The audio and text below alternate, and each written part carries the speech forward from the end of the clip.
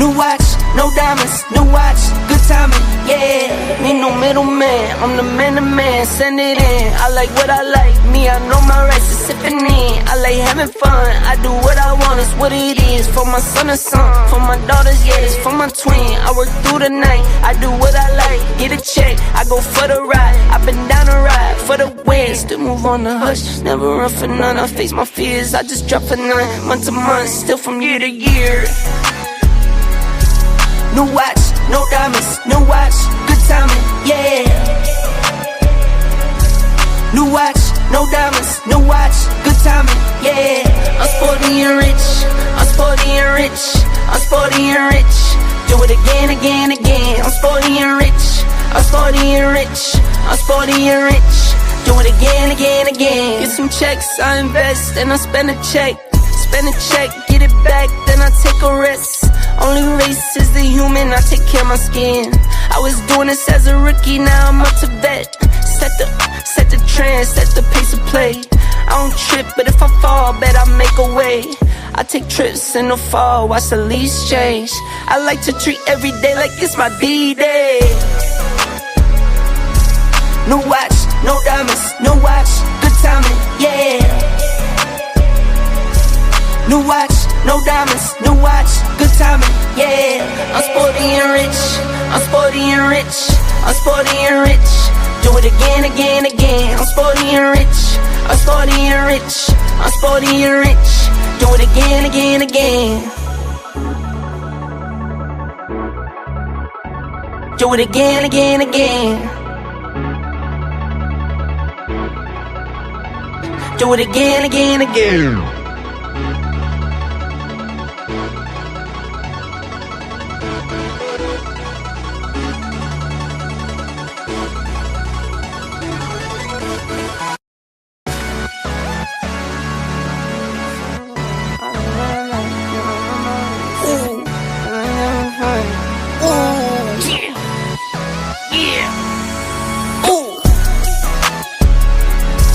New watch, no diamonds, new watch, good timing, yeah. New watch, no diamonds, new watch, good timing, yeah. Need no middleman, I'm the man, send it in. I like what I like, me, I know my rights is sipping in. I like having fun, I do what I want, it's what it is. For my son and son, for my daughters, yeah, it's for my twin. I work through the night, I do what I like, get a check, I go for the ride. I've been down the ride for the win, still move on the hush, never run for none. I face my fears, I just drop for none, month to month, still from year to year. New watch, no diamonds, new watch, good timing, yeah. New watch, no diamonds, new watch, good timing, yeah. I'm sporty and rich, I'm sporty and rich, I'm sporty and rich. Do it again, again, again. I'm sporty and rich, I'm sporty and rich, I'm sporty and rich.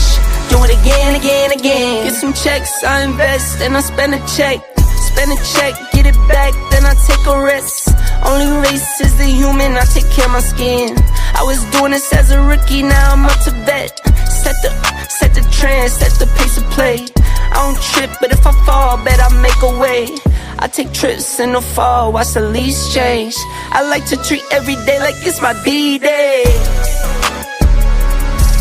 New watch, no diamonds, new watch, good timing, yeah. New watch, no diamonds, new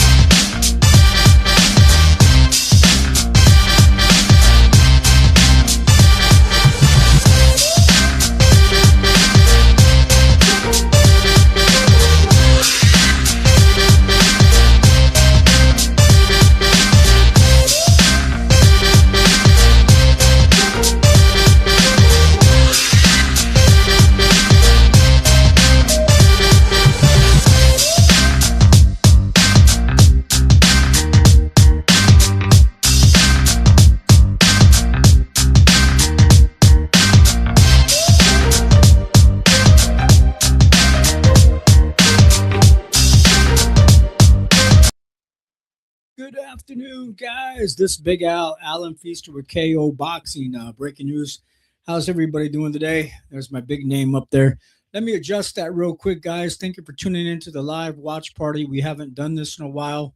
Uh, People are welcome to come on live as well. We'll get to that here in a second. I will put the StreamYard link in the comment section, and you guys can hit the StreamYard link to come on live. The live watch party for you guys. Also, we're going to be watching Tyson Fury and the Makhmudov fight here today. The fight that I'm most interested in will be Conor Benn and also Regis Prograis. That's what we're going to be watching here this afternoon. So, guys, give me 1 second to make sure everything's working correctly. We haven't been on in a while, so bear with me one moment. Might make a couple mistakes, but that's all right. All right, everybody, thank you for tuning in. Thank you guys for all supporting the channel, subscribing the last couple weeks. I really do appreciate it, guys. Thank you so much. Yes, sir.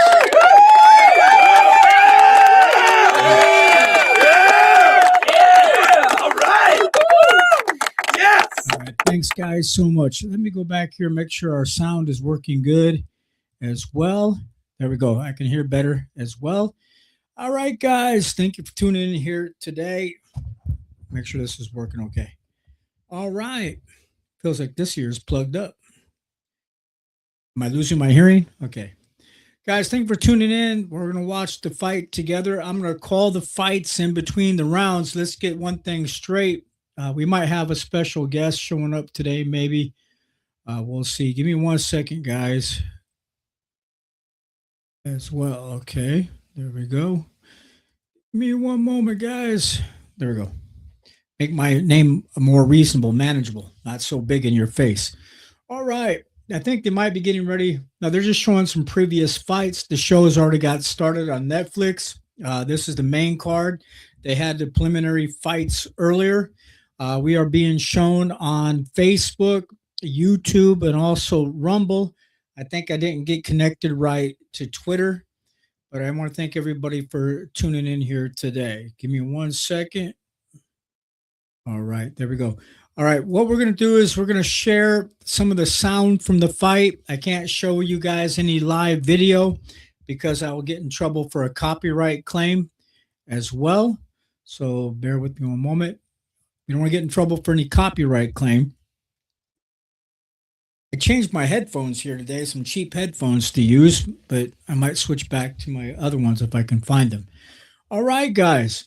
Thanks for watching, those who tune in, and you guys that haven't been here today, haven't been in a while, that's great. Okay, first of all, today on this show here on KO Boxing Breaking News, let me add something here real quick, guys. Give me 1 second. We have a special birthday shout-out. Give me one moment, and we'll add that here in 1 second. Give me one moment. Real quick. Okay, we'll get rid of something here. This I got too many stuff loaded. Okay, let me try this again. One more time. We have a special birthday shout out real quick on our show live. If you guys do see it, Xander Castro, I don't remember that's his last name. Happy birthday to Xander. His birthday's this weekend. And to his family, Zeke Castro's younger brother, Zeke Castro Jr.'s younger brother. I don't know if he's going to be boxing. He had some boxing gloves on at one time, I think, and practicing at the boxing gym a little bit.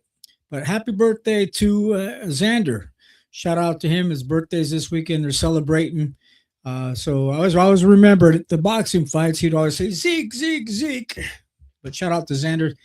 Everybody, they're just showing some previous fights. Let's go to the ring real quick and see what they're saying here real quick as we're waiting for the fights to start. We'll see what's happening. Give me 1 second, guys, as I turn up the volume. Here we go, guys. As you said, he's in his prime.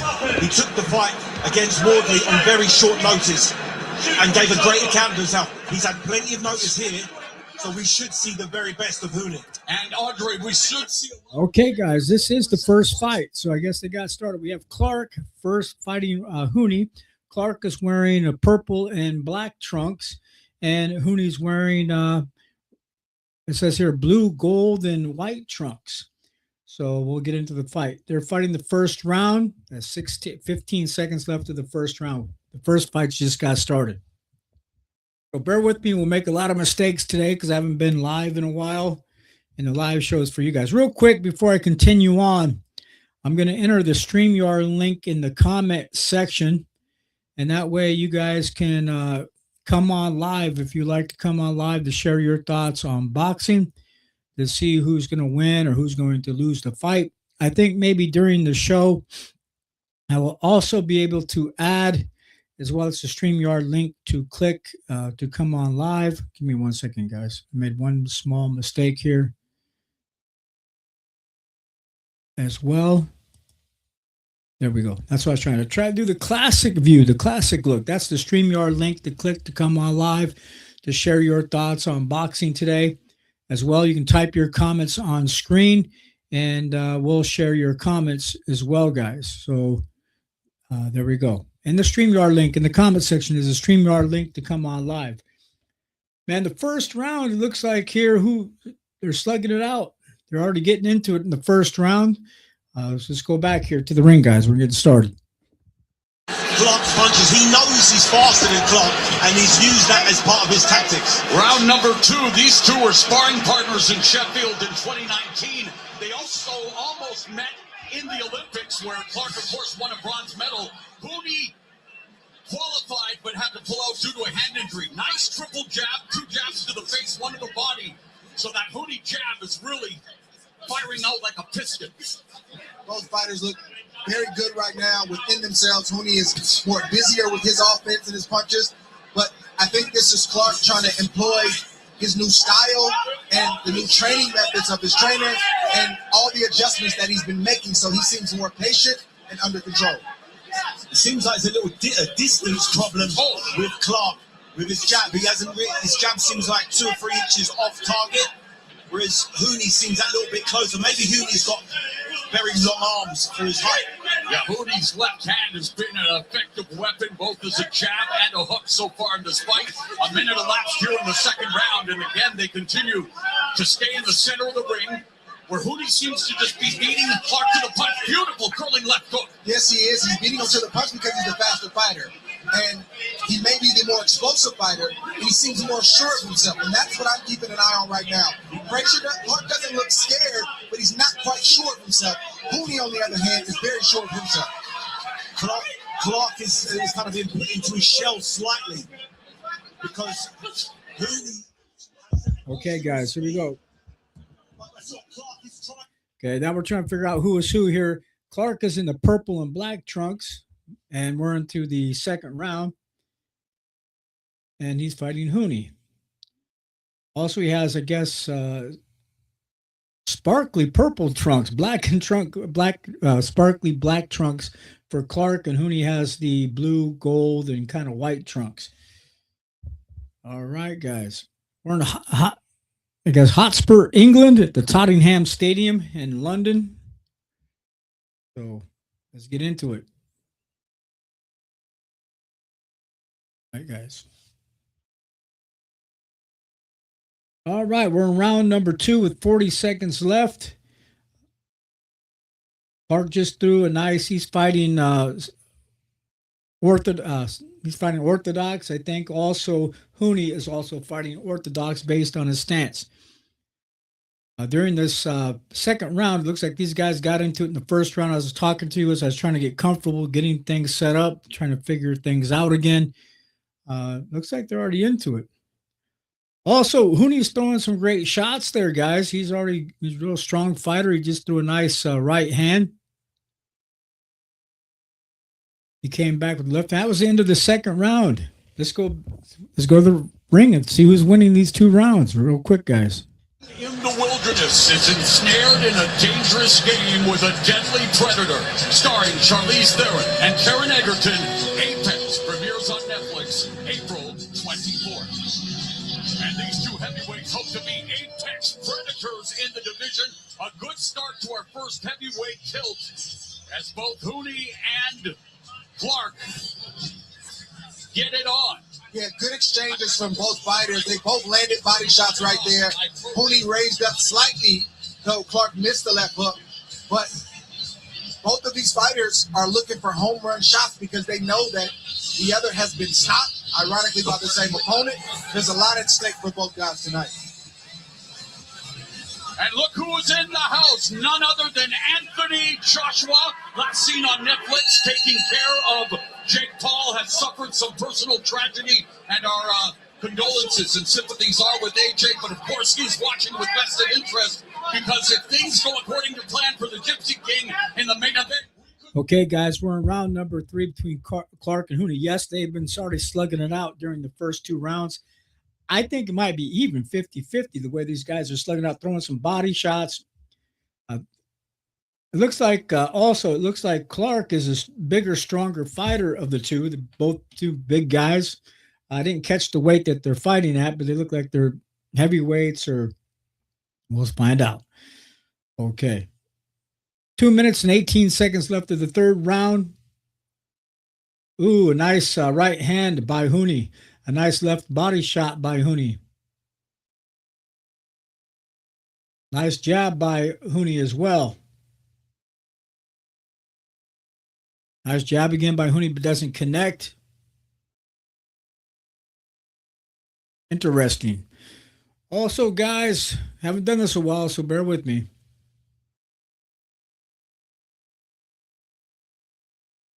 So far, both of these guys are looking pretty good. They're both slugging it out. Even though, like I said, Clark was a little bit bigger, a little bit taller. Looks like he's a stronger fighter, but doesn't mean that Huni can't hold his own. He's letting his hands go. Both fighters actually are letting their hands go. And we're into the third round with a minute and a half left. If you guys are watching from home, tell me what you guys think as well. It's on Netflix for free. If you have Netflix for at home, you can watch it on Netflix as well. And guys, thanks for stopping by the live watch party here today. I think the main ring walk time for the main ring walk might be about 4 o'clock this afternoon. Huni's looking really good. 57 seconds left of the third round.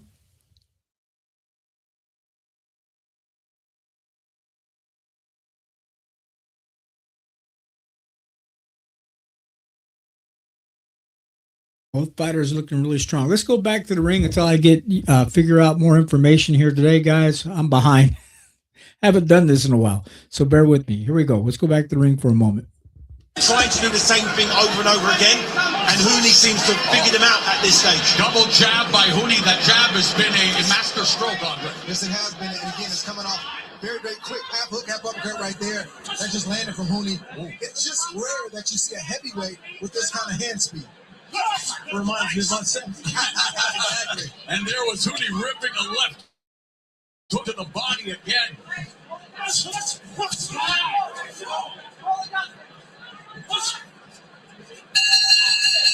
We are through 3 rounds of our first heavyweight encounter here at Tottenham Hotspur Stadium.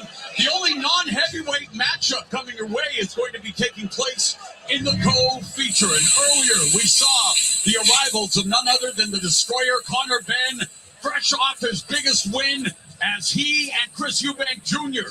split their duology. The Benn family finally prevailing over the Eubanks, and of course, walking into this stadium with a one-fight reported $15 million deal, courtesy of Zupa Boxing. So he'll want to shine bright like a diamond. Meanwhile, Regis Prograis, hey, he's already shined twice as a 140-pound champion, making his way up in weight. He had a talk with none other than Terrence Crawford. Crawford told him, the more you fight at your natural weight, the better punch resistance and durability you will have. Prograis says, hey, I know I'm being brought in as the B-side, looking for his first win in 3 appearances in England.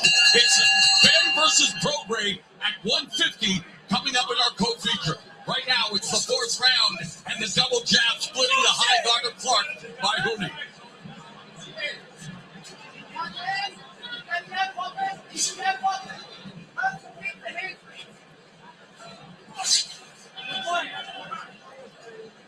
If Huni can maintain this pace and the speed of his shots, at the moment he hasn't really caught anything flush, anything big.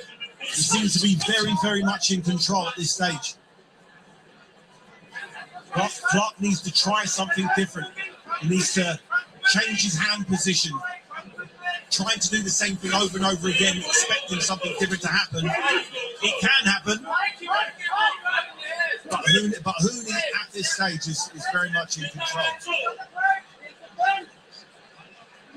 I think this is one of the questions that the boxing world is asking about Clark. Does he have anything there else that he can do? Or is this the best that he has? This may be his ceiling, and he's just got to try to be the best that he can with doing this, because thus far throughout his career, we haven't seen him go deep into a bag and show many different looks, but we're on the lookout for night if he has some new wrinkles. You know, Olympic bronze medalists, we expect big things, at least European level, world title challengers. He's challenged for the British title 3 times. 3 occasions. He got a draw, he got knocked out, and then he was beaten by TKD, who's going to defend the title in our next matchup against Richard Riakor. And right now, Clark just leaning on Hooney, trying to sap his energy, trying to slow him down as Hooney rips that lead left hook and a right hook. Oh, but then he had his head snapped back by that uppercut from Clark. And then Clark clinches. He had some success with the uppercut, and then he clinches. 3-punch combination by Hooney. Clark fires back. A minute left in the 4th. This is good work from Clark. Clark's finally found his space. His space at the moment, with those 2 uppercuts he's landed, he should try doing it some more. Well, coming into this fight, Andre Clark brought size, strength, physicality, two-fisted power, excellent body punching and pressure. Well, we got to give more credit to Hooney here this afternoon. During this 4th round, he was throwing some hard shots, a hard body shot. He threw a real hard left hand over top, as you guys might have heard if you didn't hear it. Right now, let's get back into it. We'll do it my old way. 26 seconds left of the 4th round. Hooney's coming in real strong, throwing some hard shots. He's a lot stronger fighter than what I thought. The other guy looks bigger, looks taller. That's Clark. But the problem is Hooney's coming in throwing some heavy shots. You know what? His body size and the way he looks reminds me of Rocky Marciano. I don't know why, back in the day, but that's who he kind of reminds me of, with those strong, broad shoulders.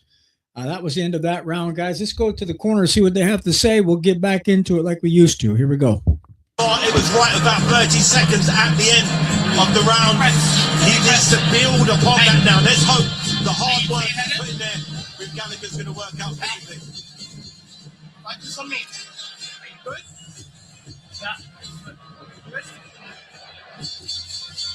That combination right there from Clark is what hurt Hooney. You can always tell when a fighter gets hurt because they'll grab a hold and they'll clinch, as Hooney should have did. You don't fight when you're hurt. And you see Clark trying to close the show and maybe finish the fight. He was unable to, and Hooney was saved by the bell. But I want to keep a close eye on Hooney and also how Clark approaches this next round, especially early. Clark needed something. He was getting nothing there. Just your hand off again and wobble it, all right? Okay? Yeah? Confident, you know you can hurt him now. Go there. Exactly. Trainer Joe Gallagher letting him know you can hurt him now. So. All right, guys, here we go. Now it's the Clark-Hooney fight. That's the 5th round of a 10-round fight. We're back into it like we used to be. So far, it looks like Hooney's doing real good. He reminds me, he has that look. He looks like Rocky Marciano. He looks kind of Italian. I don't know if he's Italian or not. But both of these fighters are on the ring card here today on Netflix. And Hooney's holding his own. He's throwing some heavy-handed punches. And I think he can hurt Clark, and Clark's trying to hold his own. Clark's trying to step down a little bit, crouch down more to Hooney's size a little bit. I don't think he should crouch down to the same size as the other fighter, but what the hell. They're fighting on the inside, up close and personal. The referee separates the 2 fighters. Hooney comes in with a nice right hand. Hooney's coming in with some right body shot, tries to throw a left hand uppercut on the inside as well with that right hand body shot. Ooh, he came over top with a nice solid right hand. Hooney did. 1 minute, 37 seconds left of the 5th round.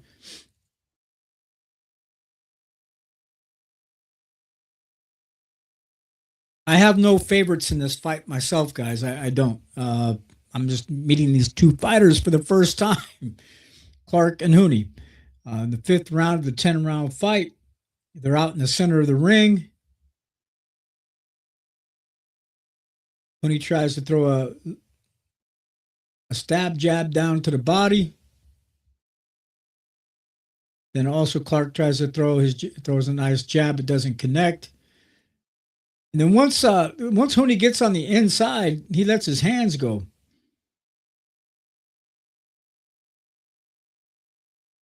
He's leaning down over the top. He has Clark in a little headlock. They're separated back into fighting, guys. Ooh, nice left hand body shot by Hooney. He's letting his hands go, guy. He wants this fight pretty bad. That looks like to me. It doesn't look like Clark wants this fight bad enough. He's just trying to compete and survive. The hungrier fighter does look like Hooney, guys, not Clark. Hooney's throwing some heavy body shots. Left body shots and right body shots. Coming in real hard. He tries to come over top of the nice right hand. I think it looks like Hooney also is the younger fighter of the two, but let's go back. That was the end of that round, guys. No, the referee separated two fights. He's giving him a warning. I thought it was the end of the round. He's warning Clark, the referee. Let's find out what's happening. Here we go. Clark's okay. Landed it on the peninsula south of the equator, Mr. Hay. As they go again to the body, Hooney ripping off that left hook to the body, and Clark hitting him with the jab upstairs. Well, it's a big night of boxing here at Tottenham Hotspur Stadium, but on May 16th, the most ice cold beer and dangerous fighters in mixed martial arts will be making their mark live. Okay, guys, I want to thank you guys. Before I got at the beginning of the show, until I got comfortable, kind of got warmed up again, I want to thank everybody for your support. I do appreciate it. Thank you guys so much.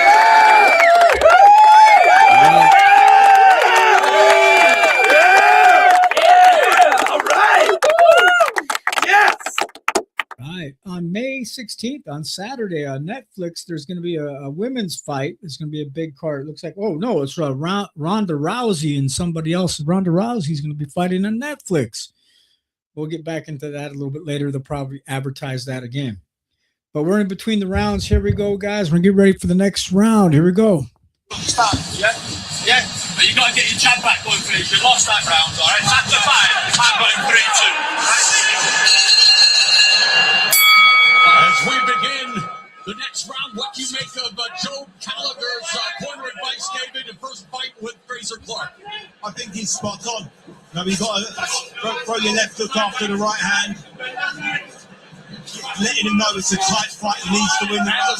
Unofficial scores, your David Hayes scorecard. You have it a tight fight. It looks like Hooney got 48 and Clark has 47. Again, Hooney 48, Clark 47 at the end of the 5th round. They got the first 3 rounds going to Clark, or actually going to Hooney during the first 3 rounds. That's who won the first 3 rounds. So let's go. It's a close fight. We're into the 6th round of the 10-round fight. Like I said again, Hooney reminds me, it looks like Rocky Marciano, a little short version of him.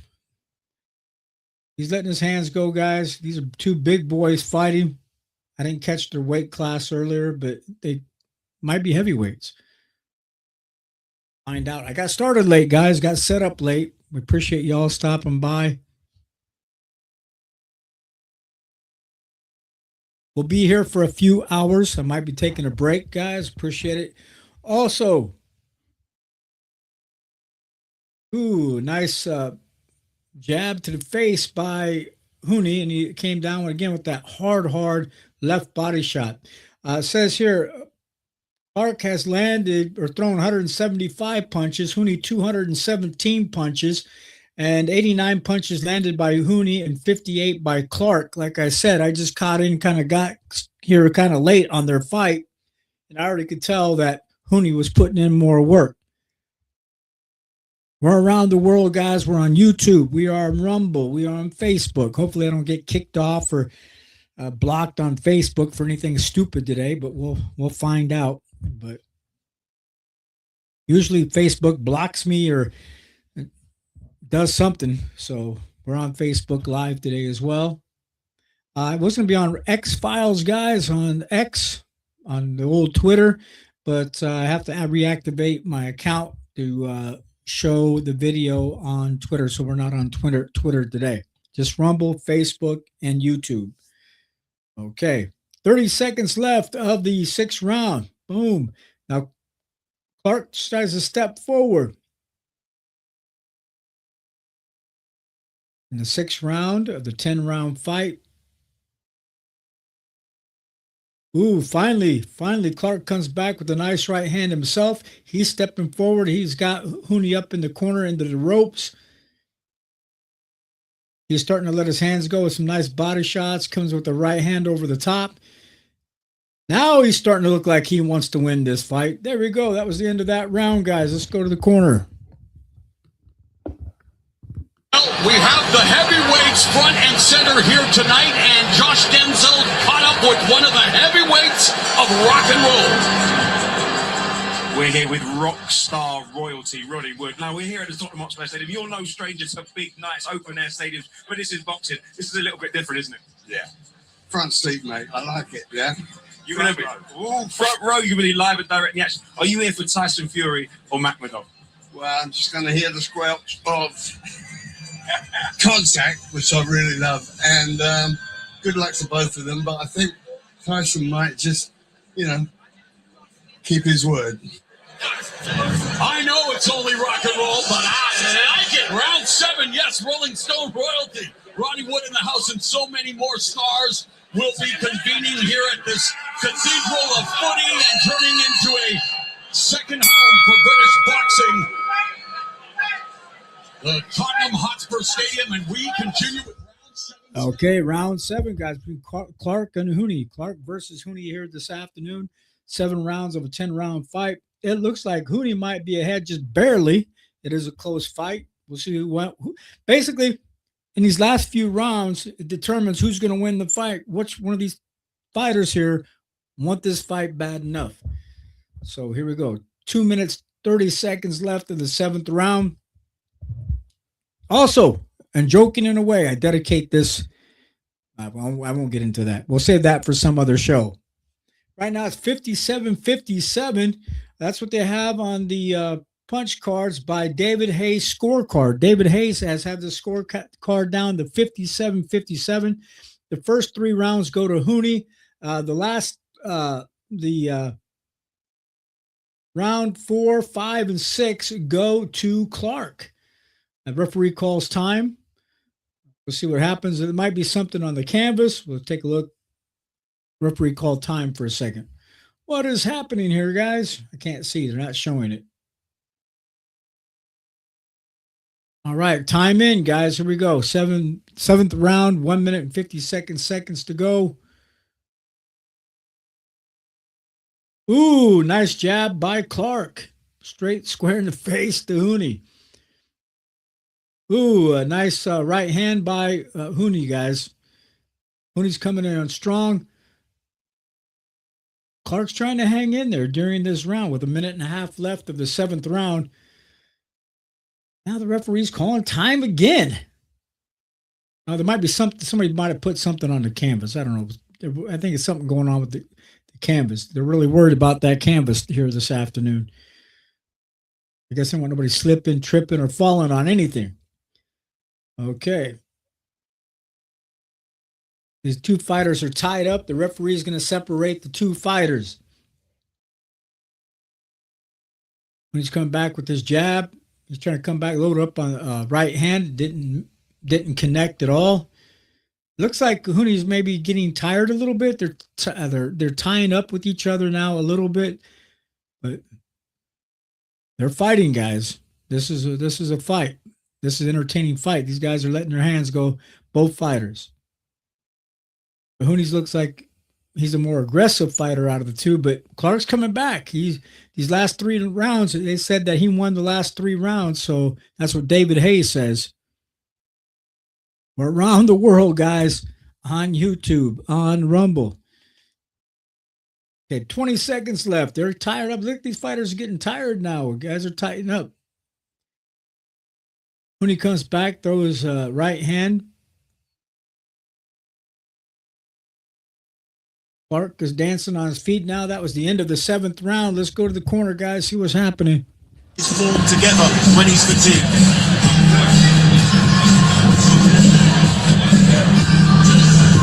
Deep breaths, deep breaths. Two more. One more, hold at the top. Good point. Good point. All right. We've got to be smart, right? You're giving him too much time and are letting him get off. Yeah? We can't allow him to get off. We're in the corner of Hooney, guys. You're giving him too much time. So touch him, move, but don't allow him to set his feet. Right? That's the only time he's having success is when he sets his feet. So just like Joe Gallagher and Fraser Clark are together for the first time, so is the case for Justice Hooney and his chief second, Josh Arnold. And while it's true that Hooney's KO percentage is inferior to Clark's, Hooney has experienced a power surge of sorts as his last 3 wins have come. Ahoy there, matey! Now into round number 8. I agreed with Hooney's coach there, telling him to move his feet. He's the small man. He's given away significant size. Round number 8, guys. Here we go. Clark and Hooney. Again, we can't show any video, guys. We'll get in trouble for a copyright claim. People that have Netflix at home, you can watch this fights on Netflix this afternoon. This is not pay-per-view, only live around the world on Netflix to all their customers. Okay, but for the people that don't have Netflix, that's why I'm here, to help out. Okay, but for you guys, Hooney is coming on strong. I'd favor Hooney to win this fight because he's coming in with some hard shots. Clark, to me, it looks like he doesn't want it bad enough, but he's trying, guys. He's trying. Ooh, nice right hand. Nice power shots by, Hooney's tearing him up on the inside with some uppercuts. Oh, yeah, you can see it in the face of Clark. He's trying to hang in there. He's doing a good job. He's staying close.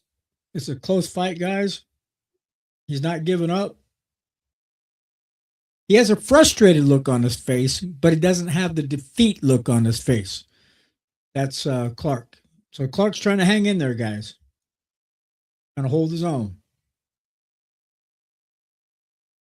He throws a double jab right hand. That was Clark that did that. The double jab right hand. He has Clark has Hooney up toward the ropes. They're tied up in the middle of the ring. I think these guys are starting to get tired a little bit because they keep tying up. Referee has to separate the two fighters. There now, Clark is letting his hands go, guys.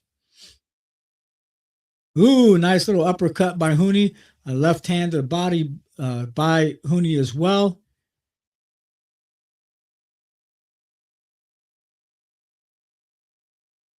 Anthony Joshua is watching his fight. Eddie Hearn's along ringside. So is Derek Chisora. Derek Chisora is sitting right next to AJ. And, of course, yep.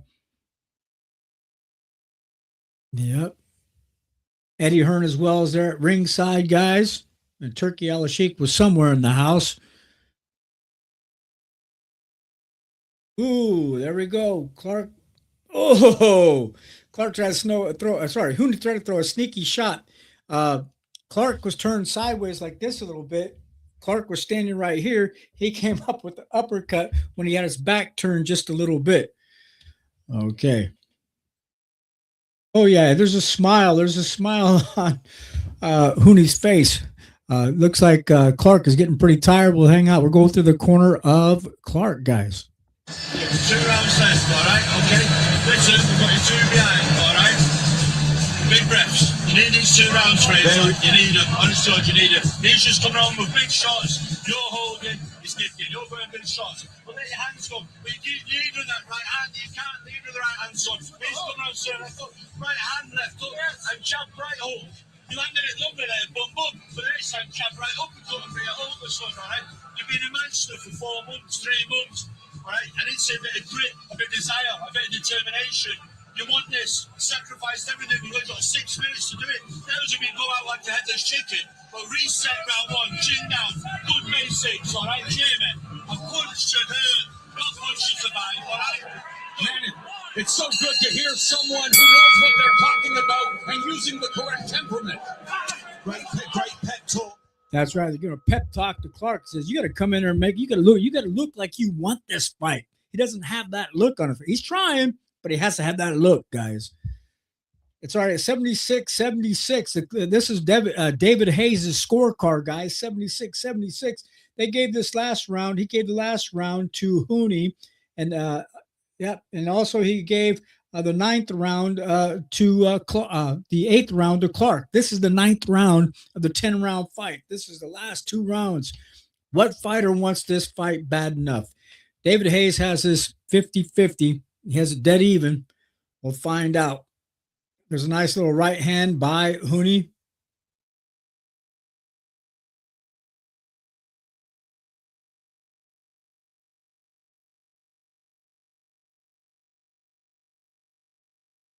All Clark has to do is just use his jab and keep fight at range, fight at distance, and not have to be fighting up close and personal in the pocket.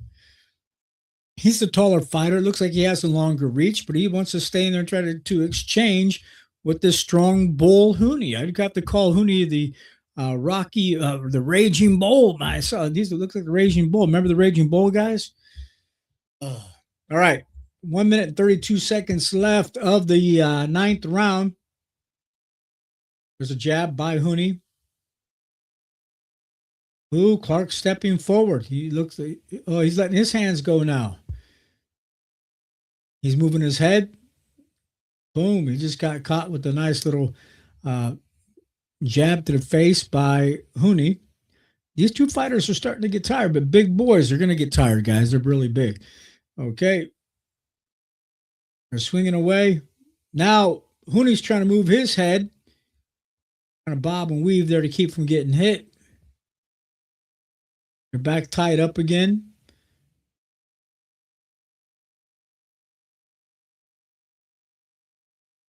Ooh, nice few punches there by Clark, guys. He might want to come back and try to win this fight.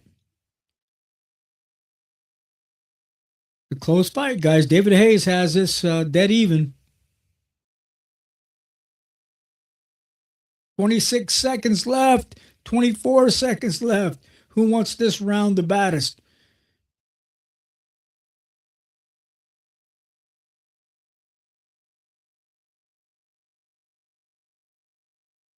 Ooh, nice little clipping overhand or right hand, like a hook over the top by Hooney to the head of Clark. That was the end of that round, guys. Here we go, back to the corner. We'll see whose corner we're going to. We're going to Hooney's corner. Here we go. Big breaths.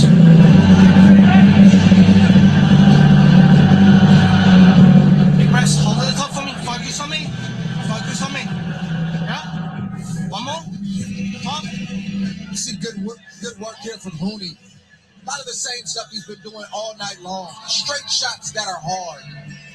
Shots up the middle that are hard. I don't think I've seen Hooney throw a light punch thus far. Every punch has bad intentions. Clark has also had his moments, but these are some of the big moments from Hooney in these last few rounds. He'll come out first 30 seconds, all right? Keep time. Then you've got to go work. If you hear that clapper, you go for broke, all right? So got 3 minutes to save your career, so don't do it. Joe knows it's tight. He knows it's a tight fight. Ring-a-ding-ding. All right, guys, here we go. In the last and final round. Here we go. Who wants it bad enough between these 2 guys? Also, guys, in the comment section, you guys can type your comments in the comment section. We'll share your comments on screen as well.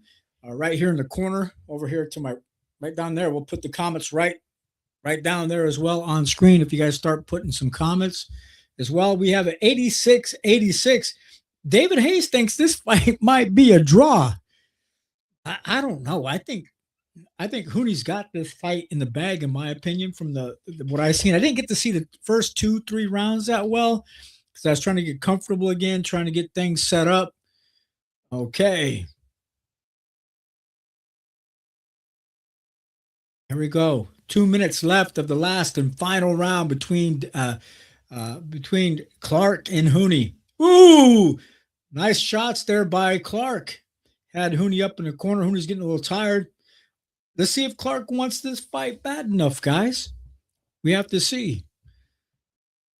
Boom! He threw a nice little left-hand body shot. Yeah, Clark might pull this off with this round if it's a fifth, dead even match. Hooney's got to show something. He's got to keep coming, being more of an aggressor, because Clark could steal this fight from him, or it could end up being a draw. 1 minute and 20 seconds left. Boom. Left, right body shots by Clark. Clark is trying to hang in there, guys. I can't give up on Mr. Clark yet.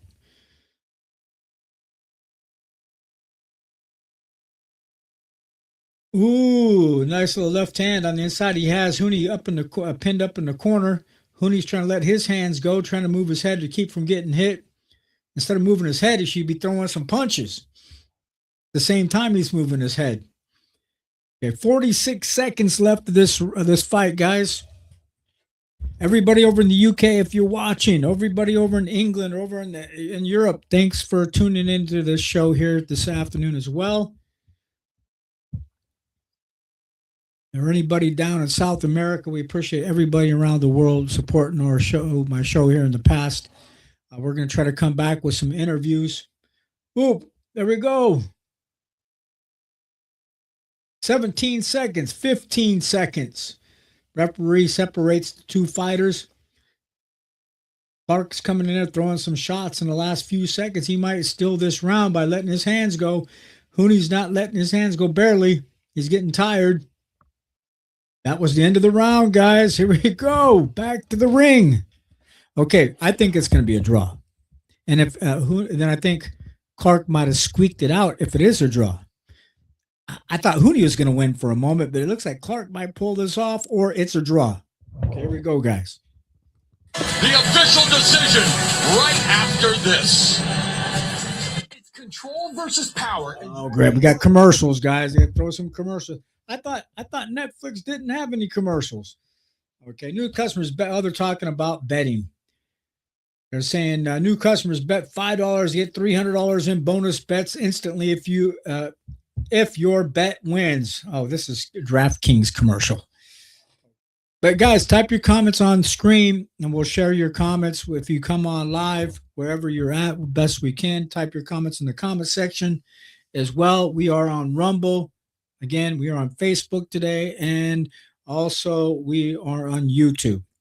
Sorry, guys, I didn't pay for the money I had to pay on X. We got to get that activated again as well, and see if we can maybe even get on other platforms, maybe Twitch. I don't know. We'll think about it. These are commercials going on, guys.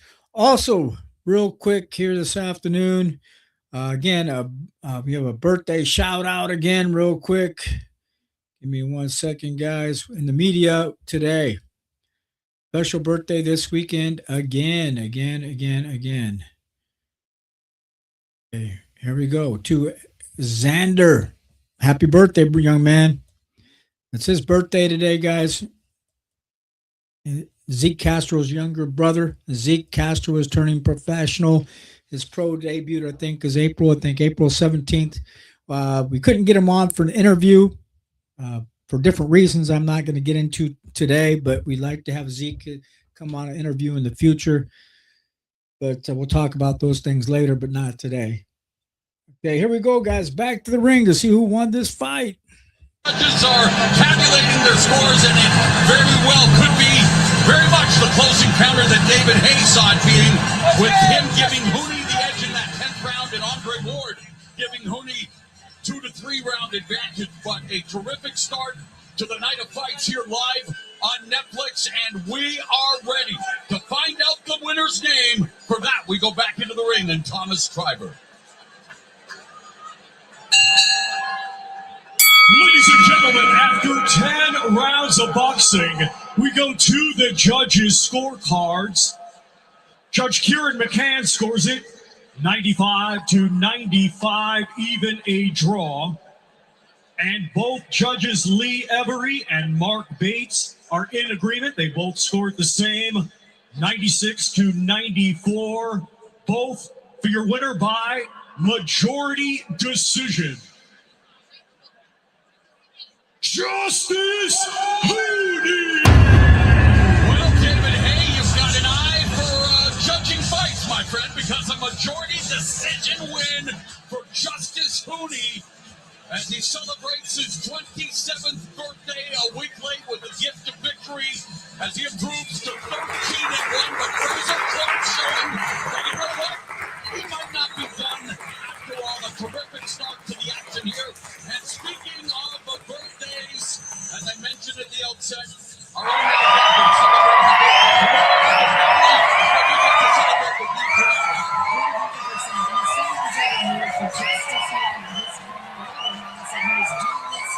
for his trainer, Kerry Huey, who you guys just mentioned, passed away in November. So he is back on top and feeling good. All right, guys. Hooney has won this fight, guys. Like I said, during the fight, I thought he was ahead. He looked like the more aggressive fighter.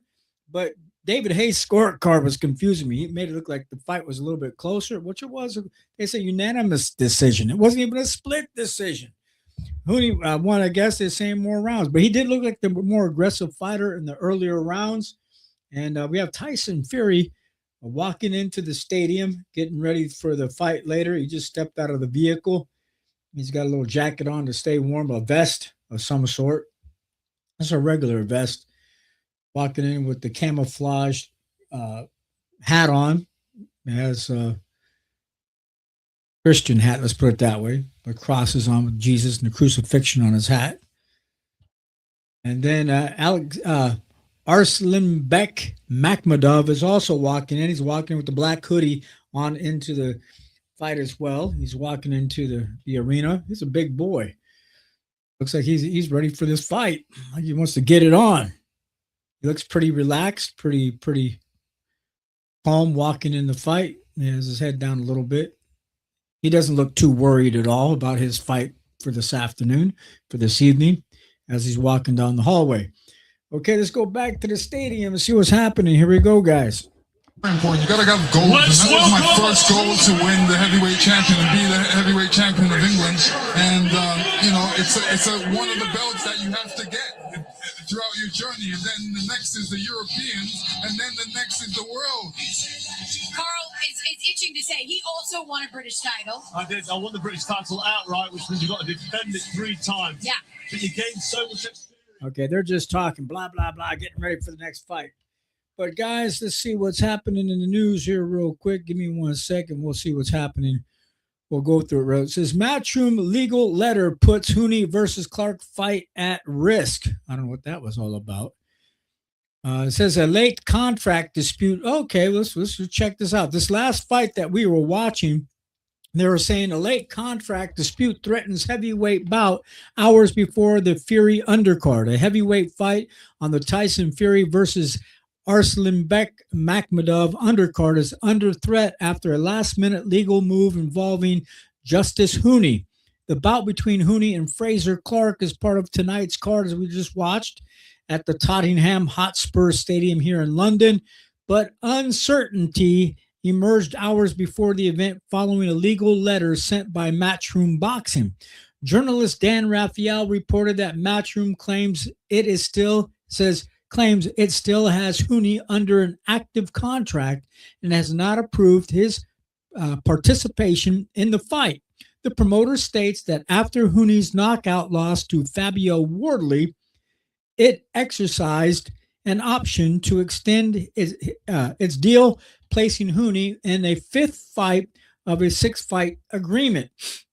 And they go on to say, in the letter, Matchroom accuses Gold Star Promotions and Tasman Fighters of interfering with the contract and says it was never informed of the planned bout with Clark. The company also warned that broadcaster Netflix could face legal exposure if it airs a fighter competing in breach of his existing agreement. Wow, this is interesting, guys.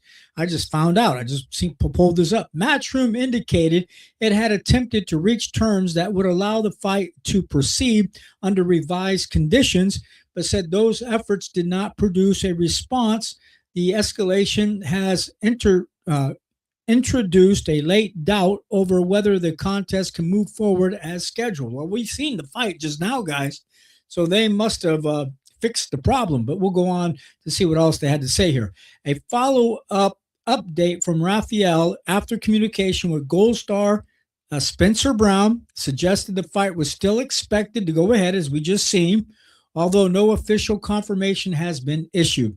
The situation adds another layer of disruption to the event, which already features Tyson Fury returning from his 16-month absence against Arslanbek Makhmudov here this evening. It also comes shortly after Conor Benn left Matchroom to align with Zuffa Boxing ahead of his fight with Regis Prograis on this card here this afternoon. Unless a formal resolution emerges before the ring walks, the Hooney Clark bout remains subject to change despite indications it will proceed. As we just watched, guys, they must have fixed the problem because guys, as I said, we just seen the fight, so they must have fixed that problem. But interesting controversy going on before the fight here this afternoon. We're going to get ready for the next bout. That's kind of interesting. Guys, type your comments in the comment section about who do you think is going to win the fight this evening or here late this afternoon. We have a few people watching. Thank you guys for showing up again. Thanks, guys, so much. Thank you very much. Thanks, guys. All right. Also, the next fight, we're going to get into it. They're getting ready for the fight. Let's go to the ring, guys. Here we go.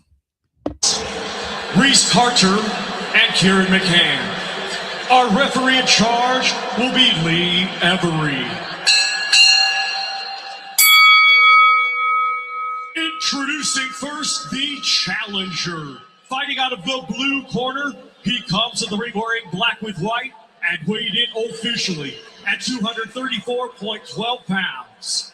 Hailing from Walworth, London, England, he has a professional record of 19 wins, just one defeat. 15 of his 19 wins come by way of knockout. Ladies and gentlemen, here is the former British Cruiserweight Champion and former World Title Challenger, Richard the Midnight Train Reactor.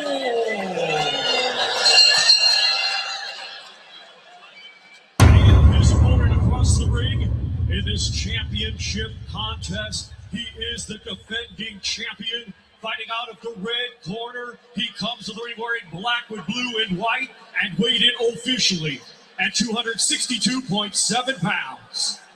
Hailing from right here, Tottenham, London, England, he has a professional record of 9 wins, 2 defeats. 5 of his 9 wins come by way of knockout.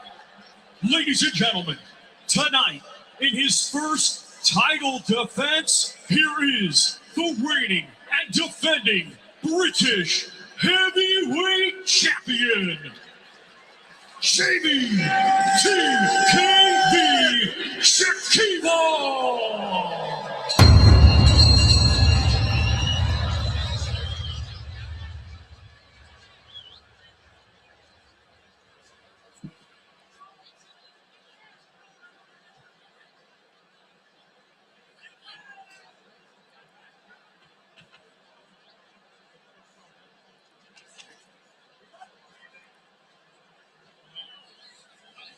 Okay, lads, when I say stop, you stop boxing. When I say break, take a step back. Keep your hands up, protect yourself at all times. Good luck to you both. Good luck. British heavyweight title on the line. TKV won it in his 11th fight. Only Horace Notice has won it in fewer fights, doing so in 10, while Richard Reactor, his second consecutive appearance in Tottenham, where he scored a second-round knockout of the previously unbeaten Tommy Welch last November. Reactor dropped him 3 times with red right hands. Shout out Nick Cave. Shout out Tiki Blinders.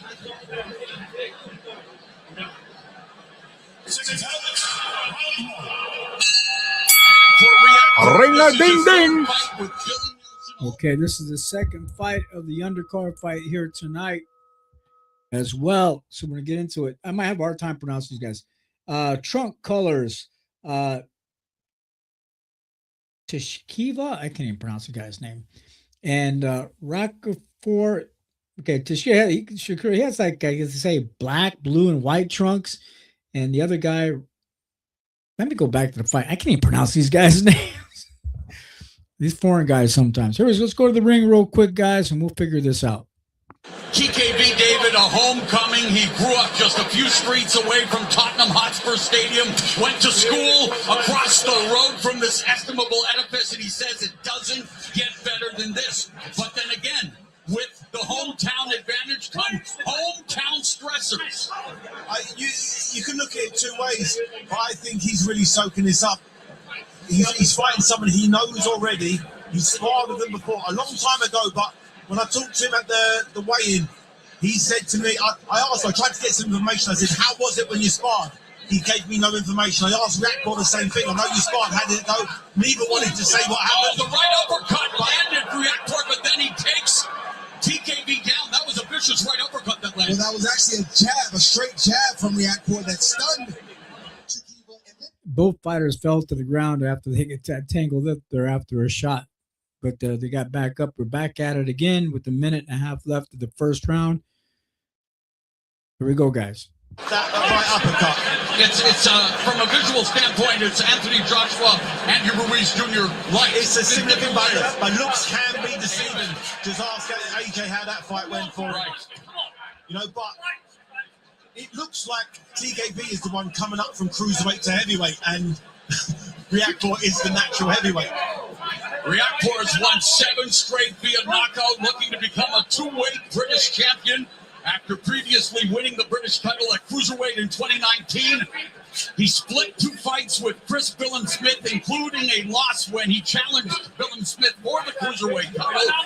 But Reactor off to a good start here tonight, Andre. Just landing a good body shot, came over the top with an overhand right. They got Shakiba's attention. That's why you see him with both guards up, backing up and not punching. Right hand. And Reactor knows it, which is why he's slowly putting on more pressure. I had a conversation with Ruben Tavares, a Reactor strength and conditioning coach, and I said to him, has he got 12 rounds in him? And Ruben said, yes, he has. I've been really pushing him, really working his cardio. He said he's got a big frame and he carries that 106 kilograms really well. So Ruben used to train me to make sure I had 12 rounds of action in me, no matter what, and 12 rounds of good quality explosive punching. And if Ruben says he's got his conditioning right, it could be very bad for TKV. Nice combination at the bell by Reactor. And, well, we are inside a spectacular setting for fight night. And let's take a look at who's getting comfortable ahead of tonight's main event. Look at this. They brought their whole dining room, including the thrones, to the stadium. It's Tyson Fury's wife, Paris, and daughter, Valenzuela. As they make themselves at home, a big hello from the Fury family, relaxing, as Tyson would say, tossing. It's finally time to put the kettle on and catch up with the whole Fury family in their reality series that takes you behind the headlines into their chaotic day-to-day life. At Home with the Furies is back with season 2 tomorrow on Netflix. What a treat. Reactor, because he has a size advantage. You see that uppercut right there? That hurt Shakiba. And the takedown was just Shakiba trying to survive. Okay, guys, here we go. That first round, I think they were just filling each other out, and then they landed on the ground, but we're into the second round. We want to thank everybody for showing up again who's watching from around the world, wherever you're watching. I joke around when I said, but for real, we have fans from all over, from the UK in the past, from Colombia, South America, so from everywhere, really. So everybody, appreciate you guys watching the channel and supporting us. This is round 2. Okay, I got it figured out. Tashkiva, they call him TKV. I think that's what's on his trunk. TKV. He's doing pretty good. The British champion, Rockefeller, he's wearing the black and white trunks. Black, blue, and white trunks is TKV. That's how they give him a nickname. His name's Tashkiva, if I can pronounce it right. He's fighting here this afternoon. So TKV is wearing, I guess they have the Adidas stripes on the side of the shorts of Rockapore, and TKV has this big like white pattern down the side of his boxing shorts and around the bottom leg of his boxing shorts, wrapping around his legs like a pattern. I don't know what the color of the pattern is, but he says God first on the back of his shorts, TKV.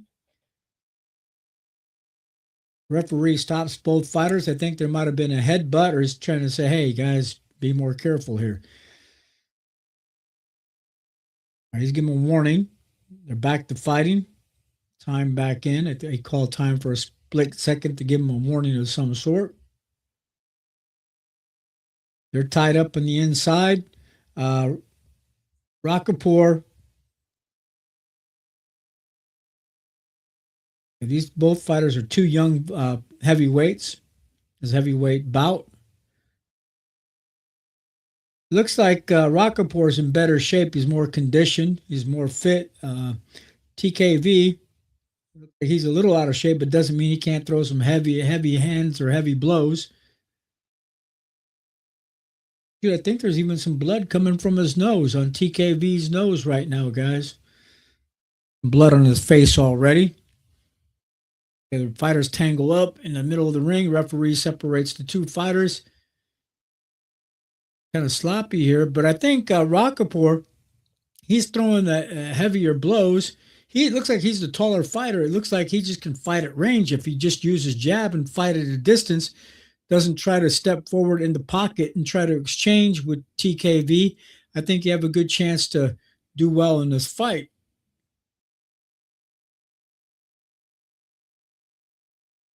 Rockapore is kind of built kind of like Anthony Joshua. He's real strong shoulders, real fit as well. Thanks, guys, for joining the live watch party today for a little bit or just stopping by. That was the end of the first round. Let's go to the ring, guys. Woolhouse is standing by with the Gypsy King. Tyson, really lovely to see you. The big night is finally here. 16 months out the ring, coming back off your 5th retirement. And can you believe it? It's 4 years since you fought here. I bet you're itching to get back in that ring tonight. It's not been like it's been a fight week, really. It's been so relaxed and calm. And all day, even today, last night, no jitters, no like, ooh, we're fighting tomorrow, and all that. Got a good night's sleep. I've rested all day and starting to get real now. I'm in the changing rooms and starting to get like fight time. How much of a threat are you seeing Makhmudov? Could he be a potential banana skin, do you think, for you? Anybody's a potential banana skin in this division. It's heavyweight boxing. Only takes one punch, as we know. But if I can go out there and do what I do best, then the best of Tyson Fury beats the best of Makhmudov any day.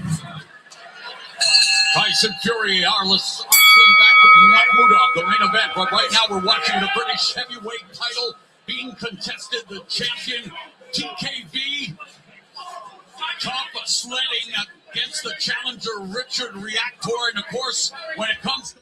Okay, guys, I got it wrong. TKV is the British champion. Right now, jabs thrown. It says 42 punches thrown for TKV and 39 punches thrown for Rockapore. Punches landed. It looks like Rockapore had more punches landed so far based on their punch stats. We're in the third round, guys. Man, TKV better step it up. He's kind of fighting a little sloppy here tonight, in my opinion. He keeps tying up. He's not in shape, man. He's not. He doesn't look like he's conditioned or in shape, in my opinion. I've seen a lot of professional fights, a lot of amateur fights in the past. So, man, he just keeps tying up with this guy. Come on. And all Rockapore has to do is just fight from this. Oh, he threw a nice right hand. He keeps letting TKV tie him up. The referee calls time again to separate the two fighters.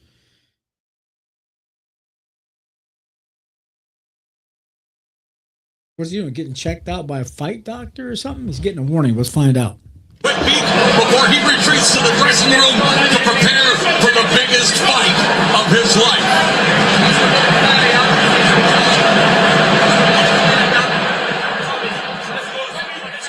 Action resumes here with just over a minute and a half remaining in round 3. A sluggish start for TKV, but Richard Reactor putting it on him.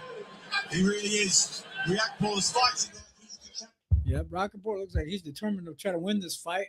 And TKV, Shikiva, the champion, the British champion, he is kind of fighting, kind of sloppy, getting tired up. Maybe being a champion, he wasn't working out real hard, Thinking, I got to be in the best shape of my life and trying to do the best I can to keep from losing my belt.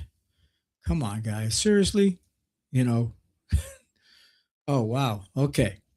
We're back at it, guys.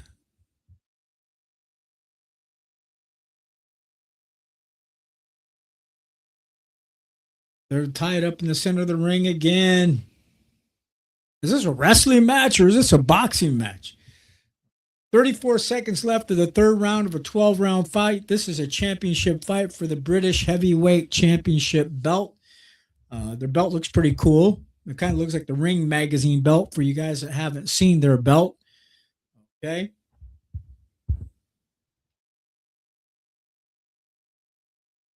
They're tied up. 13 seconds, 10 seconds left of the third round, guys, of this 12-round fight.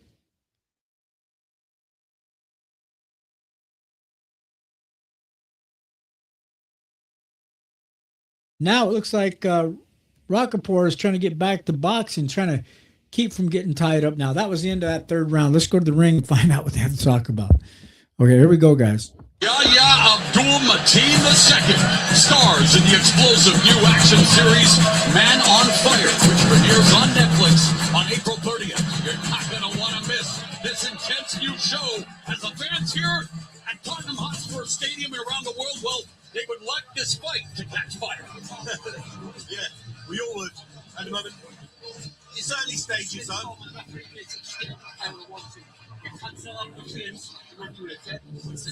What you do is spell out the first couple of rounds, yeah? And now you start listening and start putting it all together now. Make sure you get that decision right, yeah? When you listen, little touches to the body. Okay, deep breath. You got it, good breath. Yeah, you're going to take over, mate. You're going to take over. Relax. Okay. Right, down chill. Right, you got this, can you? Stay stop.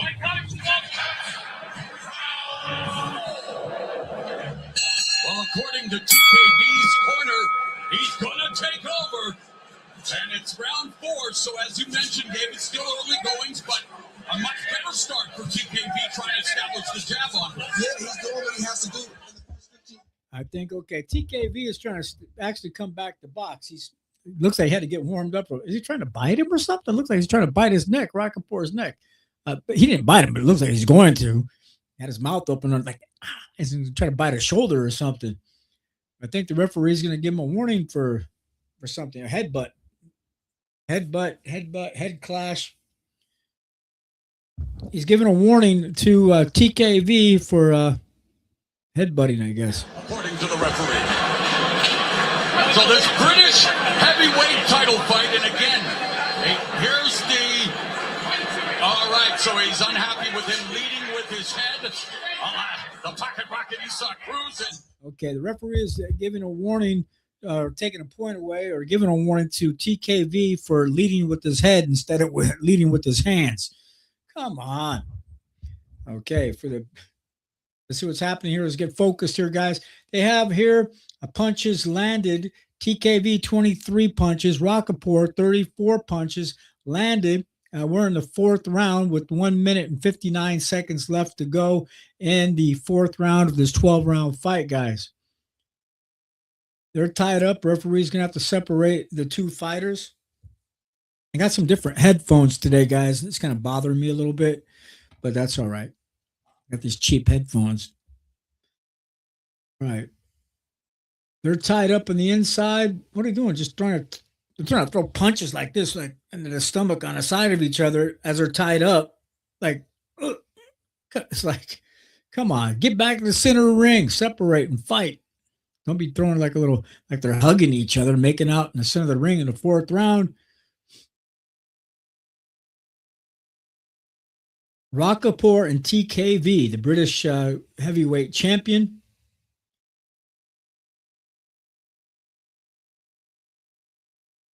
Now he's trying to use his jab now, trying to come back with a nice little right hand, stab jab down to the body by TKV. He has God first on the back of his trunks and about his waistband in the back.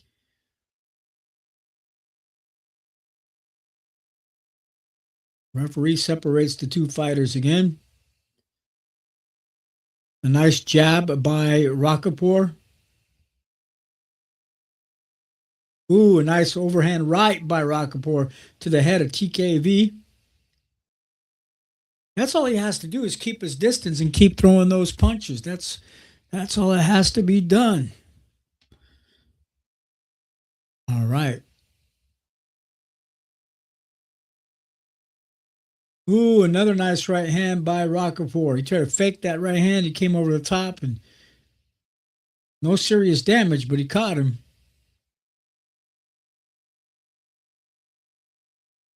He tried to jump in with this jab too. Rockapour did. He just needs to throw his jab like you're supposed to throw your jab and you'd be fine. He tried to come in and throw his jab like that, trying to jump in there. That was the end of that round, guys. That round wasn't really too exciting. Here we go.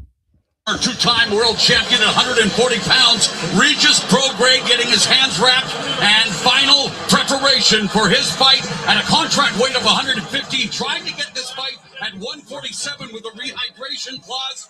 Connor Ben, being the A-side, said, no, thank you. I'm making my way back to welterweight. We're doing this fight at 150, and there is the Destroyer coming off the biggest win of his career against arch rival Chris Eubank Jr. This will be his third straight fight here at Tottenham Hotspur Stadium. And, of course, Ben making headlines for leaving Matchroom Boxing and signing a one-fight lucrative deal with Zupa Boxing. Speaking of Matchroom, Eddie Hearn indeed is here at Tottenham Hotspur Stadium.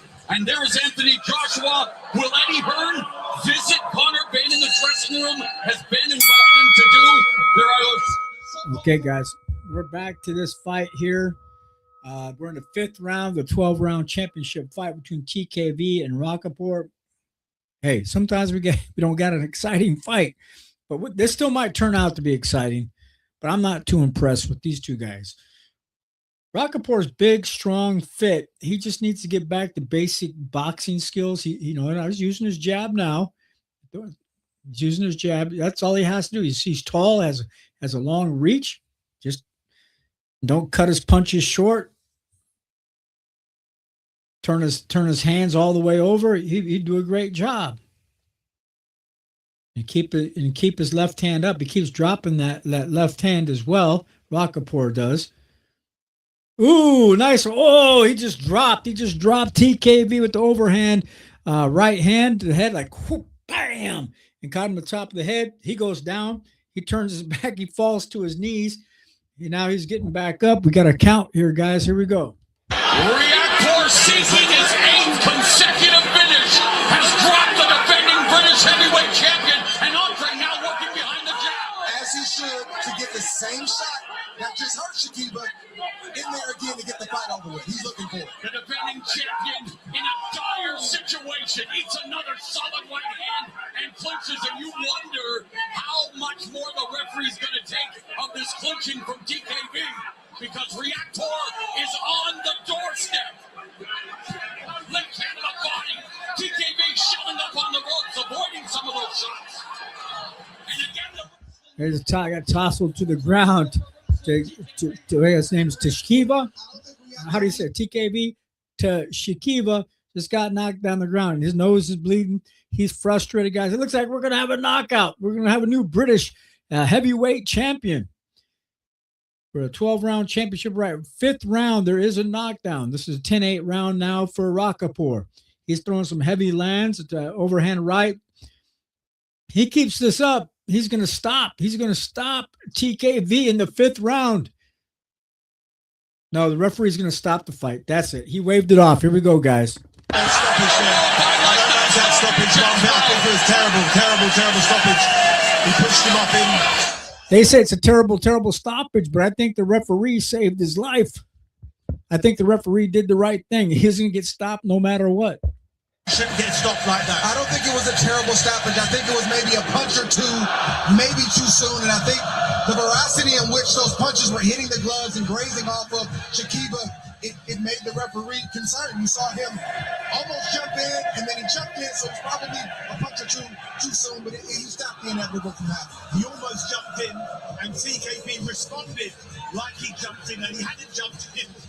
And it was a bit of a discombobulated finish. Coming into this fight, got a new champion. Then Rappaport goes over to TKB as TKB is sitting on a stool in the corner, showing good sportsmanship. He's talking to TKB over there in the corner as he's leaning over the top of him as TKB is sitting on the stool in the corner, guys.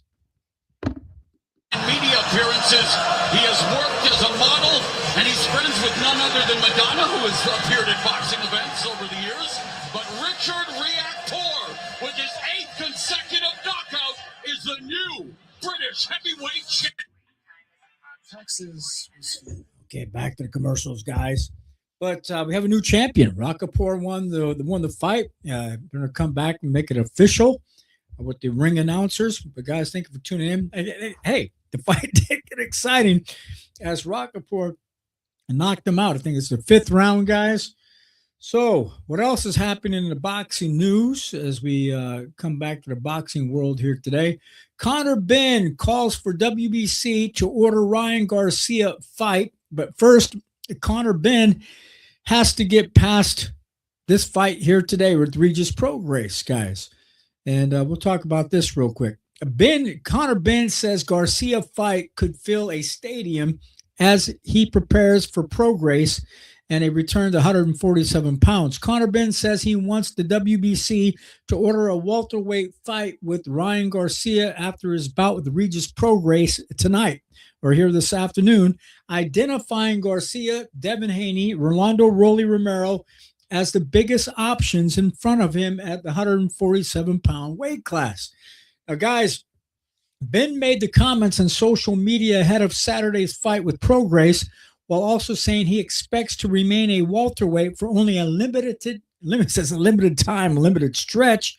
The 28-year-old said a Garcia fight could fill a stadium and added a bout with Haney could draw at a same level, hopefully. But while Romero fight could land in the 20,000 to 25,000 range, he says in quote, "I love for the WBC to order the fight between me and Ryan Garcia," end quote, Ben said on social media. He also says in quote, "I think I've got this fight and maybe one more fight at welterweight," end quote, said Conor Benn. Now, guys, Ben said he is treating Prograis as an immediate job. Or he says Prograis is the immediate job in front of him, but made it clear that he sees himself as a strong spot for the bigger fights once Saturday is out of the way, unless Regis Prograis knocks the shit out of him today. But we'll see. We'll see. I think they're bringing Regis Prograis into this fight, guys, to actually lose the fight. But let's see if Regis Prograis can do an upset here, guys. I guess we'll find out what the odds are as well. But they say in quote, "I think me and Ryan do a stadium. I think me and Haney could do a stadium. I think me and Raleigh would be at the O2 Arena for 25,000 to 20,000. Ben also said in quote, he says, "I'm just sitting here focused on Regis." He goes, "I've got my hands full, but yes, I'm in a lovely position. I'd love to see the WBC order me against Ryan Garcia," end quote. Okay, here's the official announcement for the big heavyweights, guys. Way of technical knockout and new British heavyweight champion, Richard the Midnight Train Reactor. Reactor, the new British heavyweight champion. As a heavyweight, he is 3-0 with 3 knockouts, his 8th consecutive stoppage win. And his trainer, Billy Nelson, was a prophet. He expected a KO, and the KO he got, and there is that esteemed Lonsdale belt. And Richard Reactor, student of history, he knows how important that belt is, and he's now a 2-time British champion at heavyweight and cruiserweight. And let's now go to Anna Woolhouse. He certainly is. Richard Reactor, the Midnight Train, has stopped at Tottenham Hotspur Stadium and picked up another British title. 2-time British champion. How does that sound? It sounds amazing. It sounds amazing. I want to first of all give a big shout to my team.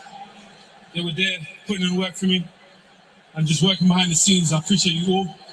And I want to dedicate this fight to my dad and to my brother Patrick. They've always been strong men, guiding me, always advising me in the right way to pursue the path of greatness. And I just want to thank them. I love you both. Beautiful words. It was a fantastic fight, and there were question marks with the power coming up from cruiserweight, whether it would carry up to heavyweight. How much have you silenced those questions? To be honest, I was arguably the hardest puncher at the cruiserweight division. So obviously, if I'm moving up, I'm packing on more muscle mass, as you can see. You know what's coming next. It's going to be more power, and more knockouts. So I'm 3-0 at the heavyweight division, all knockouts. And more is coming, I'm telling you. Well, you campaigned and challenged for a world title at cruiserweight. What's the plan now for you? So the plan is to carry on knocking these guys out. I want to challenge for the world title, the heavyweight world title. I'm going to keep my eye on this matchup coming soon, Wardley versus Daniel Dubois. I would love to fight the winner. And if I don't get that one, then I like Johnny Fisher. I think Johnny Fisher, I heard. You can send a message. He's out in the crowd over there. Johnny Fisher, we both got trained by the same coach. Once upon a time, Mark Tibbs. Love you, Mark Tibbs. And him and his dad, I love what they do. I love how they kill the social media game. And they always wanted to become British champions. So I want to offer them the opportunity to fight for this belt. I'd love to do that next if you don't want to. It's here for you. Well, we'll try and get an answer for you later on this evening. Just a quick word before we let you go. Fighting here at Tottenham Hotspur in front of incredible fans and also stealing the limelight on the big stage. Yeah, it's amazing. It's amazing. I want to give a shout out to my Palace fans. Every single time I come out, you hear the song, Dave Clark Fight. That's just for me to show my gratitude to them. They supported me all the way through my career. And we just want to carry on building, carry on entertaining the fans. I don't like watching long fights. I don't like all this technical stuff. I'm a fighter, and I like to knock them out. And I know you fans like to see the knockout, so I'm going to keep on training to knock people out. Well, you did just that. Congratulations, Richard, the new British champion at heavyweight. Thank you for your support, guys. At the age of 15, Reactor was stabbed in the chest outside a house party, requiring emergency surgery to drain his lungs of blood. 21 years ago, the blood, sweat, and tears had made him the new British heavyweight champion. Now let's go to Josh Denzel, standing by with His Excellency, Turki Al Sheikh. That is right. I am ringside here with His Excellency, Turki Al Sheikh. And Your Excellency, it feels like every major moment and step that boxing takes has your fingerprints on it. If we think of some incredible events, a world first boxing fight in Times Square. We think of incredible record sellout events at Wembley. We think of this, the first British fight card to be broadcast on Netflix. The amazing event indeed. No, it is the second. AJ have the record. He have it before, right, with Jack Paul. That is the record-setting event at Wembley. Incredible. What is more to come? Because I know you always have some incredible ideas for this sport. You know what is the amazing now? The amazing is the fans, the British fans. This is the amazing. This is what give us the motivation to do more and more. Today, we have a big surprise. I hope we announce the biggest fight in the history of England. Wow, so this is news here. We are going to announce potentially the biggest fight in the history of England. That's incredible. And you're a man who does so much in boxing. You even managed to bring out your good friend Tyson Fury from retirement. How great is it to have him back in the sport at the very, very top? He's the most incredible fighters in the boxing now with charisma. The most important things, we need someone now to kidnap Eddie Hearn to finish and announce the big fight today, inshallah. Wow, we all hope Eddie Hearn is stood right next to us. This could be an incredible night for all those boxing fans watching on Netflix around the world. And just from us here, I know we've got a huge night of boxing still to come. The most important things, I want to thank Netflix. This is the second big event we do with them. Thanks Bella, Larry, Gabe, all the people inside Netflix. They are very professional. And we have 5 or 6 big surprise with Netflix in this year and next year, inshallah. And also, I need to thank my brother, who's making this job easy for me, dealing with this situation, Dr. Akan and Nick Khan from TKO. An incredible team bringing you the best fights, 6 huge events potentially, one of the biggest fights that Britain has ever seen. We cannot wait. And just on behalf of boxing, we would like to thank you, Your Excellency, for the amazing nights that we're giving you. We want to see AJ this year in Wembley. There you have it. His Excellency has spoken. Guys, back to you. And there it is. Breaking news here from Tottenham Hotspur Stadium. His Excellency saying what everybody wants. We want to see Anthony Joshua taking on Tyson Fury. You see Anthony Joshua there in the building. Just your thoughts. This is a fight that has been talked about, that has been prayed for and hoped for so many years. And if Tyson Fury can hold up his end of the bargain and take down Arslanbek Makhmudov, we may get that. And you just heard His Excellency say, at Wembley. Your thoughts? Listen, it's a fight. If it comes, it'll be great, fantastic. It will. Okay, guys, you heard that breaking news from Turkey Al-Sheikh on Netflix here this afternoon. You heard his voice. He says he'd like to see Anthony Joshua at the Wembley Stadium. I think they want him to fight Tyson Fury. That's what we're talking about. Now, I was going back. I got cut off from the news report that I was doing about Conor Benn. We can finish that out. They say Conor Benn, also pointed out to the timing of his move back to welterweight, saying that Prograis bout marks his first fight at 147 in roughly 3 years. Well, he's not officially at 147. They're fighting at 150, guys. But they say, in quote, he says, this would be my first fight back down to 147 in 2.5 years. Well, he didn't actually hit the 147-pound mark, but that's okay. He can believe what he wants to believe. In 3 years, he says, in quote. But also in quote, but ultimately, I love to see the WBC order that because it's an absolute monstrous fight with him and Ryan Garcia, end quote. Also, the Prograis fight comes first, and that's here this afternoon with Conor Benn and Regis Prograis. Rougarou Prograis from Louisiana is already making it clear which names he wants next. He wants Ryan Garcia fight next, guys. Well, we'll see. We'll see if that happens. All right, guys. So we'll get back into the next report as the next fights come up. Tyson Fury is in the back in the dressing room, getting ready for his fight. Also, Regis Prograis was in the back, or Conor Benn was in the back of the dressing room, getting his hands wrapped with his boxing hand wraps and getting taped up. So we're getting ready for the fights here, guys. I appreciate your guys' support. Again, type your comments in the comment section if you like your comments to be shown on screen. We're going to be going live again. We're going to be doing live interviews with upcoming professional boxers again. Went through a lot this past year myself, so we weren't on a lot this past year, but we're back. I'm going to try to make the time to make things happen for you. So, yes, the Fury Makhmudov fight is this afternoon. 2 giants, they're saying, guys. But we appreciate you guys' support. Again, shout out to Xander, Zeke Castro's younger brother. His birthday again today. We'll show him on screen. His birthday is celebrating this weekend. Their family's been a big support to my channel. So his birthday, say hey, happy birthday to this young man. If you do see him out and about with his family this weekend, I think they're going to the zoo tomorrow, is what they said. They're going to the Omaha Henry Dorley Zoo for some entertainment and some fun. Happy birthday, Xander. All right, guys, we're on Netflix here again with Ring Magazine. There are all the commentators in the back. We have a couple of ladies. Here we go, guys. Back to the ring. Went through a lot, right? He lost two people that he loved and cared about. Oh, it's Layla Ali, guys. She's in the house. If you didn't hear me clearly, Layla Ali's up on stage making comments about the fights. Here we go, guys.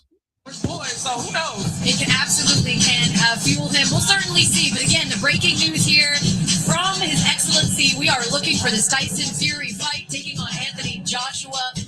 But that's for another day. We're going to shift gears right now to the co-main event, where we've got one fighter who's building momentum in his career and the other trying to remind everyone exactly who he is, not was. God's opened doors that no man can open, and then shut the doors no man can close. They're showing a little video about Conor Benn. Here we go in Regis Progress. He has paved the way for me to be here where I am today. My grandma, she told me this a long time ago when I was young. She said, you just gonna be special one day. You gonna be blessed. And it just all came true. At first, my goal was just to be something like the best fighter in New Orleans. Now I'm the only two-time world champion in the history of New Orleans. As soon as Regis was mentioned, I said, yeah, no problem. Bring it to me and we'll fight. No messing around. When I step in the ring, I fight for me in the Hall of Fame. If people don't know, I'm gonna show who Regis Brothers is. What is Conor Benn about? Conor Benn is a dangerous, spiteful, ferocious, tenacious fighter. And my second name's Ben, and everyone knows what the Ben's bring to the table. That's sheer entertainment and sheer excitement and value for money. I think that he does have a family legacy, and I think that he's overhyped. I think that he's been overhyped. I didn't have a father who boxed or nobody. I didn't have the family name. I became a two-time champion from like the hard way. I didn't have nobody guiding me. I don't think I can hurt him, but punch him in the face. Let me at him. Let me at him now. Let me get him. Are we getting it now? If you're not fearful, you either two things: you're either lying or you're crazy. That's all. As soon as I smell a little bit of vulnerability, I'll pounce on my prey. If I see an opportunity, I'm going to shoot my shot. And when I shoot, I don't miss. This fight is mere moments away, but you've got a Conor Benn who is coming off the biggest one of his career against Chris Eubank Jr. at this very arena.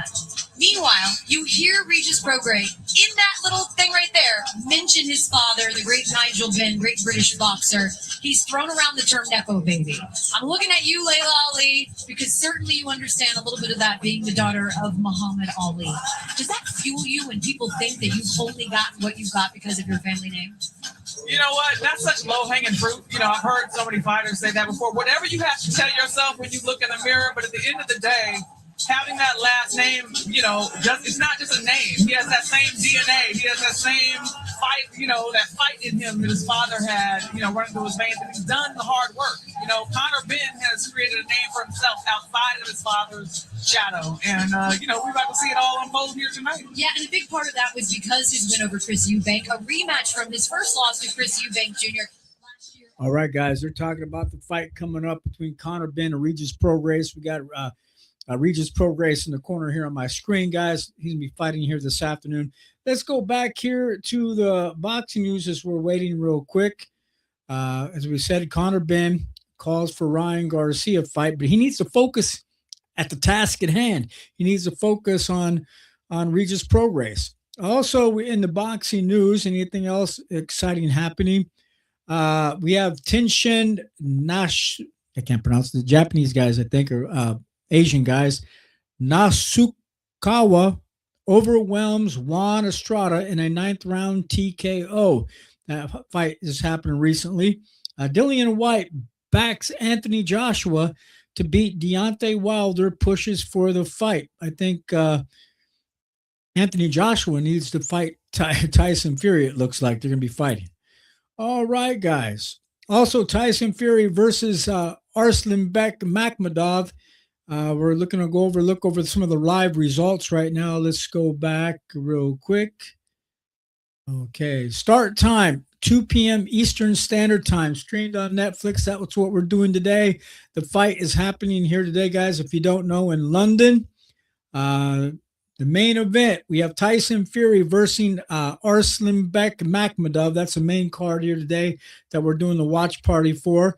The co-main event is Conor Benn versus Regis Prograis, as we were talking about. Feature bouts, Jamae TKV versus Richard Rockefeller, as we just seen Rockefeller knock out TKV in the 5th round. Fraser Clark versus Justice Hooney.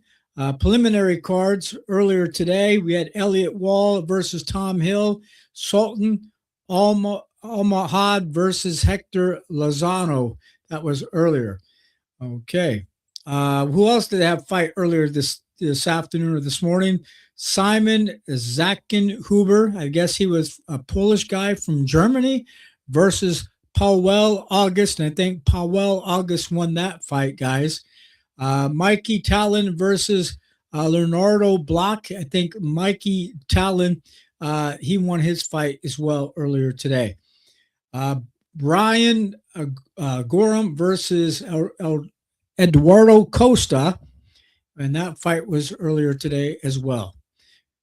Again, Conor Benn returns here this afternoon in a catchweight bout against Regis Prograis, while Jaime TKV defends his British heavyweight title. He just lost his British heavyweight title, as we talked about, to Richard Rockefeller, if we pronounce his name correctly. That was in the news. What else are we going to talk about here real quick as we're waiting for the next fight? Shakur Stevenson, guys, says he's untouchable. That's one of the things in the news today. Okay. Also want to talk about Tyson Fury, since he's going to be fighting here this afternoon. DraftKings has got a commercial on the show right now. Fans' reaction remains quiet despite Fury's latest ring return. Tyson Fury, guys, is returning here this afternoon or here this evening to the ring this weekend. That's tonight, right now, but expected to surge in attention around his comeback has not followed. It says here, with fans buzz and the search entrants both tracking lower than in previous fights. I guess this fight is not that big a deal to some people, but it is on Netflix. I guess Netflix feels that this fight is important, but we're excited to have him back. Fury, who is now 37 years old, is coming off a back-to-back losses to Alexander Usyk, the first defeats of his professional run. Fury is coming off consecutive losses to Alexander Usyk, the first defeats of his professional career, as we just talked about, followed two fights that went combined. It says here the two fights that went a combined 24 rounds. They're talking about. I'm reading the news report here, guys. He last fought in 2024 and is returning after 16 months of absence. He's been out of the ring for 16 months. This weekend marks his latest return following the 16-month absence. And guys, I guess we're getting ready for the next fight now. I was just trying to fill some dead airspace. They're just saying in the news, hey, that some people are not too excited about his comeback. But let's get ready for the next fight, guys. Here we go. Ladies and gentlemen, it is now time for our special attraction here at the Clash of Giants. Fight fans, are you ready? Coming to the ring from the United States, Regis Prograis.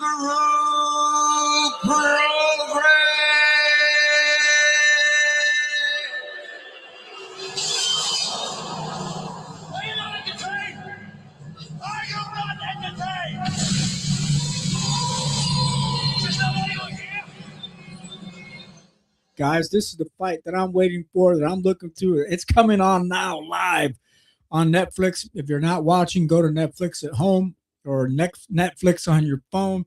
It's Regis Prograis is going to be fighting Conor Benn, and that's happening right now, guys. They're getting ready to do the ring walks. Here we go to the ring walk.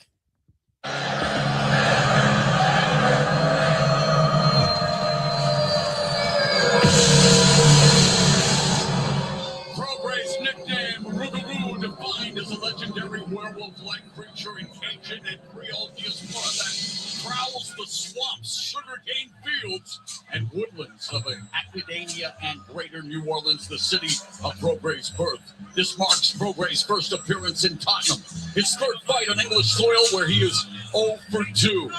He's coming off a victory over former 130-pound titleist Joseph Diaz Jr., but the larger recent trend remains troubling. Back-to-back losses to Devin Haney and Jack Catterall, with knockdowns in both, reinforcing the growing questions around durability as he moves up in weight. He told us he believes the higher weight will improve prove his durability and punching strength, particularly because he sees his body as better able to absorb shots when not depleted. His core theory is that he is moving up stronger. Guys, Regis Prograis is doing a ring walk. He has a werewolf mask on with fringe stuff. You know how down in Louisiana they have the voodoo and all the strange witchcraft, things like that, or like what do you call that? Voodoo dolls and wild things like that. He's coming in with the Louisiana style face mask of a werewolf with fringe stuff on, like he's a spirit or like a ghost. We're doing his ring walk as he steps in the ring. He's coming in nonchalant, like really relaxed and not just real chill as he came in with wearing his mask. And he's getting ready, guys. Here we go for the next ring walk. We're here to the ring. Next fight, Regis Prograis is fighting Rougarou Prograis, guys, from Louisiana, from the United States. So we got to root for him, guys. He's fighting against Conor Benn. And the rumor is Conor Benn is getting paid $15 million for this fight by Zuffa Boxing. So here we go. 2-time world champion, 5 world title fights, beat 4 current or former world champions. Regis Prograis, 30 big wins, 3 losses, 24 KOs, guys. Here we go. And now, making his entrance to the ring, Conor the Destroyer Benn.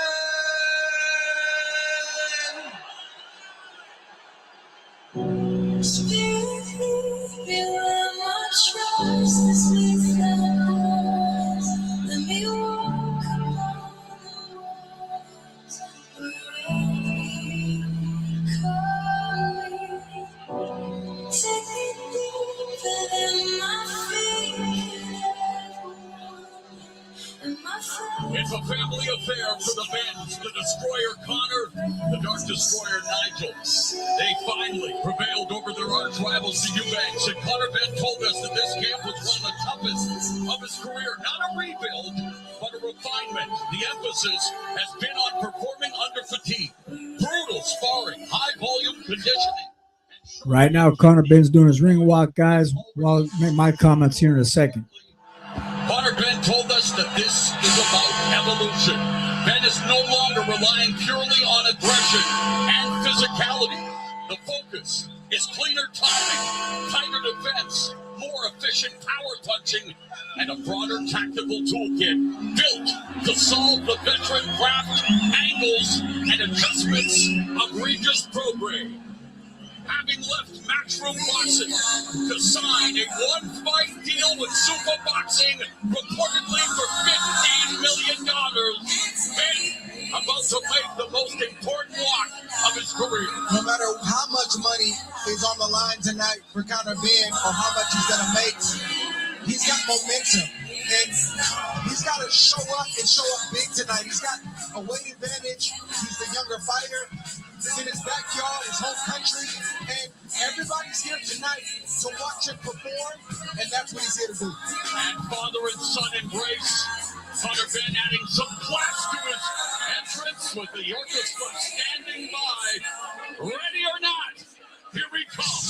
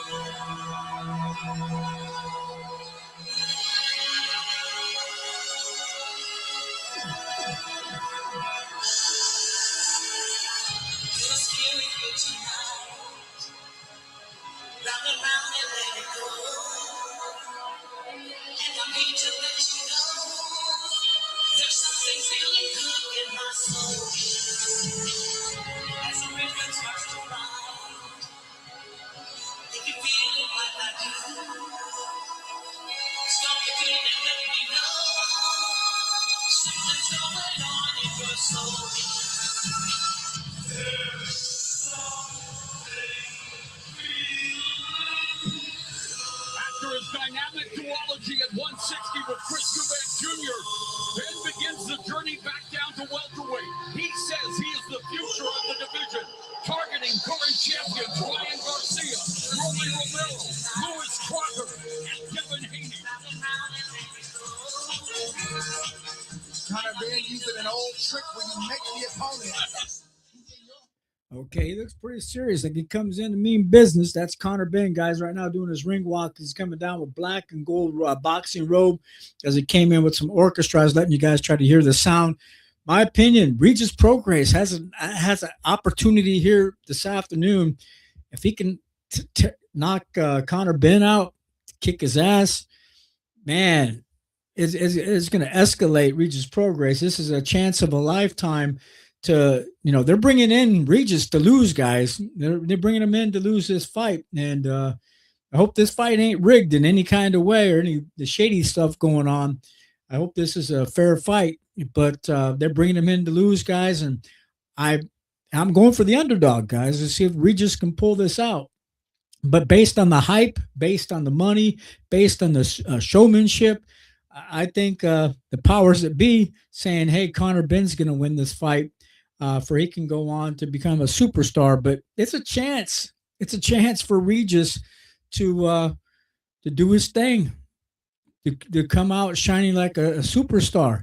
If he can kick Conor Ben's ass, so we'll see, guys. We're gonna get ready. Conor Ben, 24 big wins, 1 loss, 14 KOs. Matchroom Boxing. Eddie Hearn is sitting right next to Anthony Joshua in the ring. A lot of other well-known people in the back as well. They're all here to show the fight. As the people in Tottenham Stadium Arena are lining up to watch this fight. Let's go to the ring, guys. Michael Buffer. Of Ring Magazine and Netflix, and sanctioned by the British Boxing Board of Control. Steward in charge, Guy Williams. Timekeeper at the bell, Mark Shannon. The 3 judges scoring are Mark Bates, Reese Carter, and Lee Avery. And inside the ring, in charge of the action at the bell, referee Kieran McCann. And now, from Tottenham Hotspur Stadium, London, England, 10 rounds of boxing in the super welterweight division. Introducing first, fighting out of the blue corner, wearing purple, official weight 148.1 pounds. His professional career, 33 fights, with 30 victories and 24 of those victories are by knockout. He has 3 defeats.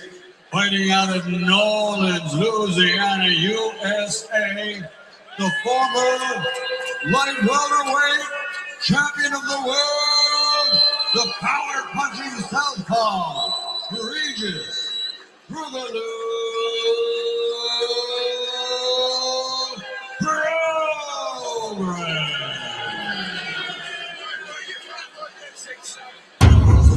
His opponent fighting out of the red corner, wearing black and gold, officially weighing in at 149.5 pounds.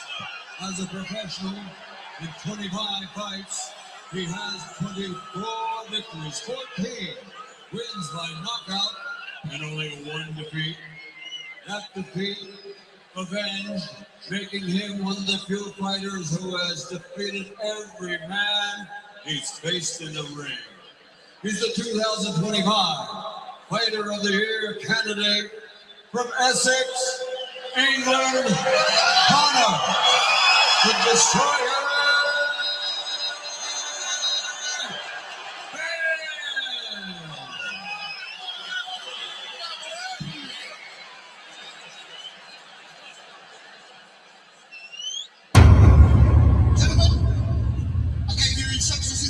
You know exactly what I expect of you both, okay? Keep the fight clean, obey my commands, and most importantly, protect yourself at all times, gentlemen. Shake hands. Let's go.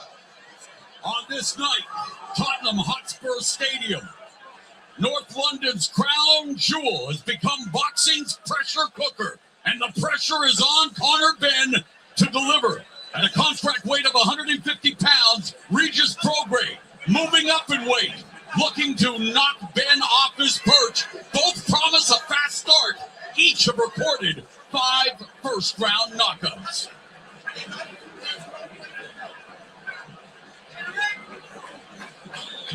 A crowd in excess of 50,000 on hand for the 4th stadium show in England. Ring a ding ding. Okay, guys, here we go. First round. This is the fight I want to see out of it. This is probably the most important fight here today out of this championship fight, or the fight later this afternoon between Tyson Fury and Makhmudov.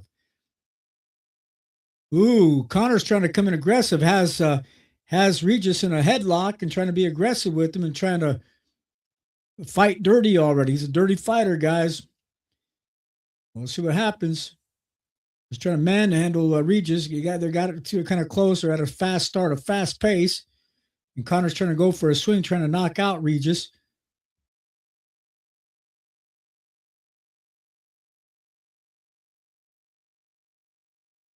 He's trying to swing away at Regis. He wants to finish, trying to knock him out in the first round. Connor Ben's coming out swinging. Regis is trying to hold his own, trying to hang in there. He looks like the stronger fighter, probably rehydrated up in weight. Ooh, Regis came back with a nice, he's fighting southpaw, came back with a nice left hand a couple times. Don't piss there. Hey, sometimes if you piss a fighter off, he's gonna come back and might pull something out of the magic hat if you piss off the wrong person. I think Regis is looking at to get ready to settle down and just try to outbox Connor.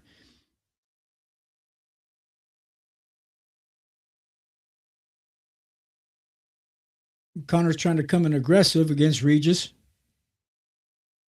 1 minute, 16 seconds left of the first round.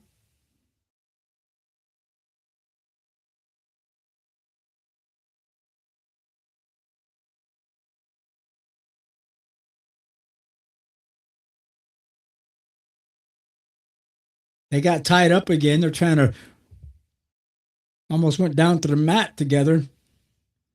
50 seconds left.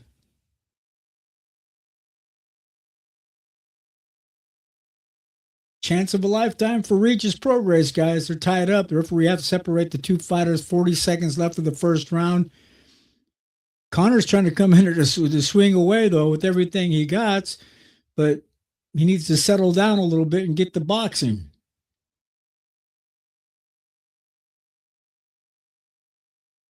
That's all Regis has to do is just outbox his ass.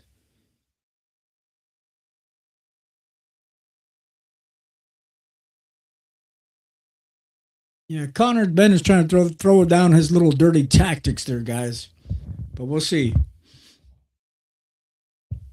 I think the bookies, the odds makers, probably have Regis Progress as the underdog, but we'll see. Oh, he just got caught. Regis got wobbled a little bit on his feet at the last punch of that last round. He got caught with the overhand right, and he got wobbled. Here we go, guys. But he didn't go down. He didn't go down, but he rocked him to his boots, and any success he had in that first round, he would have lost a bit of it there.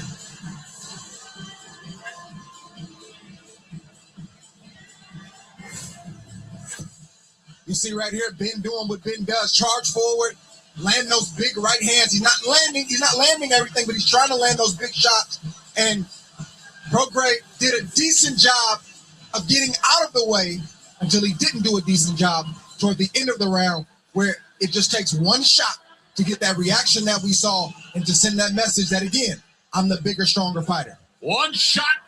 Do not miss your chance to blow it right there on a nice right hand that buckled the knees of Progress at the end of the first round immediately. Okay, guys, we're in the second round. Regis got hurt with the last shot of the last round. He got wobbled just a little bit, but he didn't go down. But it's enough to wake his ass up and say, I got to take this thing serious or I'm going to get my ass knocked out. But hope it didn't throw him for a loop, seeing too many birds in his head. But Connor wants to come in and knock his block off. So we'll see. Now, all Regis has to do is work more on his defense. Don't worry about the stronger shots. Just outbox him. Use movement. You always can beat the bigger, stronger fighter.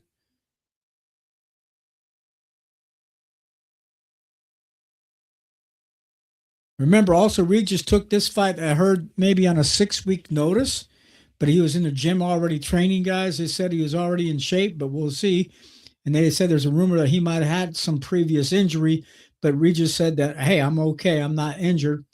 But they settled down to more boxing in the second round here.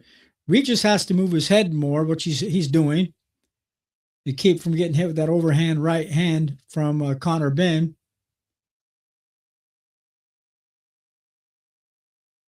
Regis need to use a stinging jab more. Great job for head movement now by Regis Prograis. 1 minute, 30 seconds left of the second round.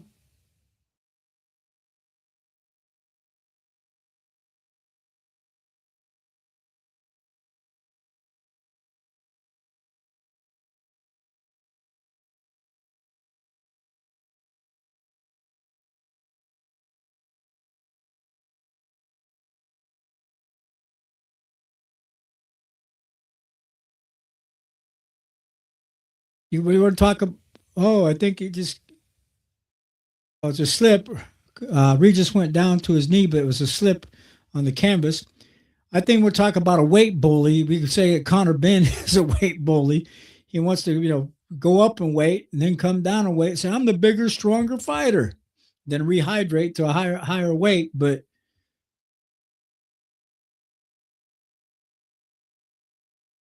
they're tangled up. The referee's going to have to separate the two fighters.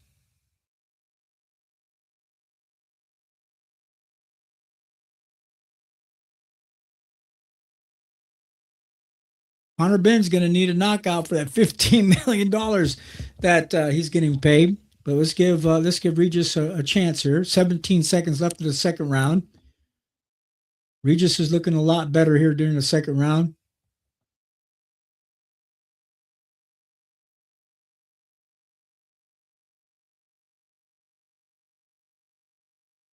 Nice little round for both fighters that round. Let's go back to the ring. Whose corner are we going to?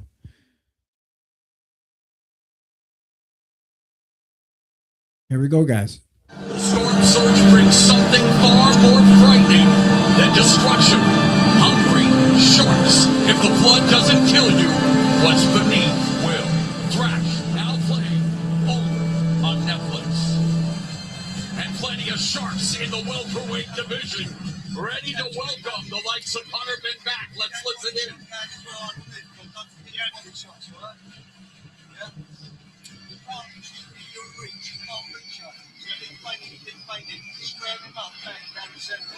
He said, where did Scott go with the left? That's the only thing he's looking for.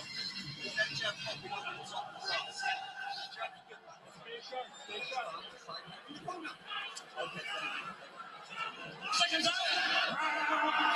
All right, the third round. Ring a ding ding. Round 3, they're going back at a fast pace, guys, at the beginning of the third round with Conor Benn and Regis Prograis. We got to give the underdog a chance here, guys.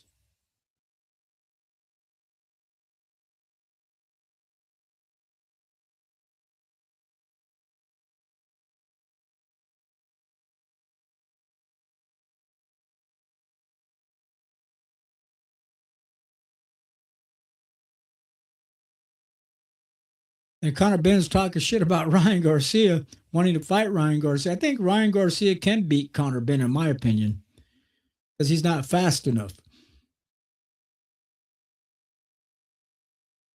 He's an aggressive fighter, but his speed is not as fast as Ryan's. But he has to get past Regis here, guys. Regis is doing some great head movement, some good defense.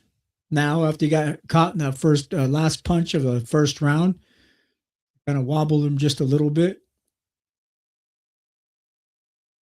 It looks like he's got Regis Prograis looks like he's got a little mark above his left eye right here. Nothing major, just like a scuff mark on his cheek.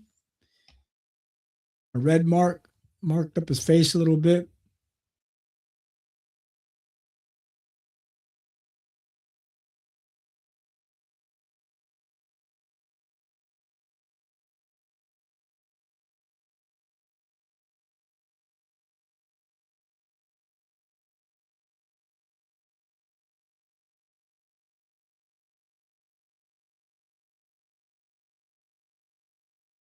Ooh, just caught Connor Benn with the nice shot, with the nice left hand. Nothing, no serious damage, but caught him.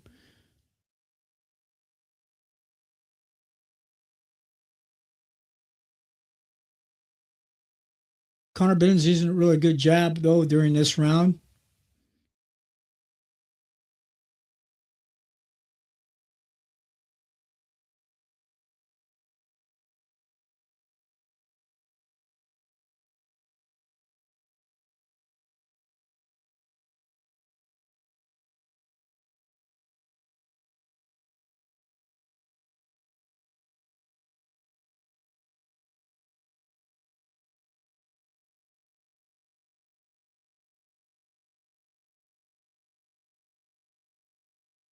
$19, 18 seconds left of the third round. I think Connor Benn might have won this round, guys, just because a little bit more movement, a little bit more, a few more jabs, quite a bit more jabs. But Regis is trying to just get relaxed, keeping his head moving, keep from getting hit. Trying to, really use some good defense. He settled down. Here we go, guys. Back to the ring. Here we go. Is nice and gradually. All right, guys, ringside tonight. The Sidemen Inside is streaming now on Netflix, where a cast of content creators compete for a £1 million prize. And keep your eyes peeled, as there is even more Sidemen coming up on Netflix very soon.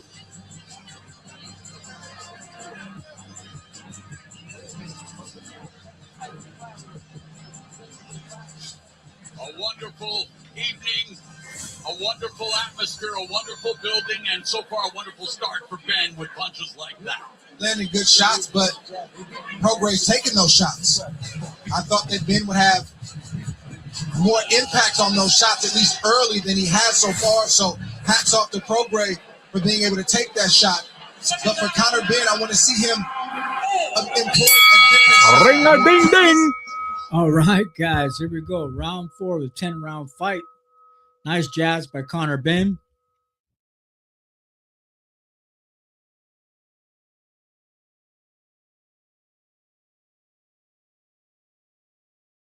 Nice little defense, little movement by Connor as well. Connor just got clipped with a nice little left hand by Regis. Regis tries to throw a left hand body shot. I think Regis also needs to not just try to throw some combinations or try to use his defense. He just got caught with a nice jab. Regis got caught with a jab by Connor. Is to go in there and throw some hard ass body shots to slow that movement down of a bigger guy a little bit, to let him know, hey, I got more than. But great movement by Connor Benn. We got to give credit to Connor Benn. He's very twitchy, very fast as far as movement, keeping his shoulders moving from side to side, keeping his head moving left to right.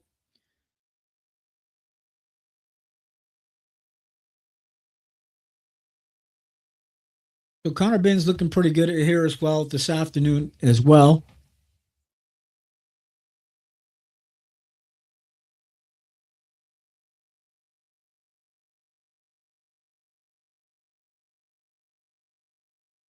Nice double jab by Connor Benn.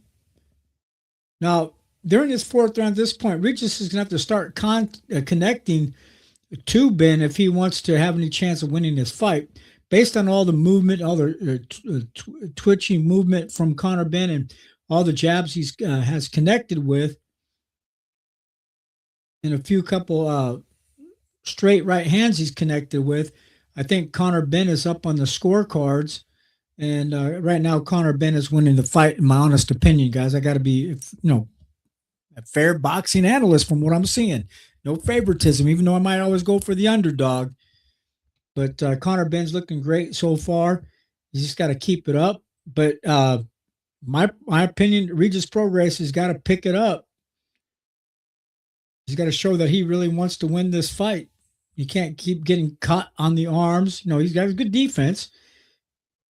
But in the judge's eyes, those punches that are landing on his arms might count for against Regis. He's not throwing enough punches yet. But good defense by Regis, but he just can't be. He's got to throw some punches. He's got to touch Connor Benn with some punches as well. 14 seconds left of the fourth round, guys.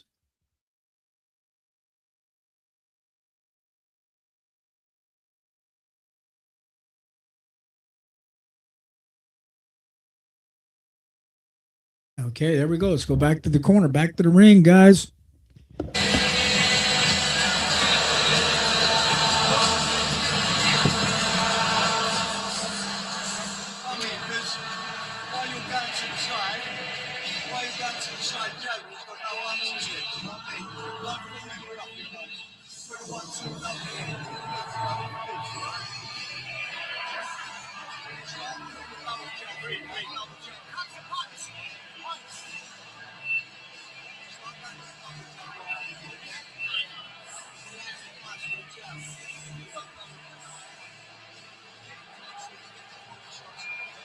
We've been informed that a right hand caused the cut over the eye of Conor Benn. Let's see if we can pick it up.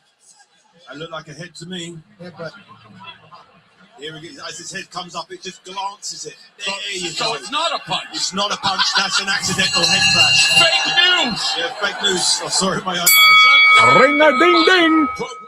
Now they're complaining about a headbutt cut on Conor's Benn above his right eye, guys. But thanks for joining the live watch party or stopping by. I know I wasn't going to have a lot of people show up today, but for the few that have, I want to thank you. We're just getting my feet wet again. We're back doing the show, guys. All right, come on, Regis. You got to step it up. This is the fifth round. You got to show us something. Or because remember, you're fighting on the road. You're fighting in London, England. You got to show out like Terrence Crawford did when he went over to Europe and he beat Ricky Burns. You got to show out like that.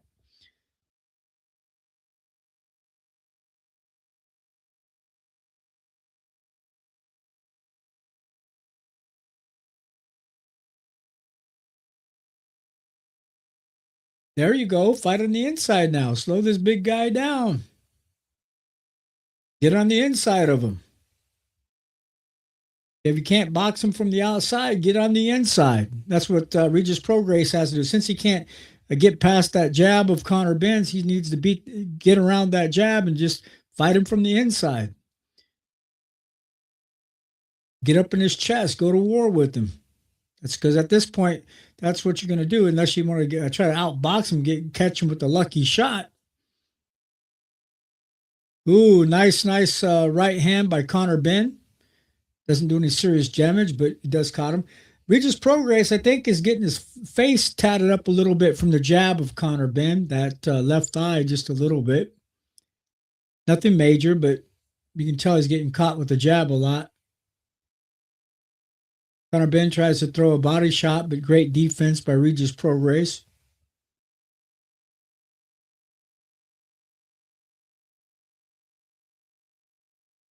Good head movement by Conor Benn.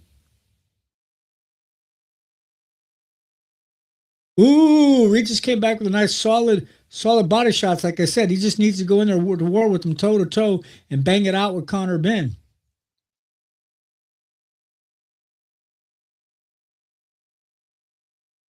He's taking some good shots by Conor Benn. And I think because he's taking those good shots, he's giving him confidence to step forward and try to slug it out with him. We'll see what happens here, guys. 26 seconds, 25 seconds left of the fifth round. Regis wants to come in now and inside now wants to bang it out with Conor. And I think Conor's getting frustrated because those hard shots are not Prograis is taking them. Building his confidence up. It's like, okay. There we go. End of that round. Let's go to the ring and find out what they're saying. Last round, the commentators were kind of quiet, but here we go, guys. Tyson Fury in the back. Tyson Fury is in the back, getting his hands wrapped, getting his boxing gloves put on. Okay, by his coach, by his trainer. Here we go, guys. September at the age of 46, and I thought Tyson Fury was training himself. That looks like Sugar Hill Stewart wrapping his gloves. Of course, the longtime cornerman for Fury, and of course, we will await his special tribute to Ricky the Hitman Hatton coming up in tonight's main event as, well, Fury He's had a tremendous career, but he's 0-4 against retirement.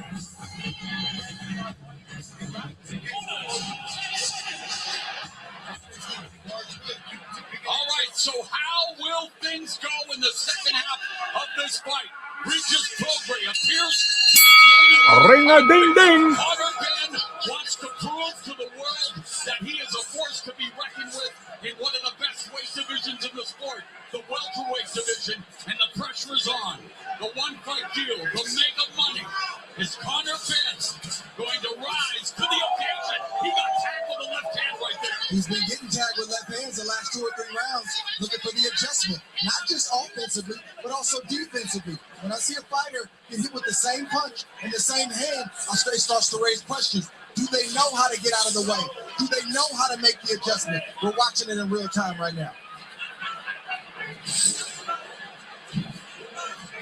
All right, guys, here we go. So Conor Benn is getting caught with that left hand a little bit, getting tagged a few times. Now, Regis, I think he just needs to settle down. He's got movement. He's realized I can take this guy's punches. His face is getting bruised up, but that doesn't mean a lot. It just means you're getting caught, but he needs to step forward. Now Conor Benn is complaining that he got something in his eye. We'll see. The blood's coming down from the right eye of Conor Benn. He just got caught. Got 48. Conor Benn has 48. Prograis has 47 to David Hayes' scorecard. I don't think the fight's that close, but if the fight is that close, guys, then Regis Prograis has a chance if he picks it up the second half of the fight. And looks like, in my opinion, he's stepping forward, thinking I could take this guy. I injured him with the headbutt, that is.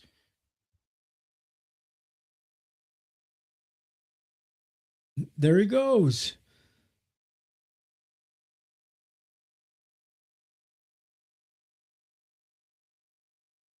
Let's see what Regis Prograis can do now, guys. See how bad he wants it.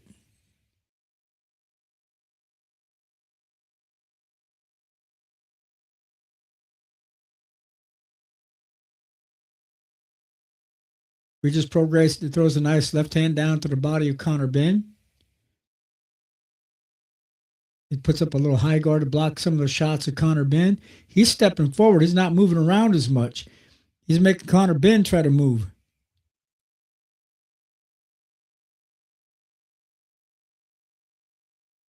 Oh, he's talking to Conor Benn. He's taunting Conor Benn. He's stepping forward now. He says he wants to fight. Then he caught Conor Benn with the left hand. He's trying to frustrate Conor Benn. That's what he's doing. He's talking shit to him.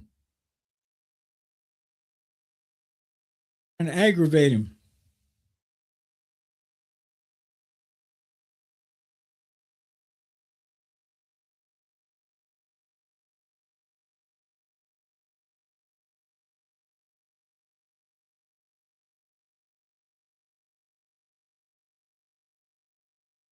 That was the end of that round, guys. We'll see what they have to say. Conor Benn's cut man is Mark Seltzer, earning his keep tonight.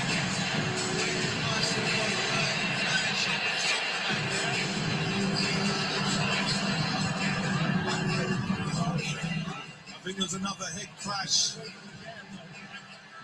That's the thing, when you fight southpaws, an orthodox fighter really needs to be aware that a southpaw who understands that their head can come in nice and low.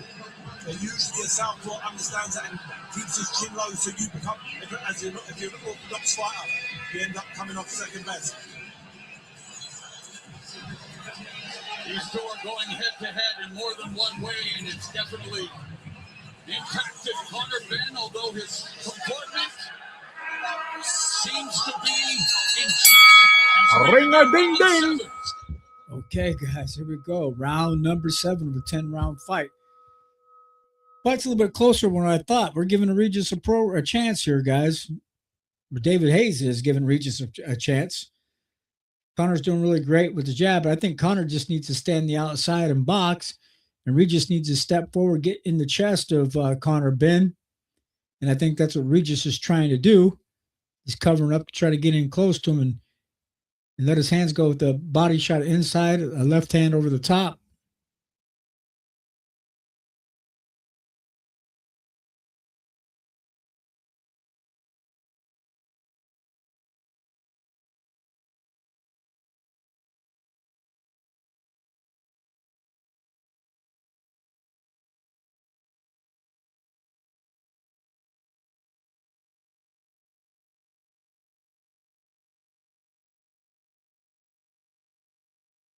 Good job by Regis Prograis hanging in there, guys. But he's fighting in London, England. Unless he comes out with something really good. Regis is trying to let his hands go on the inside. Connor's letting his hands go now on the inside down with some body shots. 1 minute and 30 seconds left of the 7th round.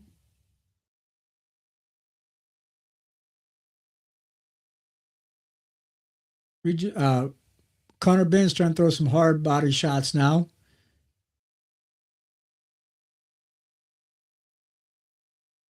Trying to throw a bunch of punches and a flurries of punches. Connor Ben is, which is doing a good job. Regis has to come here and say he wants to win this fight. If he doesn't, he's getting beat. Barely getting beat. He's holding his own. But he's taking some punches he shouldn't be taking. Ooh, he just wobbled Connor Ben with the left hand a little bit. Use that left hand again. Connor Ben just got wobbled. Not real bad, but you could tell he got hurt just a little bit. I tell Regis to come back and throw him off, throw that left hand again, and throw that left hand again, and throw that left hand again. Throw a left hand body shot, come over the top with that left hand.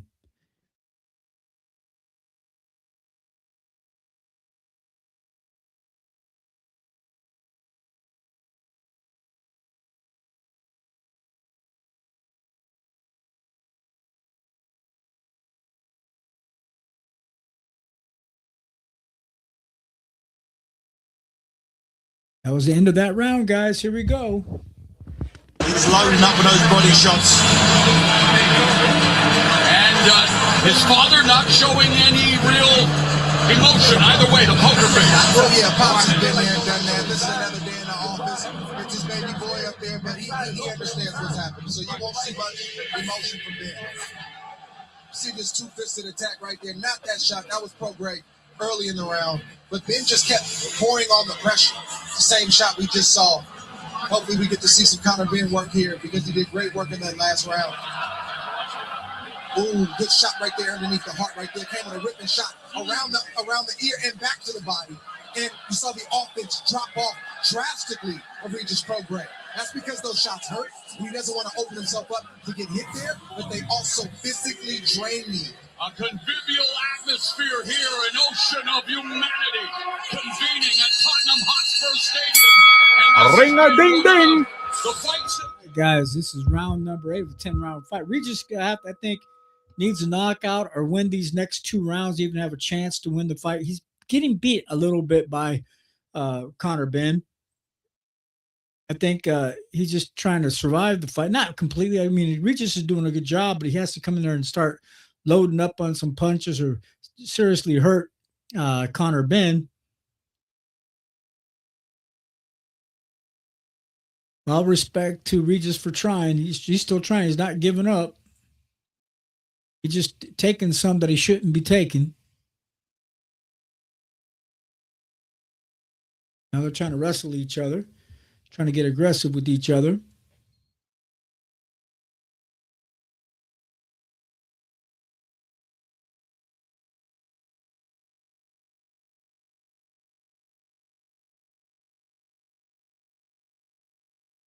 One minute, 57 seconds left of the 8th round.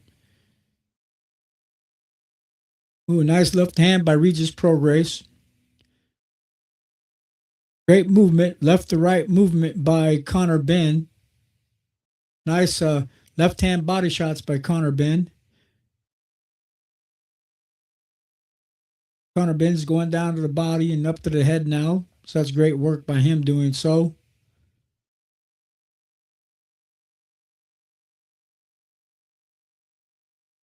I just don't think Regis Prograis wants this bad enough, guys. But he's still hanging in there, but he's got to do something major here. 1 minute, 16 seconds left of the 8th round. During these 2 rounds and a half, he's going to have to do something major. Or he's going to get beat by, I think, a split decision or a unanimous decision. There it goes. Oh, nice right hand by Regis Prograis.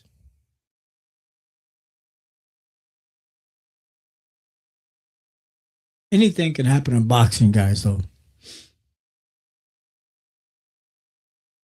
Conor Benn tried to come back with a hard right hand body shot down low. He's coming back with some hard body shots. And Regis says, I can take that. Come on, bring some more.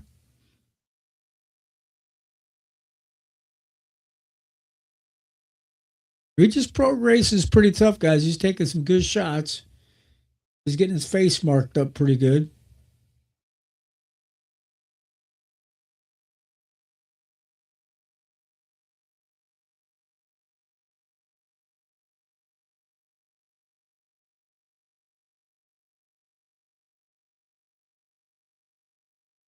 End of that round, guys. Here we go to the corner. Here we go, guys. Ben taking control here, taking back control.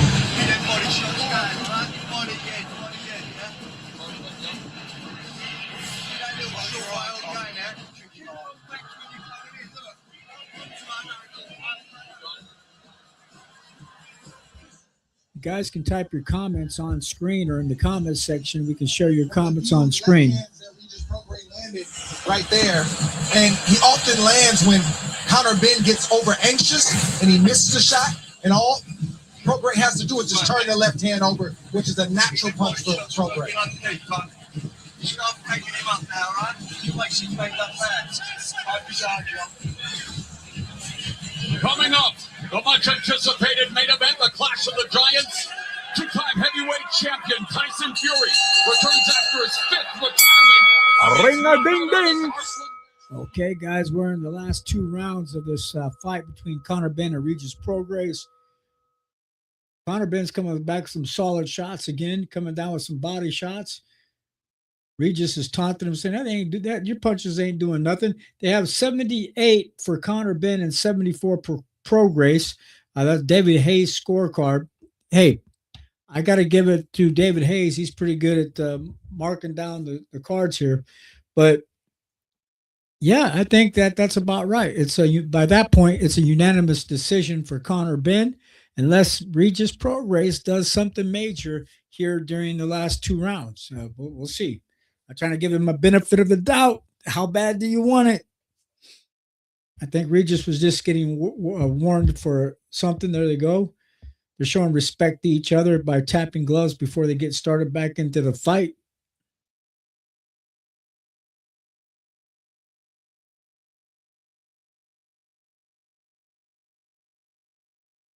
It gives Conor Benn a chance to get some work in as well during these rounds. But I think Regis at this point, guys, needs a knockout. We're doing some serious damage here in the last. No, he's getting tagged. He's getting tagged by Conor Benn's jab. I think a lot of the damage is coming from Conor Benn's jab to Regis Prograis' face, my honest opinion. But I've got to give credit. Hey, at least he's trying to hang in there. He didn't give up. He didn't quit. He's taunting him. He's stepping forward. I want to fight. Regis has to just let his hands go a little bit more is the problem. They're in the inside. 1 minute, 10 seconds left of the 9th round. This 10-round fight. Guys, you can share your comments on screen. You don't have to be, you pop in, at least say hi, say something.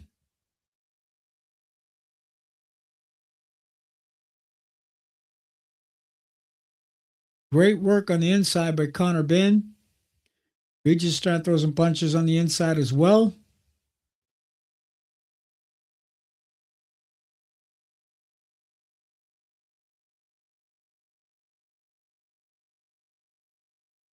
During this fight, it looks like Conor Benn, he is the more hungrier fighter. Regis came to fight. He's hanging in there, holding his own, but he's getting tore up. He's getting faced. By the end of this fight, his face is going to look like minced meat. Ooh, nice body shot by Conor Benn to Regis Prograis. Regis Prograis is still on his feet. 10 seconds left of this 9th round. But I think Ryan Garcia is going to tear Conor Ben up. He's quick, but he's not fast as Ryan. That was the end of the 9th round, guys. Let's go back to the corner, back to the ring.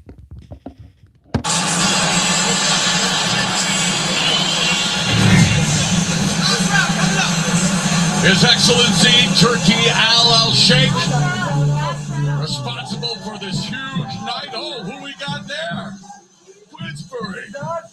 The promoters. Greg Warren in the house. Yes.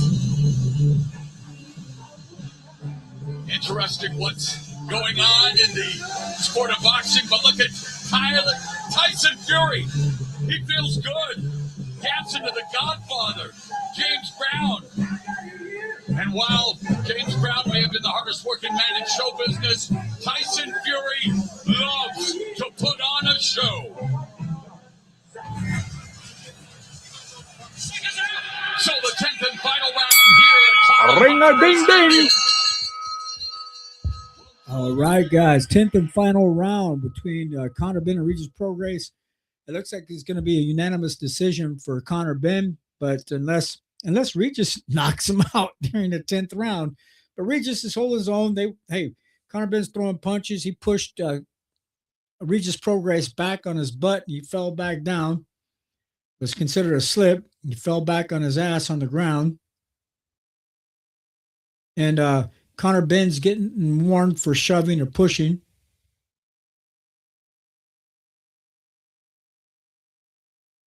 Ooh, nice solid right hand by Conor Ben.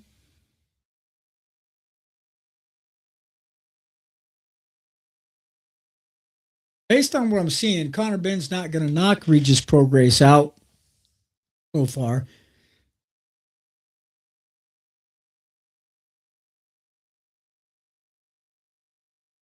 He's just going to get the rounds in with him. Regis is a tough young man. He's just not letting his hands go. They have 88. David Hayes has 88 to 83. Prograis has 83. Conor Ben has 88. So it's a unanimous decision just because he's connecting more. Regis is connecting back, but not enough, guys. He's maybe with one shot here, one shot there. But that left hand mainly is where he's connecting with.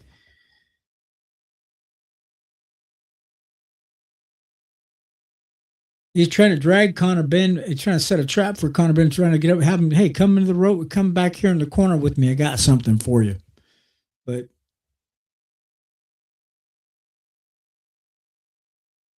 sometimes that can work, drawing somebody in, setting a trap. But I don't think Regis Prograis has that much power to knock out Conor Ben.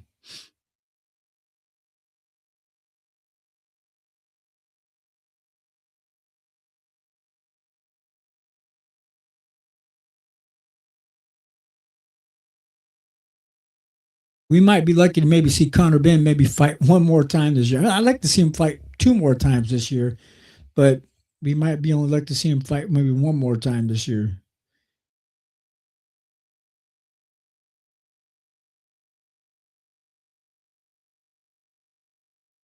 Yeah, Regis Prograis' right eye, his face is torn up pretty good. But he's tough. He's hanging in there. 28 seconds left of the 10th round. Regis ain't doing nothing major to try to win this fight. He's just getting caught. He's getting in there, throwing a shot or two.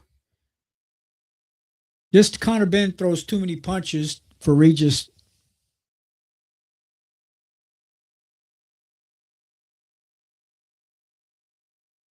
Conor Ben, you're not going to knock Regis out. Not in the last 10 seconds. He's taking those shots too well. That was the end of the fight, guys. Let's go to the ring real quick. All right, both fighters are up each other, giving each other a hug and giving each other respect for finishing out those 10 rounds together. London, UK. Up next, official decision, guys. Here we go. Up next, unanimous decision. I got some commercials, okay, as we're waiting. But if you guys are watching the fight from home, tell me what you guys thought about the fight. We haven't went live in a long time, so I didn't expect as many people hardly to show up today. For a few people did stop by. I appreciate it. Thank you so much again. Thanks, guys. Appreciate it.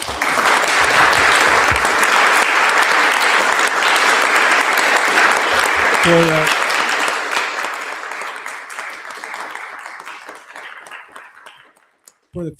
want to thank you for the few people that stopped by here today for this live watch party. The live watch party is for you guys to come on, make some comments, hit the StreamYard link at the top of the comments to come on live, share your thoughts on the boxing and the fight today. The show's not over. We got one more fight with Tyson Fury and Makhmudov. I'm gonna have to take a little quick break, pause for the cause, but I'll be back here in a few moments. Thank you guys for stopping by. Type your comments in the comments section. We're going to be back with the other live watch parties here in the near future. We're going to go live a little bit more throughout the week, do some live shows again.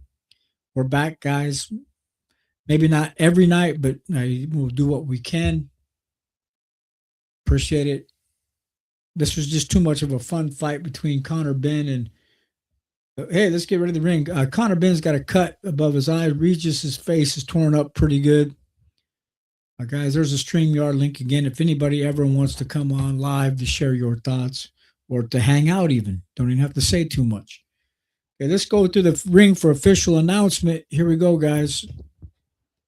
Eddie Hearn, Anthony Joshua sitting at ringside. It's good to see AJ in the house after suffering that personal tragedy. And of course, he will be watching the main event with vested interest.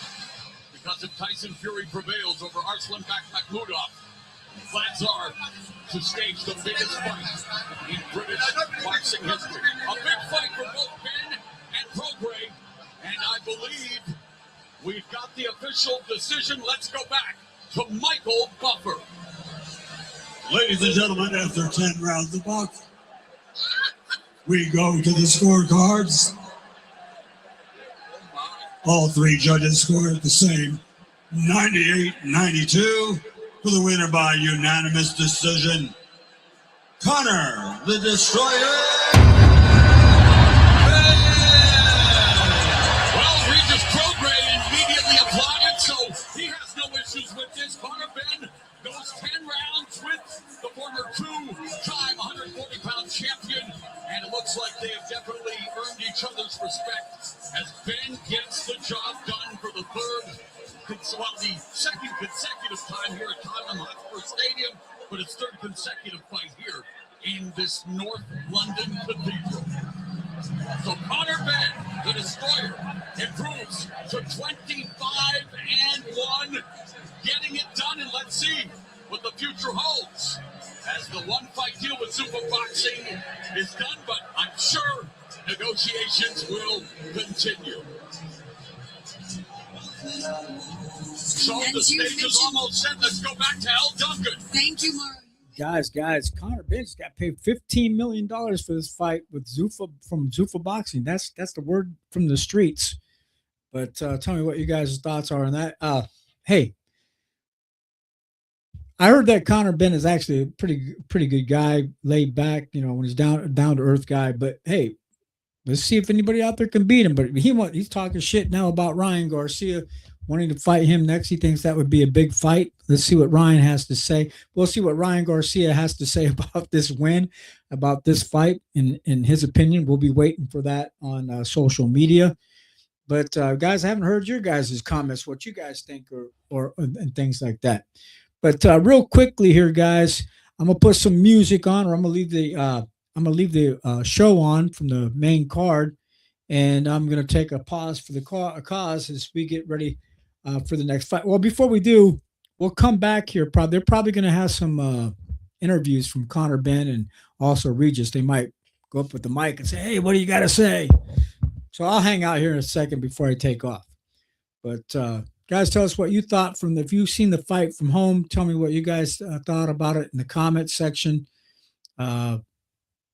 It's expected. Hey, they brought Regis in to lose, as I said. I just thought maybe the underdog might come back here as a chance of a lifetime to show out, and he didn't show out, but he held his own. He hung in there all 10 rounds. Regis Prograis did, so kudos to him for hanging in there and didn't get knocked out. As we're waiting, guys, for the interviews as well. Okay. Let's see what else is in the boxing news as I'm sitting here waiting as well.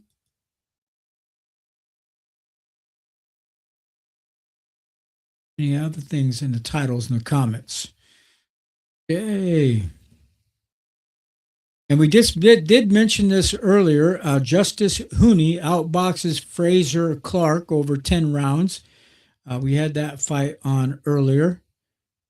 And then also Richard Rickapour, we'll talk about these in the media later. Richard Rickapour stops TKV, wins British heavyweight title as well. Matchroom legal letter puts Hooney. Okay, we already talked about that as well. Layla Ali is communicating as one of the announcers here today. Let's see what they have to say about this fight. Here we go, guys. Facing a lot of pressure, Lennox. Yeah, I think he's facing pressure. I mean, we create our own pressure. That's how I feel. So he doesn't look like he has any pressure on him. He's been in this situation many times before, so he knows how to prepare for these fights. He knows what his body needs. He knows what he needs to be the best. And I think he's feeling himself right now. So yeah, I think this is going to be a good fight for him. You know, he's made no qualms, Carl, about the fact that he still believes he can be a champion. In fact, he wants to go for a third heavyweight title, something our friend here, Lennox Lewis, certainly accomplished in his illustrious career. Do you think he still has what it takes to accomplish that great feat? Yeah, I do. I mean, it depends who's the world champion at the time. Would you put him in with Alexander Usyk again now and expect him to win?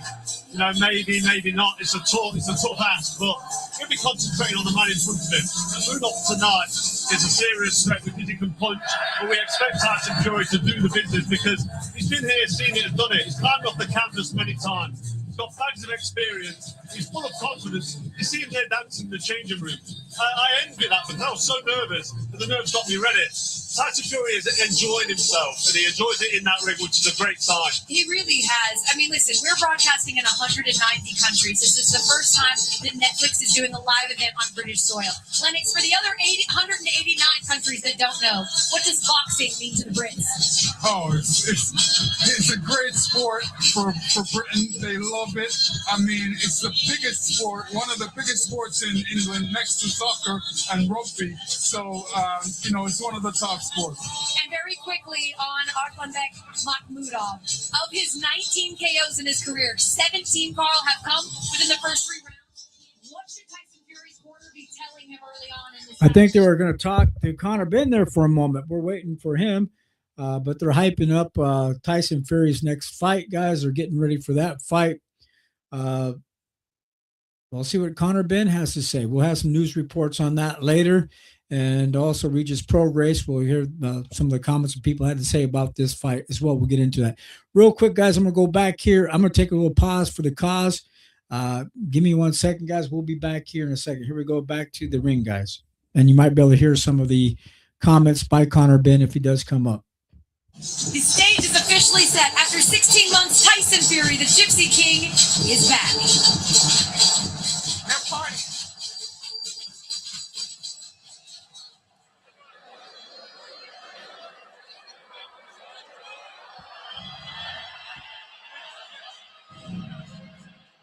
Here comes the Gypsy King.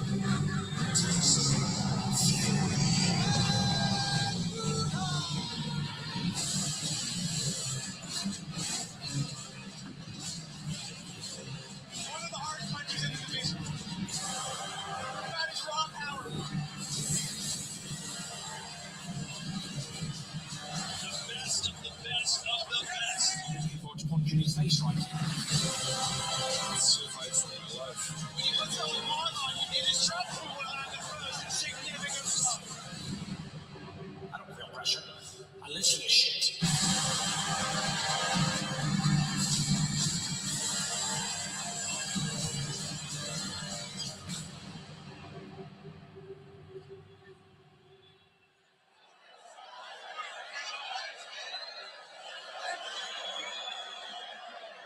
Ladies and gentlemen, the moment has arrived.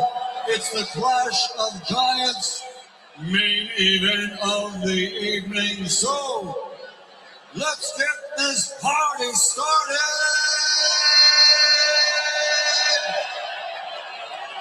Now making his entrance to the ring, Arslanbek, the Lion, Makhmudov!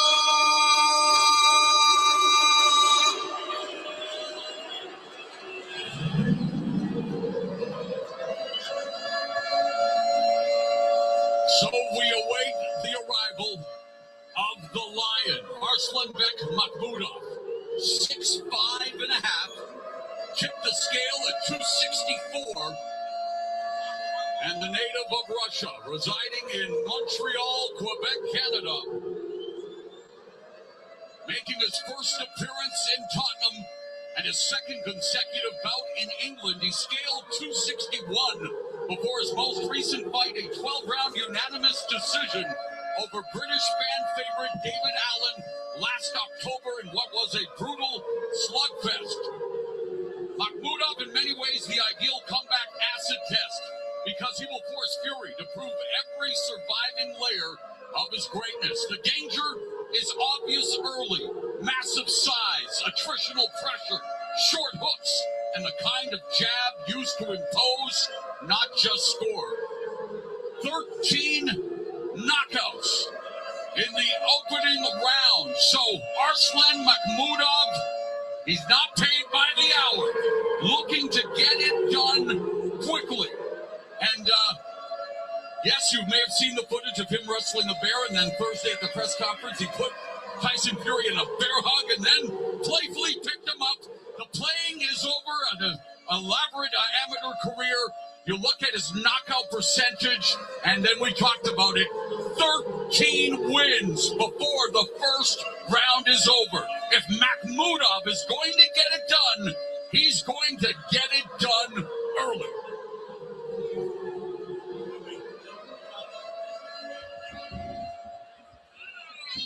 And now, the Gypsy King returns to the ring, making his entrance, the two-time champion, Tyson Fury!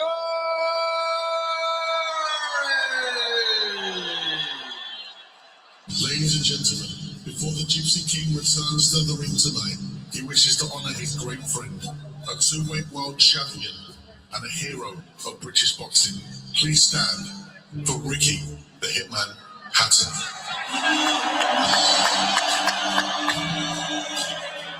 You saw me standing alone,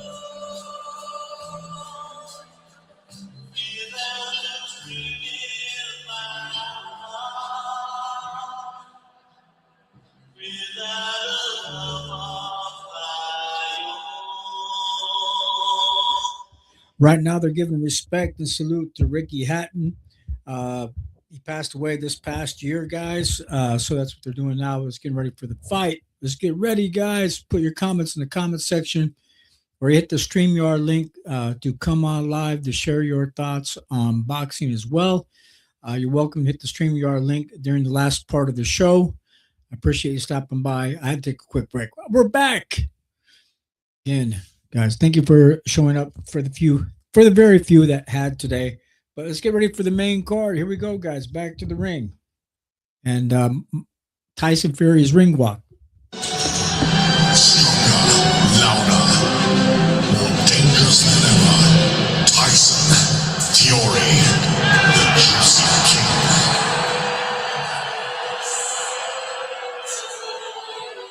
A thunderous ovation. The Gypsy King is better. And a classy gesture by Tyson Fury, paying tribute to the late great Ricky Hatton, the two-division champion who passed away last September. At the age of 46, Fury trained at the Hatton Gym before his 2018 comeback. Hatton was in Fury's corner for the first fight of his terrific trilogy with Deontay Wilder. There is only one Ricky Hatton, and there's only one Tyson Fury.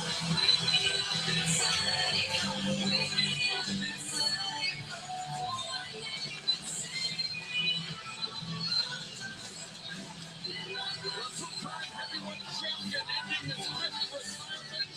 It's his sixth straight Cage Stadium show, his second appearance in Tottenham, and his first fight in the UK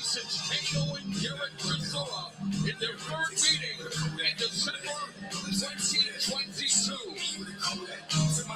Yes, it's a fight, but it's also entertainment. It's also a show. And Tyson Fury is a consummate showman.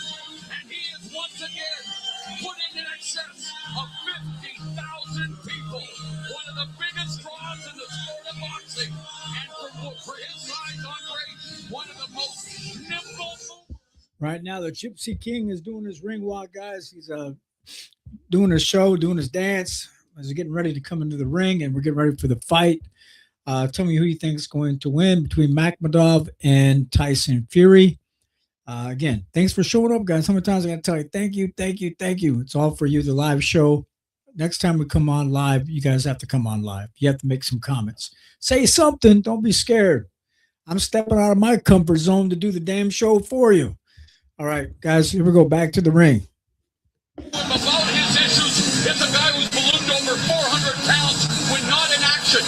As Lennox Lewis and others said, he needs boxing as much as boxing needs him. He really does. It's the routine, it's the rhythm, it's waking up in the morning with a purpose. And when that purpose is combat and battle, it opens up the day. I know what that's like. I know what it's like to wake up now without a battle in mind. And here a look at some of the stats as we mentioned. Two-time heavyweight champion, his first fight in nearly 16 months, ending his 5th retirement, and he's recorded 6 knockdowns in his last 7 fights. It's 2 behemoths about to battle, and the fans here in Tottenham Hotspur Stadium and Netflix are looking forward to one hell of a show. It was special. All right, they jumped that. They had to jump the commercial because they had to pay for the show. These people paid for the commercials. To Netflix had to advertise some shows coming up. Netflix is paying for the show, so they got to advertise some of their shows and their movies. All right, guys, we're getting ready for Tyson Fury and Makhmudov, the last and final fight for the live watch party. I was more interested in Conor Ben, but let's enjoy the show with Tyson Fury and see if he can beat this this other big guy. 2 giants, again, as they said again. And Tyson Fury's got to take it serious. This guy could be a serious threat for him, and we got to get ready for this fight coming up as well. So, guys, type your comments in later on after I go. Tell me what you guys think whenever you want. And the people that, again, the live watch parties for you. I'm just getting my feet wet again to get used to doing this. We were supposed to have a guest today show up, but he didn't show up. And maybe he was busy doing something else at that time. That's okay. Maybe next time we'll get him to come on.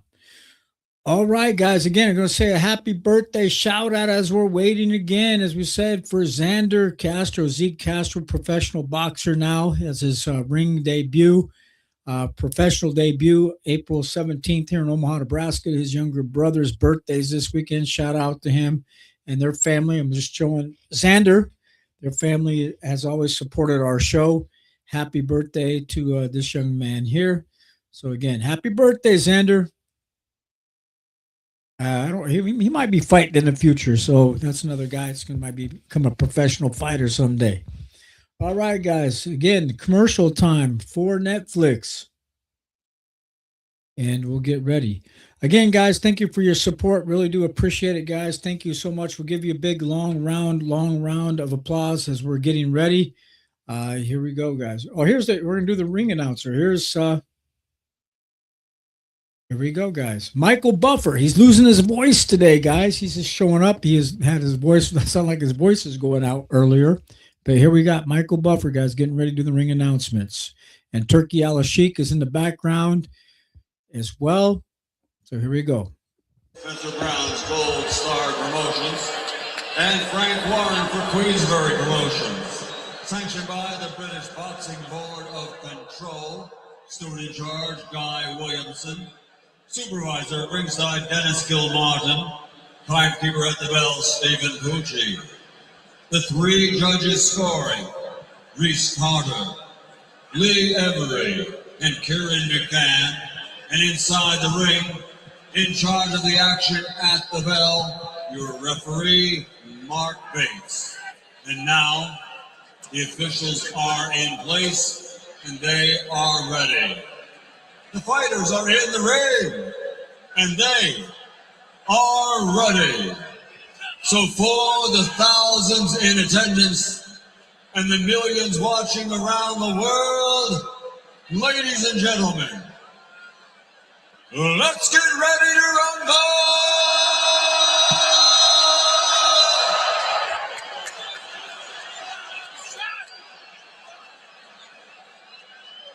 Introducing first, fighting out of the blue corner, wearing black and officially weighing in at 264.9 pounds. And he stands 6 feet 5 and 1/2 inches tall. Fighting out of Montreal, Quebec, Canada, his professional record an excellent one. 23 fights, 21 victories, including 19 knockouts and 17 of those KOs in 3 rounds or less, with only 2 defeats. Ladies and gentlemen, he is Arslanbek, the Lion, Makhmudov!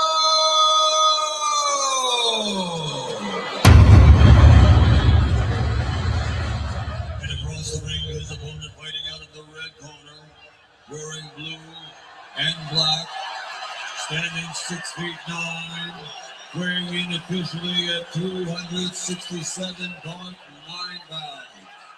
Fighting out of the Isle of Man and representing the United Kingdom with a professional record of 34 victories, 24 big wins by knockout, 2 defeats, 1 draw.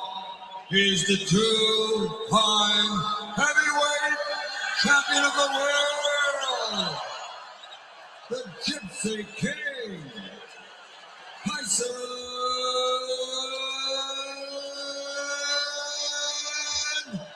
Fury.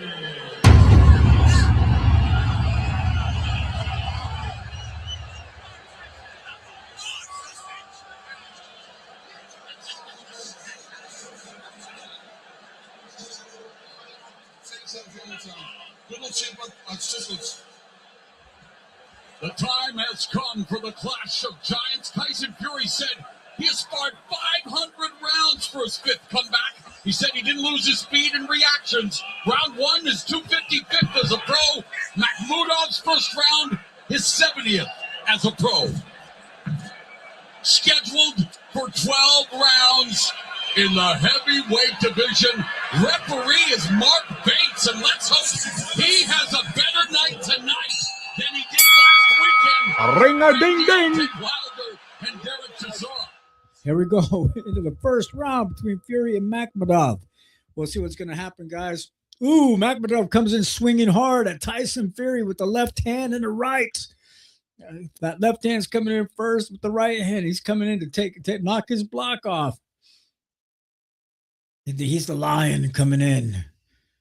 He has a long jab. Big guy. 2 giants, guys. Tyson's trying to get set up. He's going to have to take this serious.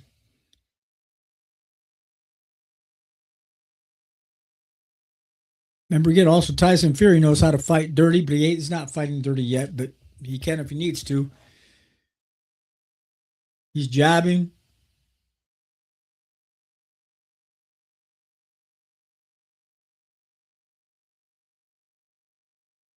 Okay, they're tied up, and the referee's going to separate the 2 fighters.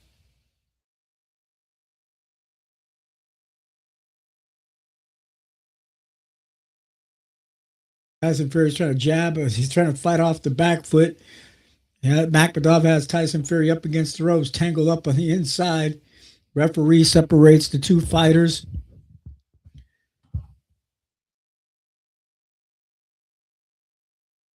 Makhmudov is trying to be a little bit more aggressive as Tyson's trying to fight. 1 minute and 30 seconds left of the first round.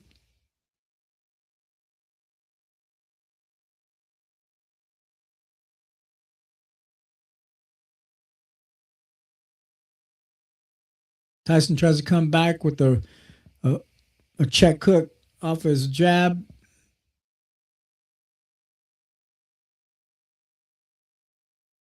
Makhmudov's putting pressure on Tyson Fury, has him up against the ropes, chased him down.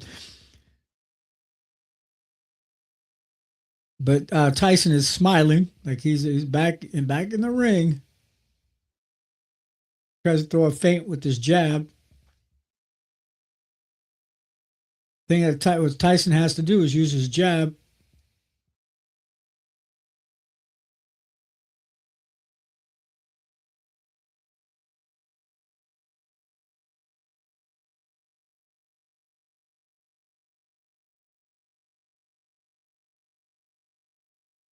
.26 left of the first round. Makhmudov tries to come in swinging with his jab, tries to throw a looping overhand right hand as he pushes Tyson again against back against the ropes.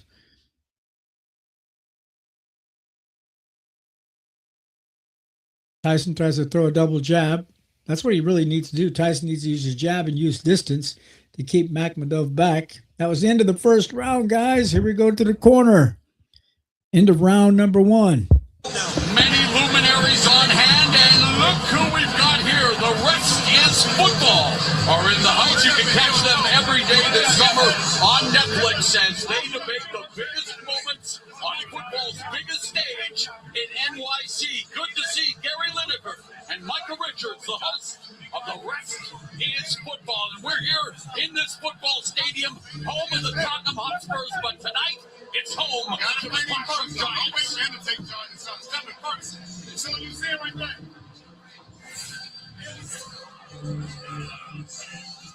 Good right hand right there from Makhmudov, and that's because, as I mentioned, Tyson Fury is going straight back.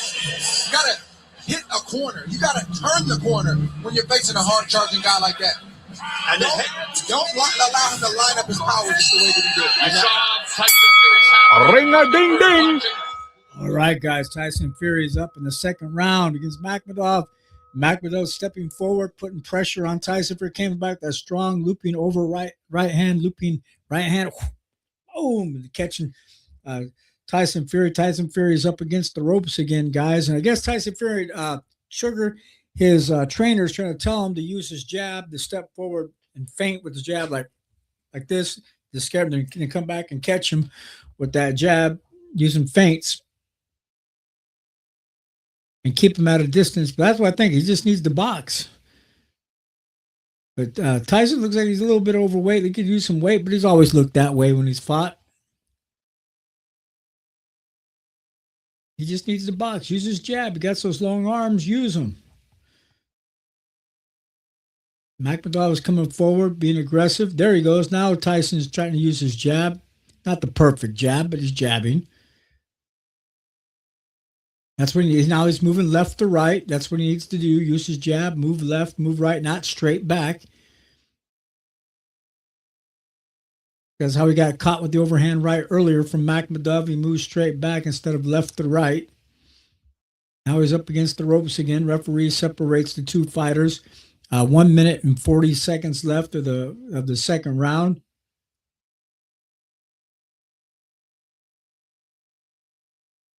Tyson Fury is stepping forward, trying to feint with his jab. But what she needs to do, use that long reach to keep the distance. Ooh, then he tries to jab right hand. He tries to throw a jab right hand, then a hook. Jab right. He throws a jab right hand, then he tries to hook off of his right hand. Double jab from Tyson Fury. That's what he needs to do. He switches stance. Now he's fighting southpaw a little bit. See how that works out for him. Tyson Fury switched stance to southpaw. Now he went back to orthodox.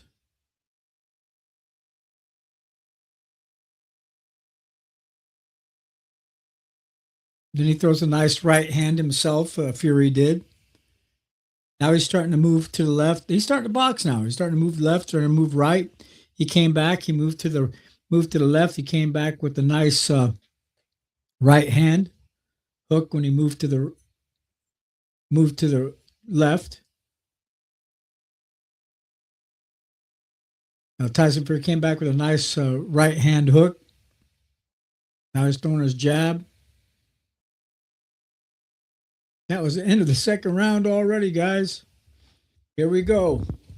Back to the corner.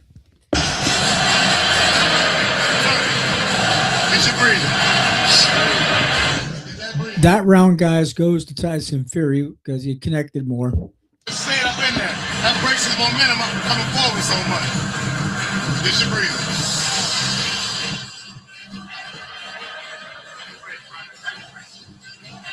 Try to find your little poop right on inside when you get in there. Just touch this.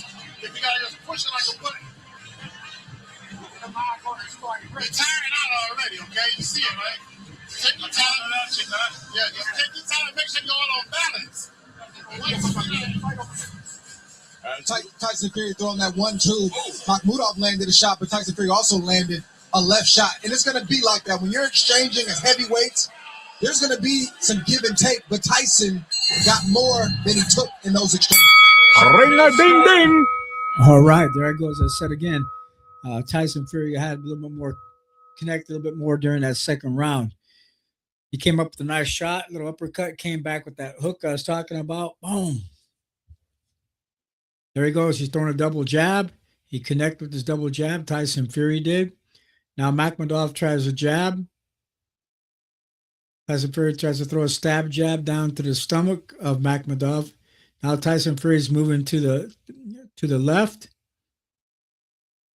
He's gotten off balance just a little bit. I was trying to double jab again. And he throws his right hand. Now Tyson Fury switched to southpaw.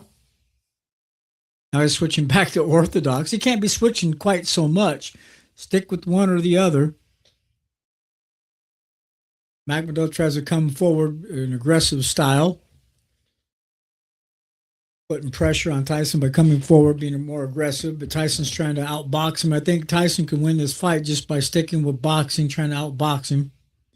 Trying to outbox Makhmudov, using that jab, keeping distance, stinging him with the jab, then the right cross.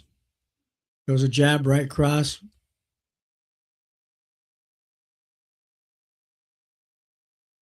Makhmudov comes forward and gets tied up with Tyson Fury. Referee separates the two fighters.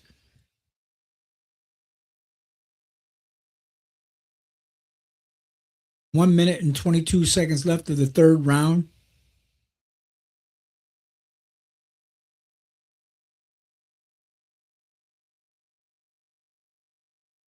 I was getting on the balls of his feet, trying to move, to actually box, moving his head left to right. And he's throwing a right-hand body shot. He threw two body shots with his right hand, then he's tied up.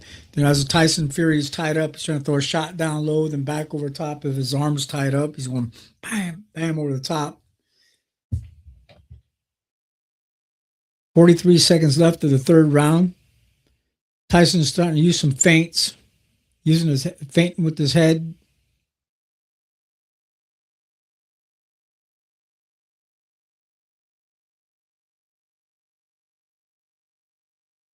Tries to come back with the right cross again. 23 seconds, 22 seconds left of the third round, guys. Tyson Fury starting to get ahead by actually boxing now, finally. He's getting relaxed now, starting to realize I can outbox this guy, just beating him by boxing.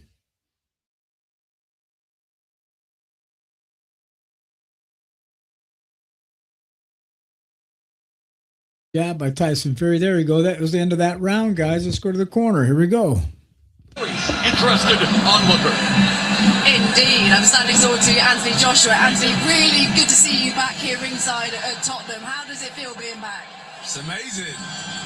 UK fans have come out to see Tyson Fury, Conor Ben, Regis Prograis, TKB, React Paul. It's been a really good undercard. I'm enjoying it. It's actually full in here as well, so boxing's thriving in the UK. But we all know you're probably here on a spying mission. His Excellency, Turkey out of that shape. We know.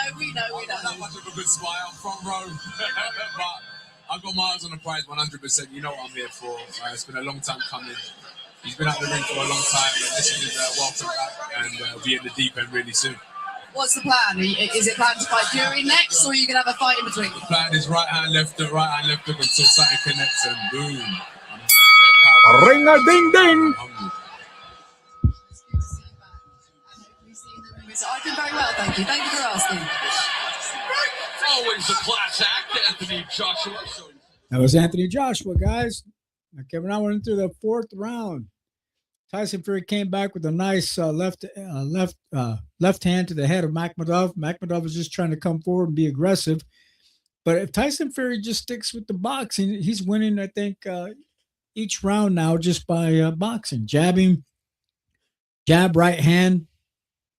Makhmudov trying to swing hard, coming looping, wham, wham. Trying to swing like that, guys. But see how he does. All right.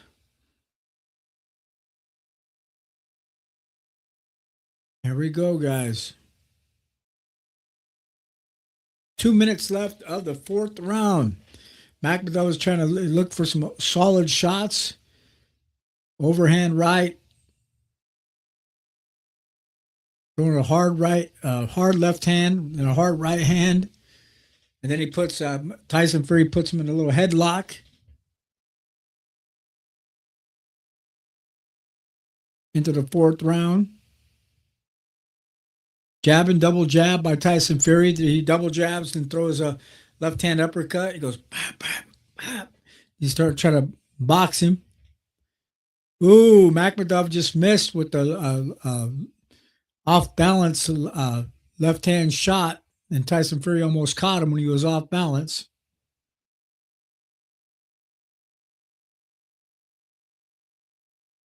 Now Makhmudov is trying to move his head, do a little bit more head movement. Tyson Fury's trying to throw some punches in there, see some punches in there like this and over the top. Nice right hand by Tyson Fury.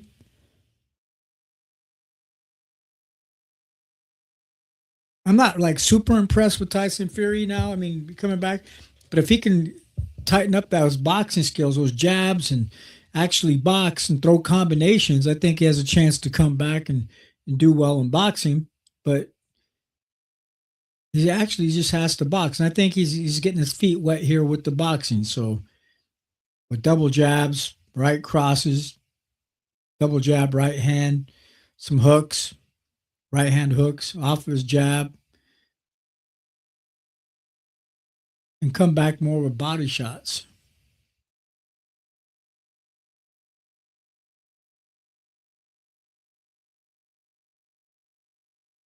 Oh, that was the end of that round, guys. Here we go. Back to the corner.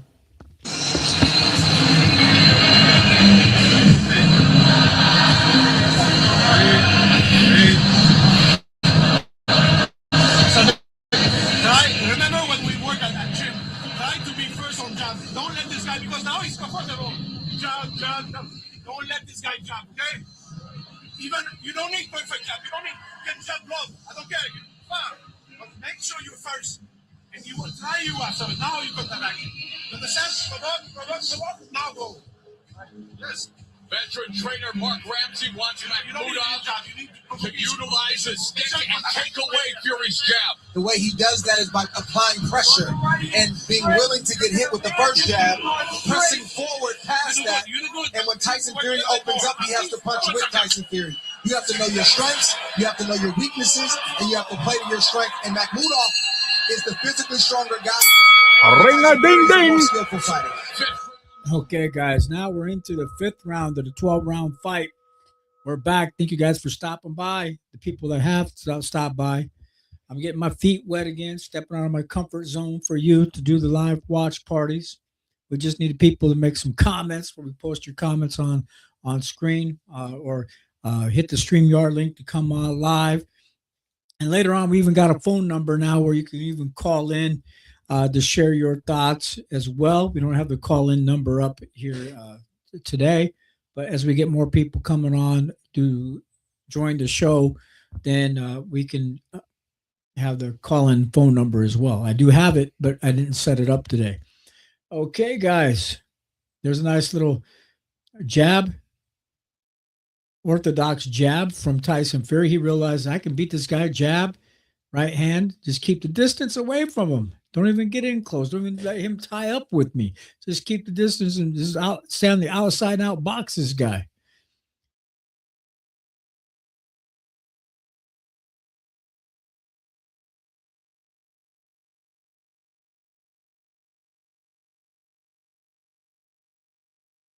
Makhmudov, all he's doing mainly to win a fight, he just comes in with the looping overhand right, the other hand over the top.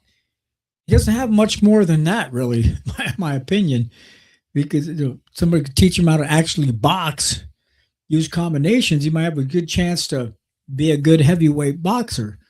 But see, he tries to come with a looping overhand right, looping overhand right. You got to do more than just throw looping overhand rights.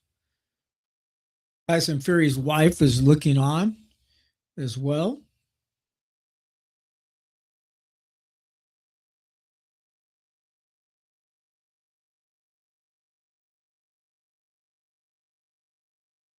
He's trying to feint with his jab. He throws a right hand. Now he tries to switch back. He tries to switch back to southpaw, guys. Throwing a jab with this. He switches too much. Something's working for him. And then he goes back and tries to immediately try to fight southpaw. I don't think that's good for him, in my opinion.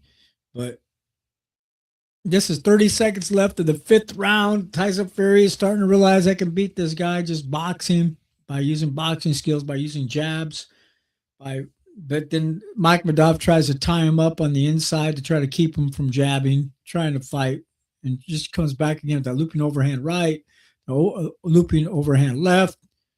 After throwing a right, he throws a jab finally, throws another jab. That was, oh my goodness. Tyson tries to throw a stab jab down to the body, but misses. That was the end of that round. Tyson Fury's happy. He's enjoying himself. He's smiling. Let's go back to the corner, guys. Here we go. You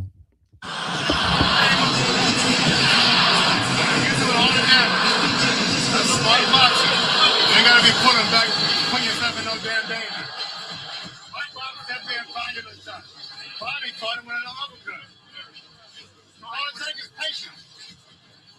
Once you're patient, or once you're fast, be patient. The shot gonna open up when you want it to. Because you're controlling your shots in the rhythm. Time for the big uppercut from the long way strong. So you put it back, you hit you hard. That was the shot, turning it over inside when Makhmudov was looking at resting. Thought the action was over. Oh, no, it wasn't. Shows he's got a good chin. Punch resistance, nothing wrong with his punch resistance. It's the fact he's going to get exhausted is going to be his biggest problem. We're set for round 6, and the two all Ring a ding ding. Okay, guys, here we go. Next round.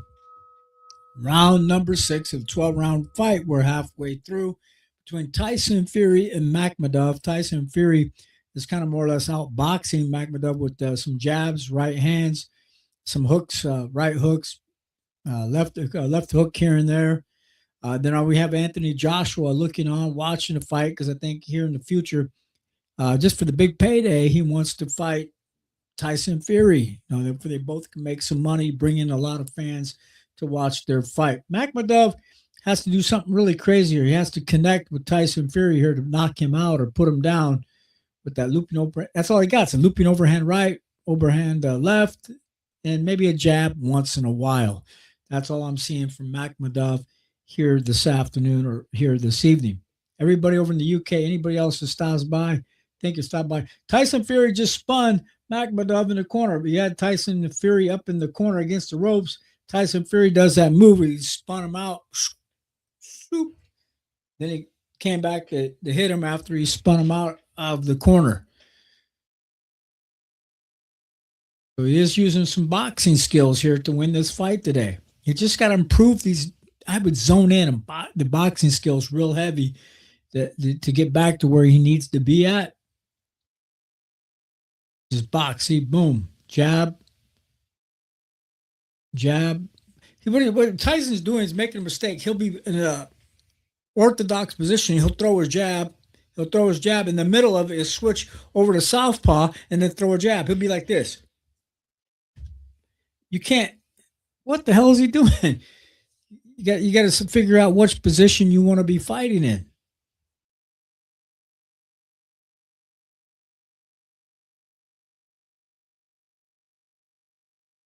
Now he has a little head movement.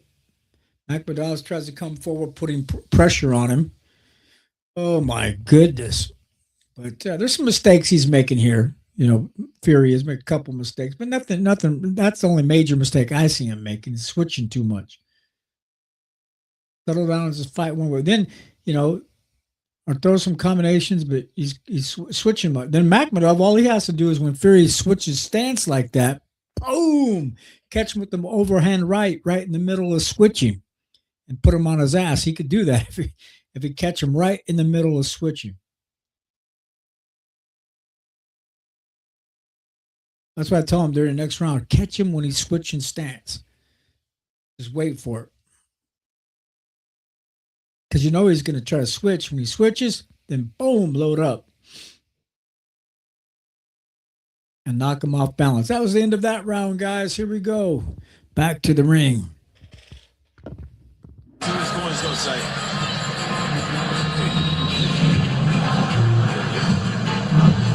Something.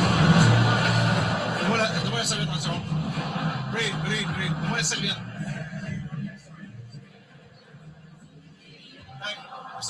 We need a second attack. Right now, you're doing your head movement is good. He has to give you a jab. See Tyson Fury showing different looks. 1 minute he's right-handed. The next minute he's left-handed. I wonder if Makhmudov trained for a left-handed fighter. I wonder if he had 2 sets of different sparring partners because Tyson Fury is giving him many looks. And he's giving him, that's a backhand. That's technically illegal. But hey, it's up to Makhmudov if the ref doesn't get in there to make Tyson Fury stop. Round 7. As we move into the second half. Ring a ding ding. Tilt in front of over 50,000 fans at Tottenham Hotspur Stadium. And Makhmudov looking to bring the heat to Tyson Fury, but so far, Fury hasn't minded the temperature at all. Right there. Okay, this is what they have. Landed. Fury has landed 38 punches. Makhmudov has landed 11. Okay, that's some of the punch stats so far. All right, guys. Tell me what you guys think here in the comment section if you're watching the fight from home. I just did this to get my feet wet again. We're back doing live shows, getting back into... Okay, yeah, 59 to 56. Fury has 59, Makhmudov 56. They only gave the first round to Makhmudov. Makhmudov has lost every round since then, and that's on David Hayes' scorecard, guys. David Hayes' scorecard has Makhmudov down. Only gave him the first round. So, guys, thank you so much again for showing up. Appreciate it. I see a few people stopping by here and there, 1 or 2 or 3. Small amount. That's good, guys. Thank you for stopping by. All right, round 1 minute and 40 seconds left of the 7th round of this 12-round fight between Tyson Fury, and Makhmudov.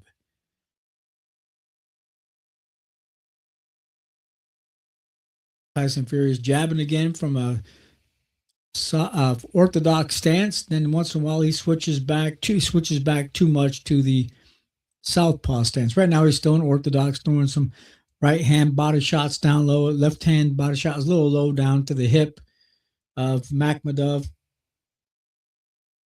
Tyson Fury is now jabbing right, double jab right hand.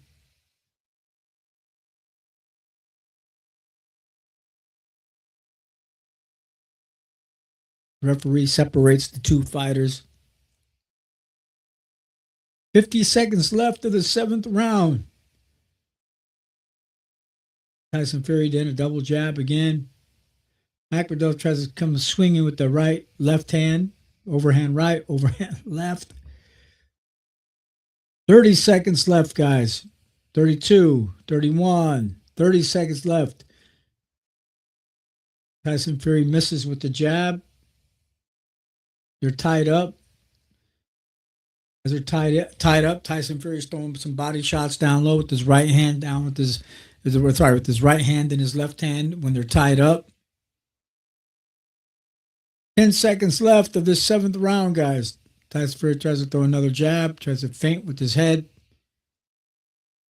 Then jab, then catches him with the jab again. His back. Makhmudov is trying to move back. That was the end of that round. Let's go back to the corner, guys. Back to the ring. Tyson Fury really running away from this one.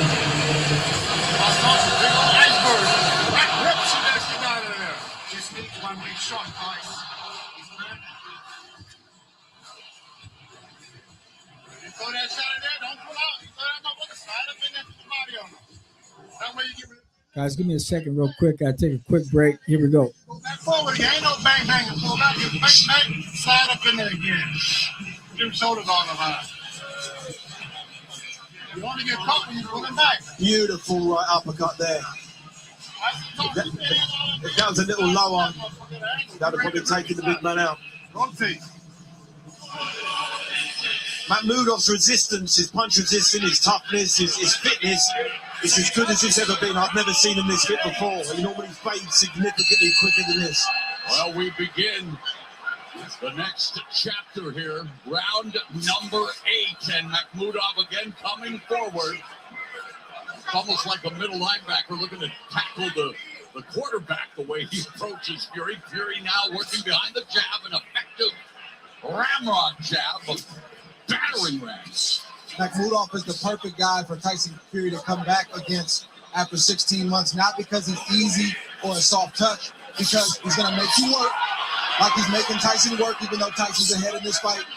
And if you're not where you need to be, he's going to expose it. So it's enough of a threat where it makes you get ready, but he's also the type of guy, if you're on point, he'll make you work, but you'll be able to look good as well. Yeah, this is the terrain Fury has historically mastered. An upright, heavyweight, predictable forward mover, straight line pressure that can be manipulated with feint.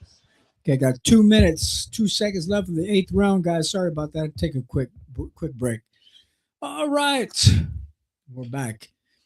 All right. Tyson Fury is just using his jab a lot, catching the Makhmudov with that jab in the right hand, double jabs. Makhmudov just doesn't have really any boxing skills, just that right hand, left hand, you know, like that boom, boom, boom, boom, or boom, boom. That's all he's got. He don't have anything else. Maybe a jab once in a while. That's it. How at a heavyweight champion of the world, you can't. You can knock some people out if you catch somebody, but if you don't have any boxing skills, he came back with a hard right hand again with Tyson Fury. Big guy, tough guy. Somebody's got to go train Makhmudov with some basic boxing skills, jabs. Makhmudov could do some damage if he actually learned how to box, in my opinion. Ooh, there was a nice left hand by Tyson Fury to the head of Makhmudov. Tyson's trying to get set up again using his jab. Some people are standing up thinking maybe Tyson knock Makhmudov out. We'll find out. I think Tyson wants to go for a knockout. We'll see. He tries to throw an uppercut, right hand uppercut. Tyson does. Tyson's just going there to touching Makhmudov. We'll see if he gets a knockout, guys. I think he's going to try to go for it. He's trying to set him up for a knockout.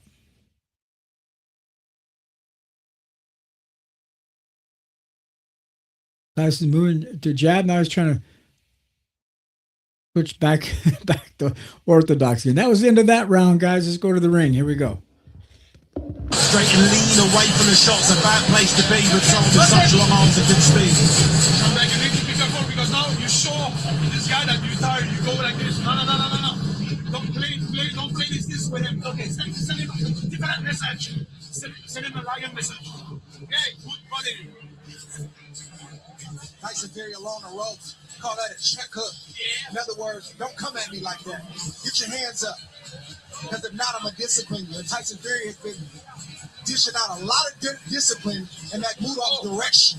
See, boxers are not just slick, but they're mean too. You got to be mean to be that close to a guy like Makhmudov and rip those kind of shots. And you know what? You would think shots like that would do damage. Look at the neck of Makhmudov.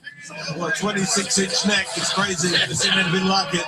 Oh yeah, that damage is soaking in. Because Makhmudov shaking that head and trying to get those kinks out.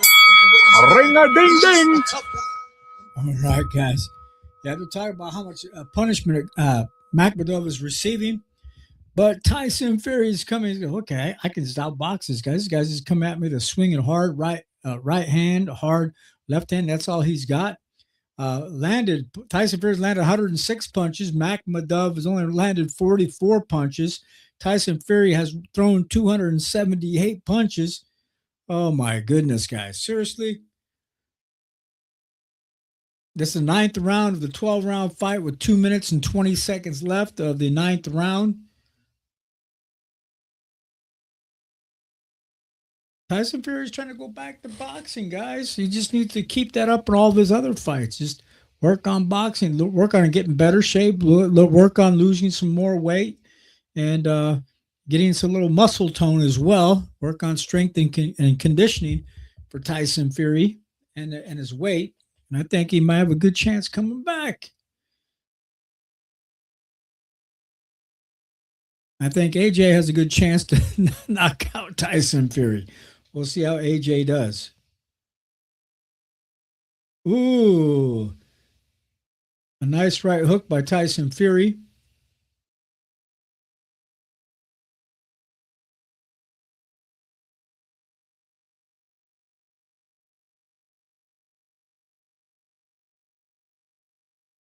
One minute and 20 seconds left of the 9th round, guys. Okay, here we go. Right hand body shots by Tyson Fury as he's tied up. Makhmudov is tying him up for he can't get jabbed no more. But nice payday for Makhmudov. He's made some money here, guys. They have some money to set his family up for life here today if they paid him decent. And he can still fight some other professional fights as well. But if I was his trainer, I'd go back to teaching him some basic boxing skills.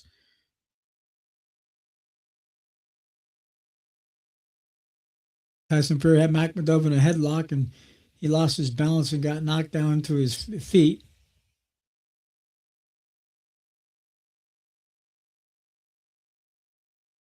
"25 seconds left of the 9th round.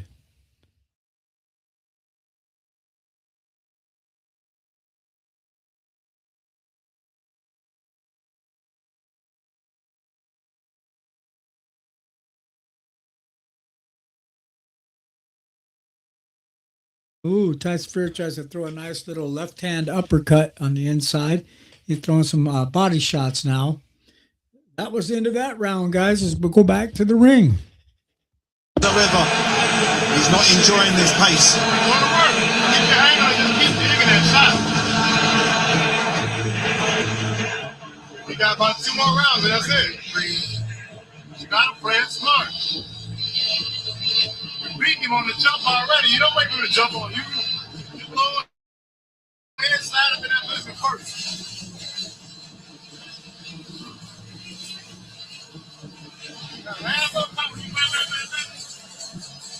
Tyson Fury doing what he's been doing for most of this fight, pretty much whatever he wants. Uppercuts, body shots when he gets in close. And it's all been set up by the lead hand, the shaft of Tyson Fury. Mark Ramsey trying to motivate Arslanbek, the Lion Makhmudov, as we have reached round number 10. Ring a ding ding.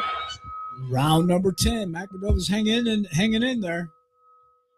We'll see what happens. Round number 10 of the 12-round fight. Makhmudov is getting torn up with some basic boxing skills.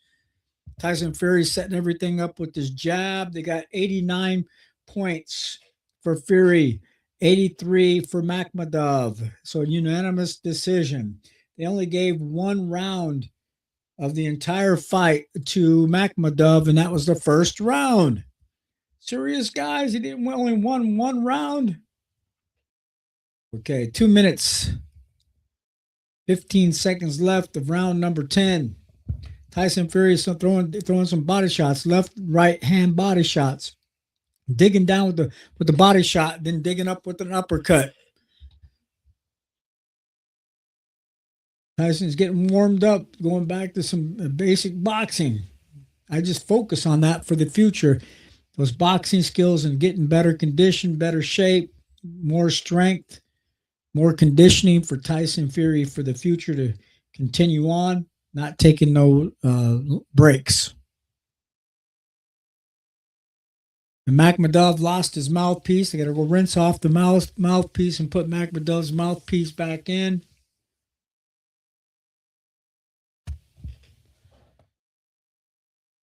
Tyson Fury throws a little nice right hand.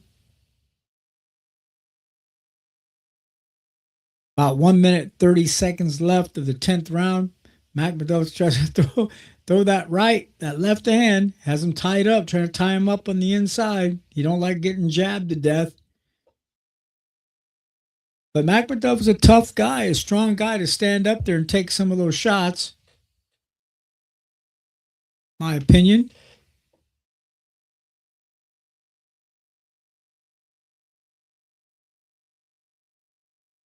Referee separates the two fighters. A double jab, right hand again by Tyson Fury.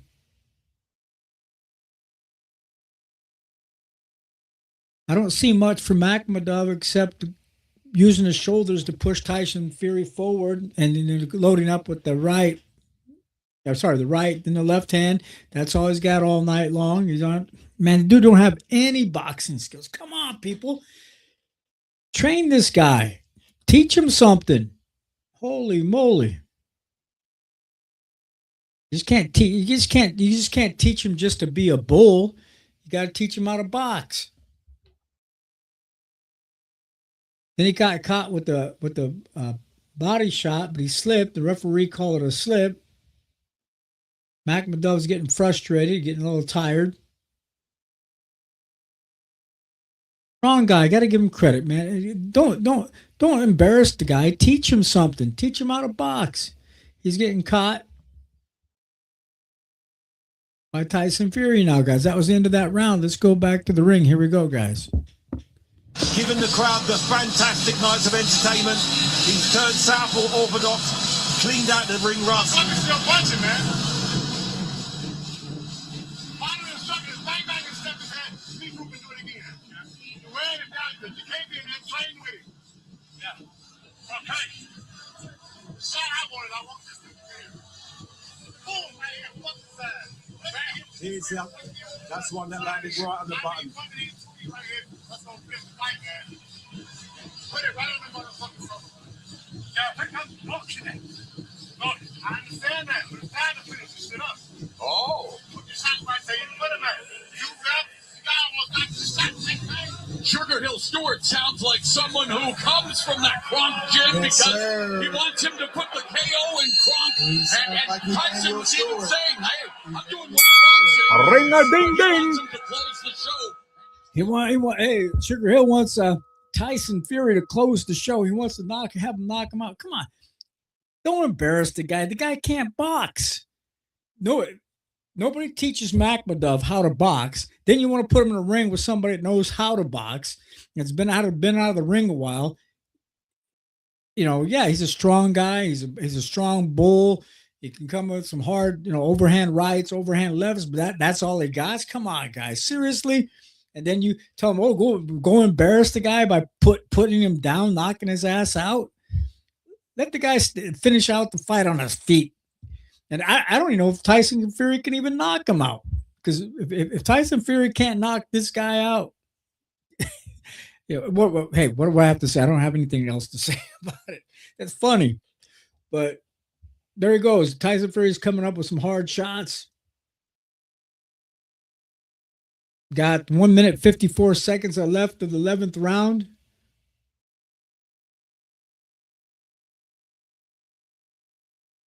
Then Makhmudov ties Tyson Fury up.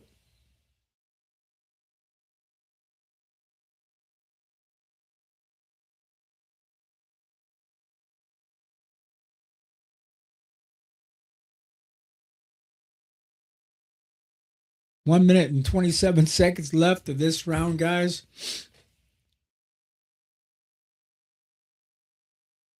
Another jab by Tyson Fury.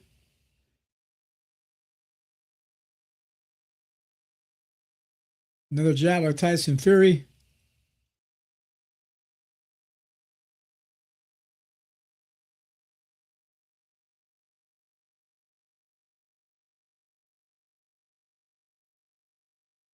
Tyson Fury has to throw a little bit more combinations to be able to knock him out. He's not throwing enough combinations. Just his jab and a body shot. Then try to come forward, push him forward with the shoulder like this. Then try to come back and hit him.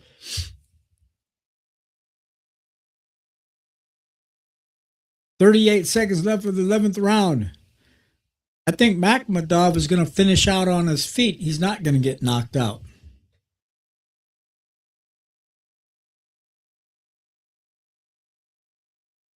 Tough guy.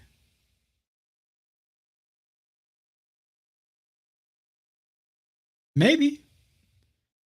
15 seconds left. Ooh, he's got the hard shots.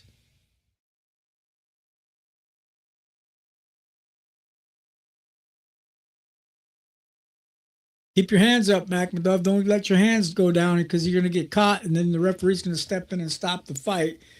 That was the end of the 11th round. We got one more round to go, guys. We'll see what happens. Here we go. Back to the ring. Hey, I need a goddamn fuck your head. What behind this man? What is it? Yeah, just enough. Oh, yeah, you only did it once. I wanted it 3 times. I'd have been the fight. Tyson Fury doing what Tyson Fury's been doing for about 10 rounds. Uppercut, lead uppercut. If you can land a lead uppercut, everything is working. You step aside, create an angle, land another shot, another uppercut. The right uppercut. The lead right uppercut is one of the most dangerous shots to throw. And he's in a position now where he's very comfortable to throw. Yes, you're the one throwing it, but he's throwing it and he's landing it. Well, at the age of 37, after another long layoff, Tyson Fury showing that his delivery system is still working. Ring-a-ding-ding. Those weeks, those many 16 weeks over there in Thailand, living clean. Now the question is, Last and final round. We'll see if Tyson Fury can knock out Makhmudov in this last and final round, guys. Jab. He just needs to come back with the uppercut. He needs not to let Makhmudov tie him up, is what he needs to do, not get tied up. Just stand outside and box, push him back, don't let him tie you up. Throwing some body shots inside, hooks over the top after they're tied up. 109 for Tyson Fury, 101 for Makhmudov. Tyson Fury just throws a nice right hook. Makhmudov's trying to come throw us a couple punches here and there, just trying to bull him, just push him forward with those shoulders. That's it. 2 minutes left of this final round. Tyson Fury's trying to double jab. Makhmudov's trying to tie him up, press him up against the ropes, has his hand on the ropes like this, has Tyson locked in to the ropes like this. Now they're back out to the center of the ring.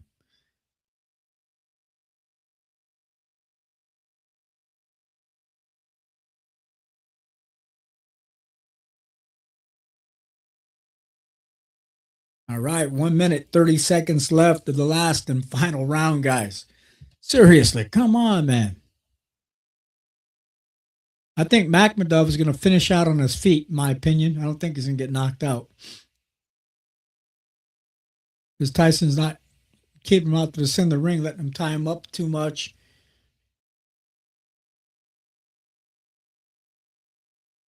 He's trying to throw a couple jabs and an uppercut with a left-hand uppercut, but barely connecting.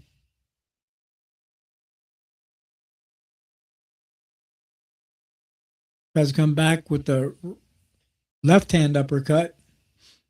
And he comes back with a nice left hook. Tyson Fury does. 43 seconds left. 37, 36. I don't think there's going to be any knockout. If he does, I'll be surprised. 30 seconds. Tyson Fury is going to win by unanimous decision. I don't think there's going to be a knockout with 23 seconds left. Another jab by Tyson Fury. He tries to hook off his jab, check hook off his jab. Another jab by Tyson Fury. Makhmudov survives on his feet, guys. Here we go. He tries to come in there swing in the last round. That's it. Final round, guys. The both fighters hug each other, and Tyson Fury's kissing him on the cheek. Again, Tyson Fury kisses him again. A lot of kissing going on there, guys. All right, but here we go. End of the round. Let's go to the ring, guys. Last round is over with. I gave Makhmudov the first round, the second round, and a share of the second round. Everything else was Tyson Fury from there on. The ring rust took 1.5 rounds, and then he was back to his best. And as the fight went on, he started to find his rhythm and timing.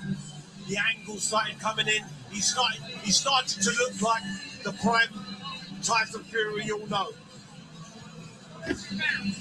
What impressed you the most, David, after the long layoff? We talk about him showing glimpses of being at his best.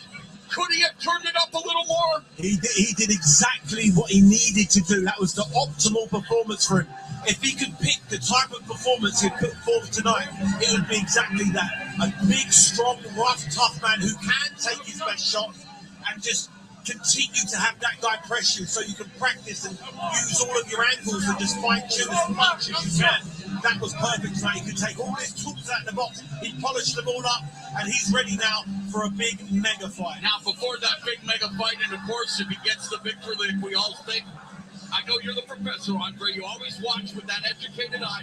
What's one thing you'd like to see him do more in the next fight, especially if it's against Joshua? Well, there's just moments, right? Not a lot, but just a few moments that Tyson Fury typically gets up in, like he did tonight, where like a mental lapse, where he gets hit with a shot he shouldn't have got hit with, or he's making defensive moves he shouldn't make. This is the heavyweight division. You fight Anthony Joshua, you can't make certain mistakes. So I think just tightening up on his defense and his game plan just a little bit. Ain't no party like an uppercut party, because the uppercut party don't stop.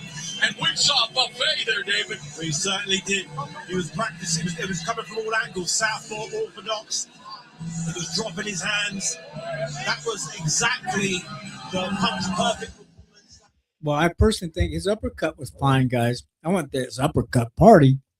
I'm going to come with the uppercut here a few times. Uppercut with the right hand a few times. Some nice hooks here and there.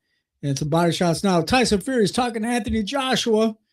They're talking to each other as Anthony Joshua is off to the side looking up at Tyson Fury. We'll see. They're videotaping it, saying, what you next? Now, let's see what they're saying. Here we go. Too many times! If he doesn't win this fight, this will be my last fight that I ever call, brother. I hope that's not the case, because you're one of the best, brother.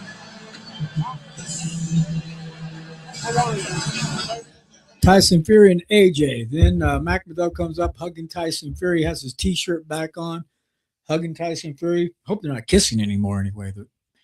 But showing respect, hugging on each other, taking pictures with the crowd.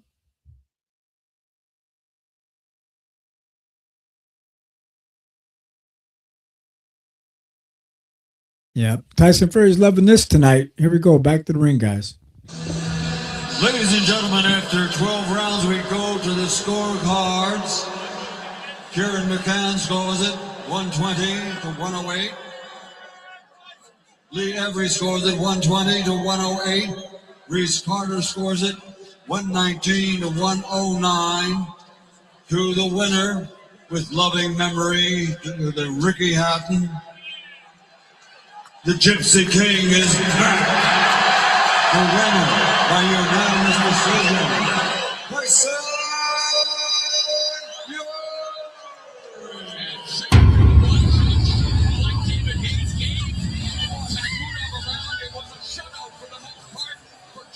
Oh, yeah, that sounds good. From a 16-month layoff back to the scene of his last yeah. in the UK 4 years ago, and he stands tall, picking up his 35th career victory, going the distance against Arslanbek Makhmudov. I put my head down for a minute. Where did the shorts go? What happened? I didn't see that. Quick change artist. Oh my goodness.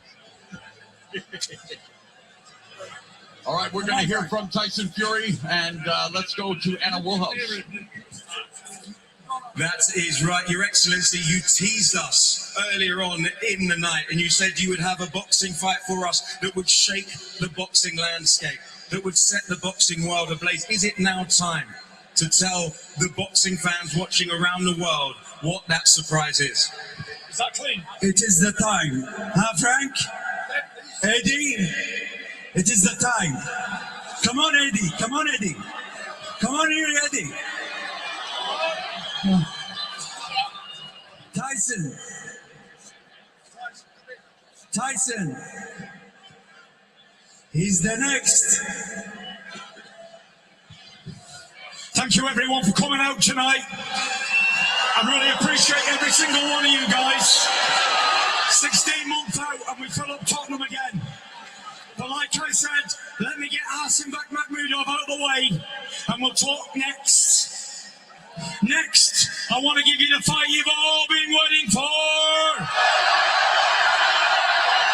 I want you, AJ, Anthony Joshua. Let's give the fight fans what they want. The Battle of Britain. And here's my challenge. I challenge you, Anthony Joshua, to fight me, the Gypsy King, next. Do you accept my challenge?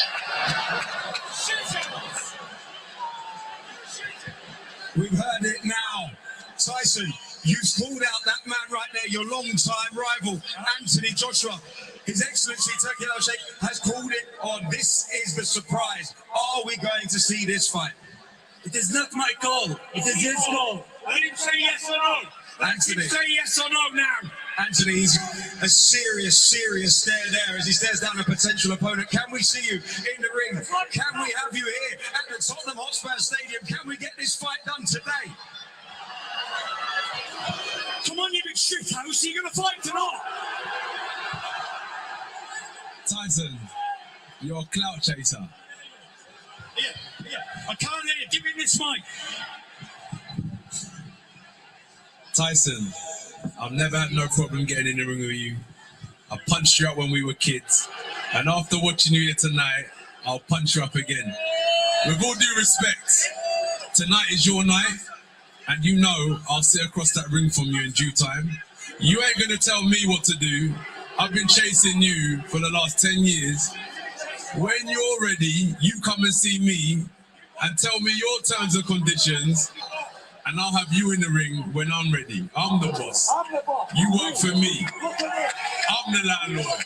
Remember that. I'm the landlord. You work for me. Johnny.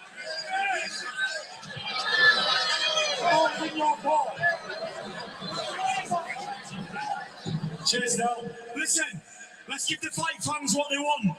Do not run from me this time. 10 years in the making. Let's fucking dance. And by the way, I've dedicated this fight to my long-term friend, Ricky the Hitman Hatton. May he rest in peace forever. There's only one Ricky Hatton. One Ricky Hatton. Walking along, singing a song. Walking in a heart in Wonderland. I want to thank my Lord and Savior Jesus Christ for giving me this victory. 16 months out of the ring. A box scored. It took me a few rounds to get going. But thank you very much to Turki Al-Sheikh, Netflix, all the people behind me. And thank you so much. But you are next, Dossa, and you're getting that spark out. Believe it! Tyson, before you go anywhere. I know you're a busy man. 16 months out of the ring. Yeah. First 2 rounds started slowly. We know you started quick, and then you found your groove. Did you really? You look like you're enjoying yourself in there tonight.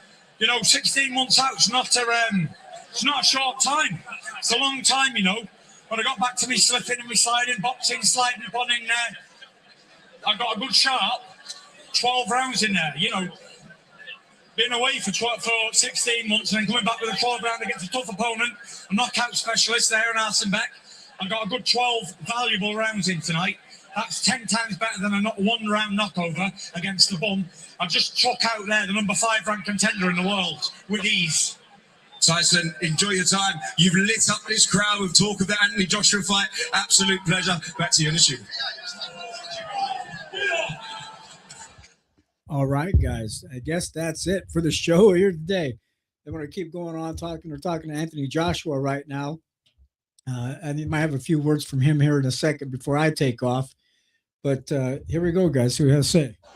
There's a negotiation that you go through. I've sat at this table with him many times.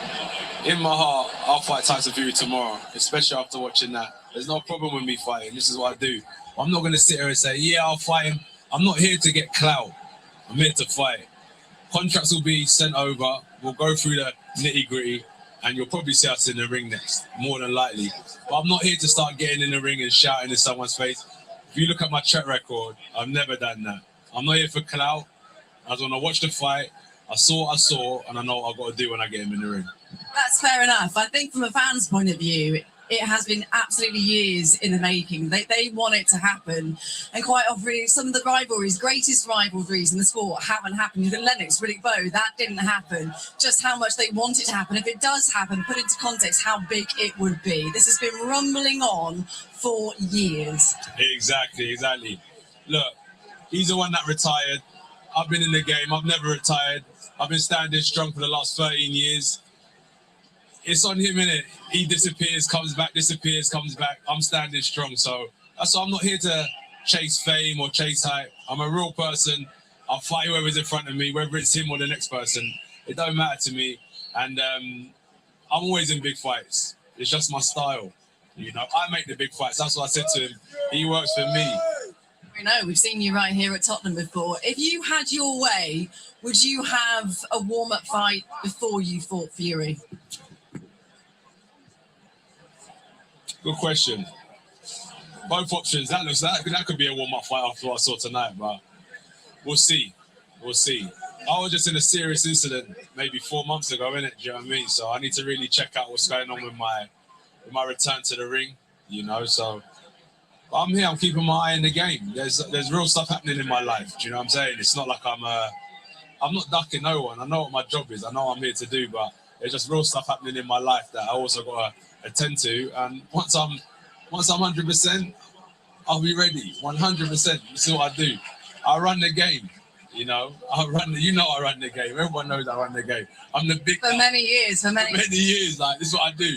I'm a serious fighter, and I'm very strong as well. And I think when I hit Fury, I'm going to hit him and hurt him bad.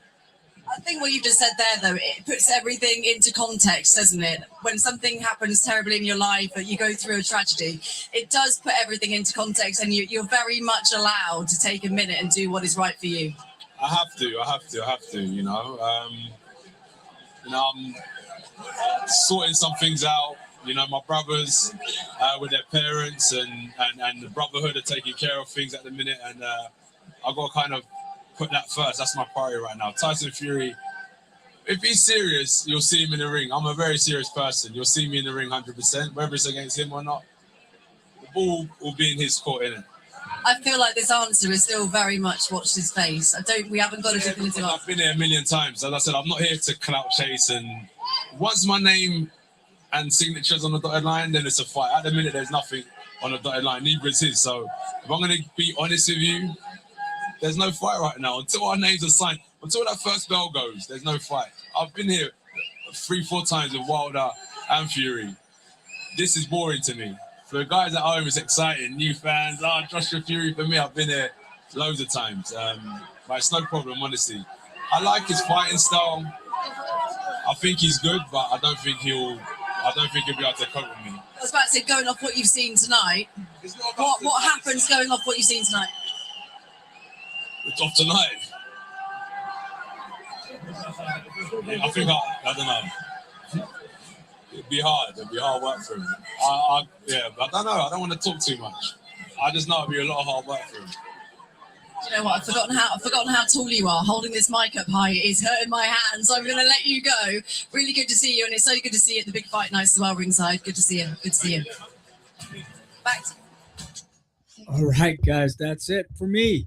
Hey guys, I want to thank everybody who stopped by for showing up. We're just showing you some of the commentating from the fight, from the Tyson Fury fight here on Netflix tonight. Appreciate it. We're gonna still go live. We're gonna be going live more often for the show when I can. Keep an eye out. Hit the bell notification button. Please subscribe. Guys, we appreciate your support again. Thank you guys so much. Everybody, thank you again. All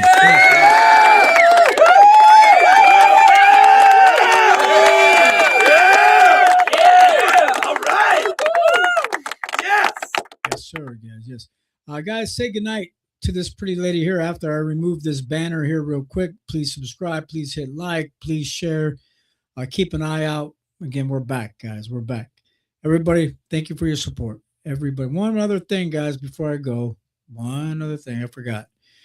Everybody, thanks again. Shout out. Hit your comments. Tell me who you think. You think these guys are going to fight for real? You think it's going to happen? Let me know. Let me know. Thank you so much. Media stuff, I forgot. All right, guys. Thank you guys so much. Again, guys, say goodnight to this pretty lady here. We'll catch you guys next time. Thank you for your support.